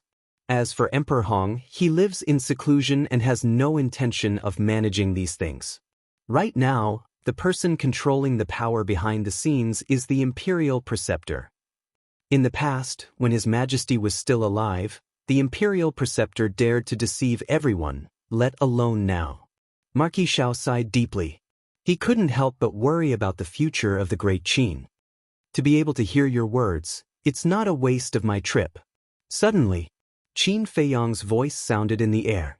Following closely, Qin Feiyang and the 3 thunder leopard beasts appeared beside Marquis Xiao. Marquis Xiao was startled and asked, "Why didn't the Imperial Preceptor notice you?" Qin Feiyang said, As soon as I saw the Imperial Preceptor appear, I left. Marquis Xiao said, "You knew that he would use his divine sense to find you? He's not looking for me, he's looking for his lackeys." Qin Feiyang waved his hand, and Gu Yong and the maid appeared in front of Marquis Xiao. Both of them had their qi seas crippled and were dripping with blood. Marquis Xiao sized up Gu Yong and asked in surprise, "Who is he?" Qin Feiyang said, "He is the guard who came to report to you before." "How could this be?" Marquis Xiao's face was lifeless. "When he brought me to see you, he asked me about my identity and my purpose for coming to find you. At that time, I felt that there was something wrong with him. As expected, when I crippled his qi si and interrogated him, he was one of the Imperial Preceptor's men."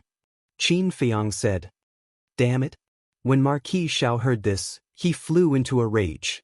The green-clothed woman asked, "Then how did you know that there was a problem with this maid?" Qin Feiyang asked, "Do you remember the first time we met?" The green-clothed woman nodded. "It was at that time that a trace of killing intent appeared when she looked at me. But at that time, she concealed it very well. I was unable to determine which maid this killing intent came from. However, if there is killing intent, it means that there must be a problem with one of them." Qin Feiyang said. "Killing intent?" The green-clothed woman was stunned. "Then why didn't I sense it at that time?" Qin Feiyang was stunned, not knowing how to answer. Marquis Xiao said helplessly, "Don't mess around. You and Qin Feiyang are not on the same level at all. What he can sense, even father might not be able to sense, let alone you." The green-clothed woman smiled embarrassedly and then stared at Qin Feiyang without blinking. Her moving eyes were filled with curiosity. What kind of man was this? Marquis Xiao took a deep breath and bowed to Qin Feiyang, saying, "Thank you.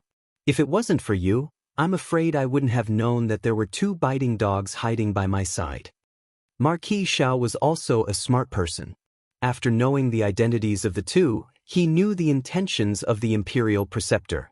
Qin Feiyang had saved his life. He had saved his entire house of Marquis. "It's just a small matter." Qin Feiyang smiled faintly as he glanced at the other maid. "Then what should we do with them now?" Marquis Xiao glanced at Gu Yong and the other two, then looked at Qin Feiyang and asked. Qin Feiyang said indifferently, "You can do whatever you want. These damn things should be thrown into the lake to feed the fish." Killing intent flashed in Marquis Xiao's eyes. He reached out with both hands and directly twisted Gu Yong and the other two's necks. Then, like throwing trash, he threw them into the lake. Qin Feiyang glanced at the lake, then looked at the other maid and said, "She can't be left alive either." The maid's expression changed. She hurriedly ran behind the green-clothed woman and looked at Qin Feiyang in fear. "Don't be afraid, I will protect you." The green-clothed woman comforted her and glared at Qin Feiyang. "Why?" Marquis Xiao was also puzzled. "The Imperial Preceptor has already set his eyes on you. The Imperial Preceptor must have already discovered the deaths of Gu Yong and the other two. So, he will definitely think of a way to investigate this matter," Qin Feiyang said. Marquis Xiao frowned. He looked at the maid and said, "You mean, the Imperial Preceptor will make a move on her?" "That's right. Until the last moment, the Imperial Preceptor would not dare to make a move on you and your daughter.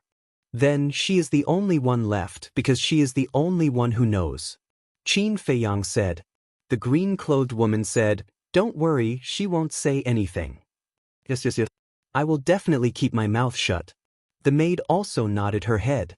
Qin Feiyang looked at the maid and said, "When you fall into the hands of the Imperial Preceptor, it will not be up to you to decide whether you want to say it or not." He then looked at Marquis Xiao and said, "You are also clear about my current situation. If the Imperial Preceptor knows that I came to find you, then even if you have 100 mouths, you won't be able to clear your suspicions." Marquis Xiao's heart sank. What Qin Feiyang said was not without reason. With the Imperial Preceptor's methods, if he knew that Qin Feiyang had come, he would definitely accuse him of colluding with Qin Feiyang and betraying him. At that time, no one would be able to save him, and no one would be able to save his daughter. With that thought in mind, Marquis Xiao looked at the maid, his eyes filled with killing intent. The maid panicked and grabbed the green-clothed woman's arm, saying, "Miss, save me, I don't want to die." The green-clothed woman looked at Marquis Xiao and said anxiously, "Father, I promise you, she definitely won't speak carelessly." "Kai, you are still too naive. Even if we don't kill her now, she will die at the hands of the Imperial Preceptor sooner or later.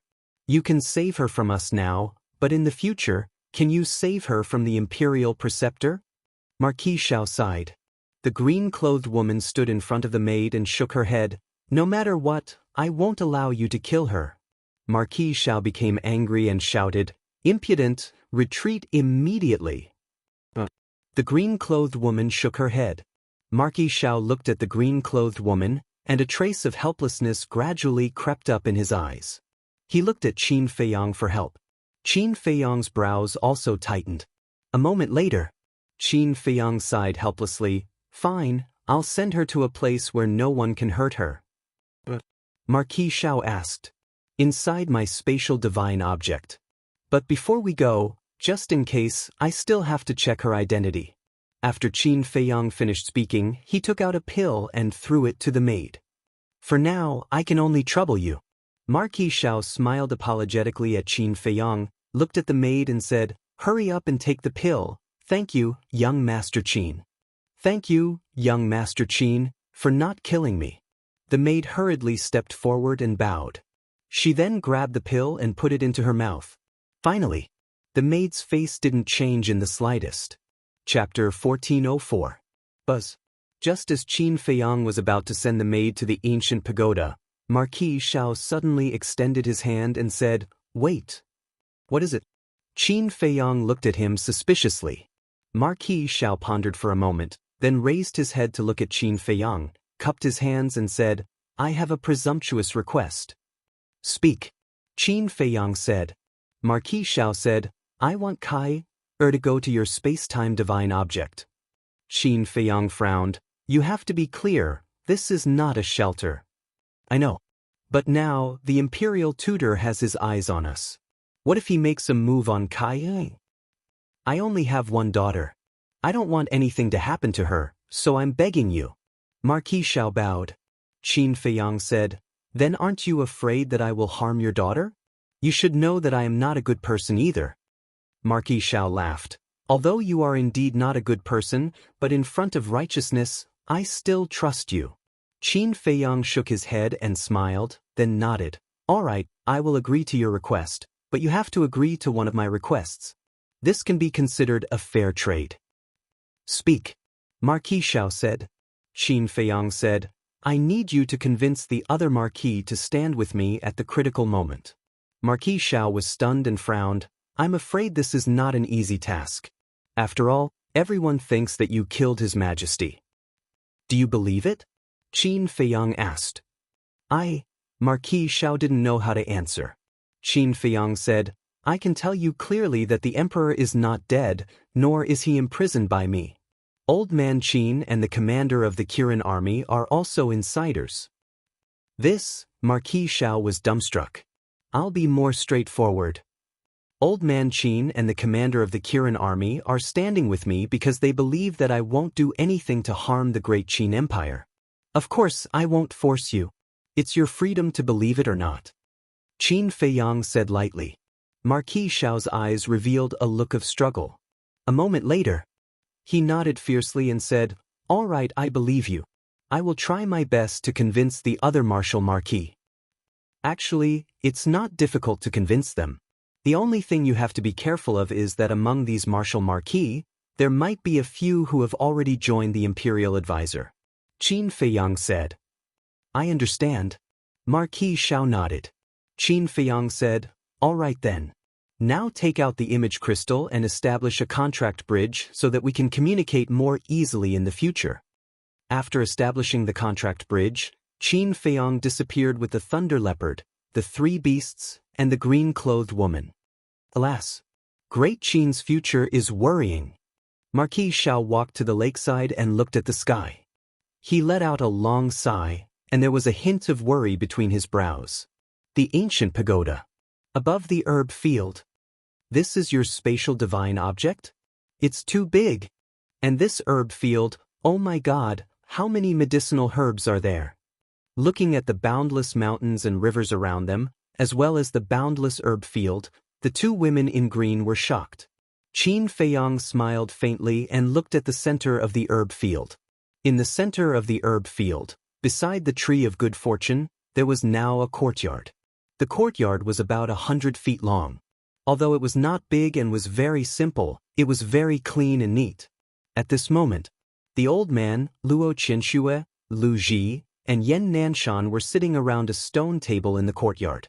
The old man and Yen Nanshan sat opposite each other, playing chess and drinking tea. Lu Ji and Luo Qianxue sat at the side and watched. From time to time, they would laugh. The four of them were equivalent to the owners of this herb field. They had built a courtyard here because they planned to stay here for a long time. Firstly, this place was very leisurely, quiet, and suitable for retirement. Secondly, it was convenient to manage the herb field so that Qin Feiyang would have no worries. Although their cultivation was not high, the people and beasts in the ancient pagoda knew about their relationship with Qin Feiyang, so they were very respectful. Moreover, whether it was Yen Wei's clansmen or Wang Yangfeng's clansmen, they had to get their permission in advance to pick medicinal herbs. Even the unruly 9-star emperor beasts like the thunder leopard, the seahorse, and the seal were quite polite to the four of them. Qin Feiyang stepped out and landed beside the four of them. He smiled and said, "You're living a good life. I can't help but envy you." Every time he saw the old man and the other three, he would feel a sense of closeness and belonging in his heart. "You're here." The four of them put down what they were doing and raised their heads to look at Qin Feiyang. Their faces were full of doting.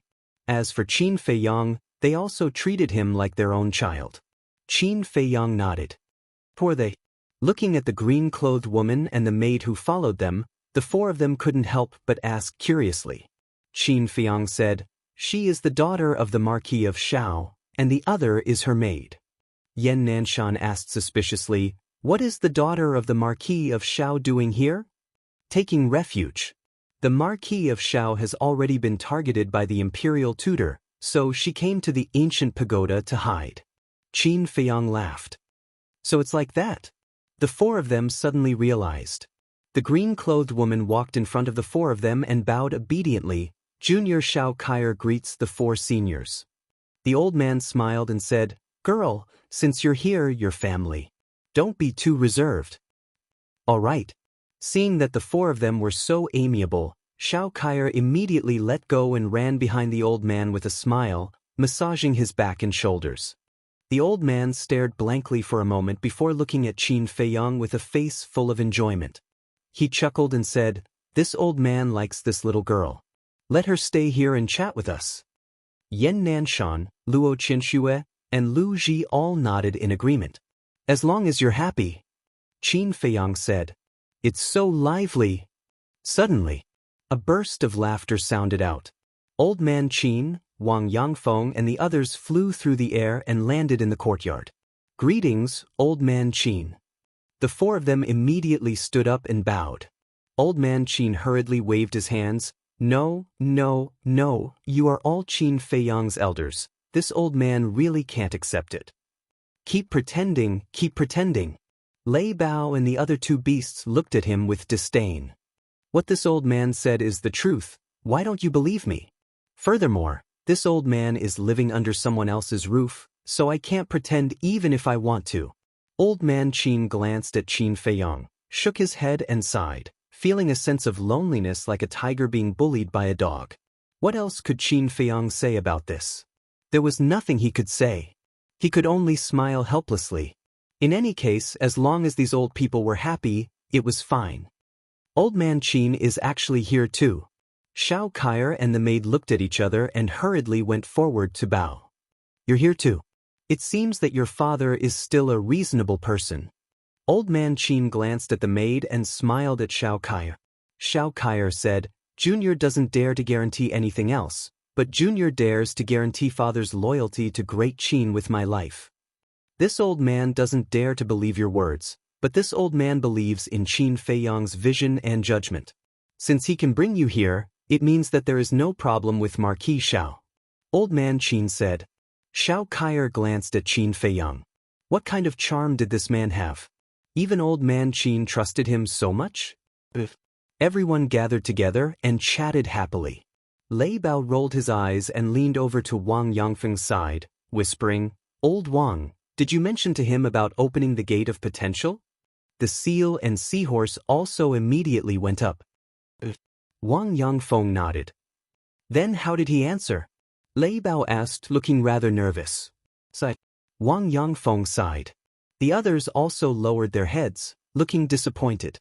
Seeing this, Lei Bao and the other two beasts also lowered their heads, their hearts filled with disappointment. But they didn't notice that when they lowered their heads, Wang Yangfeng and the others instantly had a look of ridicule on their faces. "This bastard old man is too much. Isn't that so? Now he's eating our food and living in our place. He's not even willing to help us with a small favor. No, I have to get Boss Qin to chase him out." The three beasts were indignant. Just as they were about to rush towards old man Qin in anger, Wang Yangfeng's expression changed slightly, and he hurriedly sent a sound transmission. "Don't mess around, we were just teasing you.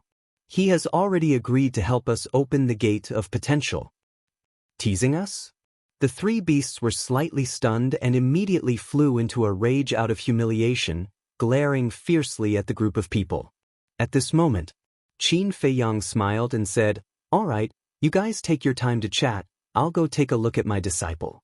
Although he liked the feeling of everyone gathering together to chat and laugh, he knew that he was not qualified to do so now. There were many things waiting for him to deal with. "You have a disciple?" Old man Qin looked at him in surprise. Qin Feiyang said unhappily, "I'm at least a 4-star combat emperor now, what's wrong with accepting a disciple?" Old man Qin said indifferently, "Nothing, I'm just worried that you'll lead others astray." When the old man and the others heard this, they couldn't help but laugh. Qin Feiyang was helpless. Was he that bad? Ignoring everyone's laughter, Qin Feiyang closed his eyes and quickly found Wang Xiaojie and Mu Chen. Following closely. Qin Feiyang opened his eyes and glanced at everyone, then concealed his aura, and with a flash, he instantly descended above a forest. In the forest, the bushes were overgrown, the weeds were dense, and there were berserk beasts everywhere. However, the cultivation of the berserk beasts here was not strong, they were basically between the warrior and the war emperor. Although these berserk beasts were nothing to Qin Feiyang, to Wang Xiaojie and Mu Chen, they were fatal existences. At this moment, the two of them were being chased by a few berserk beasts. Their hair was a mess and their bodies were covered in blood. They also emitted a stench, as if they were two beggars. Wang Xiaojie roared, "Ever since we were thrown here, we have been chased by berserk beasts all day long. When will these days end? What's the use of complaining? Hurry up and think of a way to deal with them. Otherwise, we'll all be finished today." Mu Chen was relatively calmer. After all, he had experienced many things in the Mu family that Wang Xiaojie had never experienced. However, although they had been chased by berserk beasts during this period of time, their battle consciousness and courage were growing every day. Shua! Suddenly, a figure rushed out from the forest and landed beside Qin Feiyang. He bowed and said, "Greetings, young master." This was a middle-aged man with the cultivation of an 8-star combat emperor. "You are?" Qin Feiyang was suspicious. The burly man said respectfully, "This subordinate is called Wang Yi. Under the orders of the ancestor, I am secretly protecting the two of them."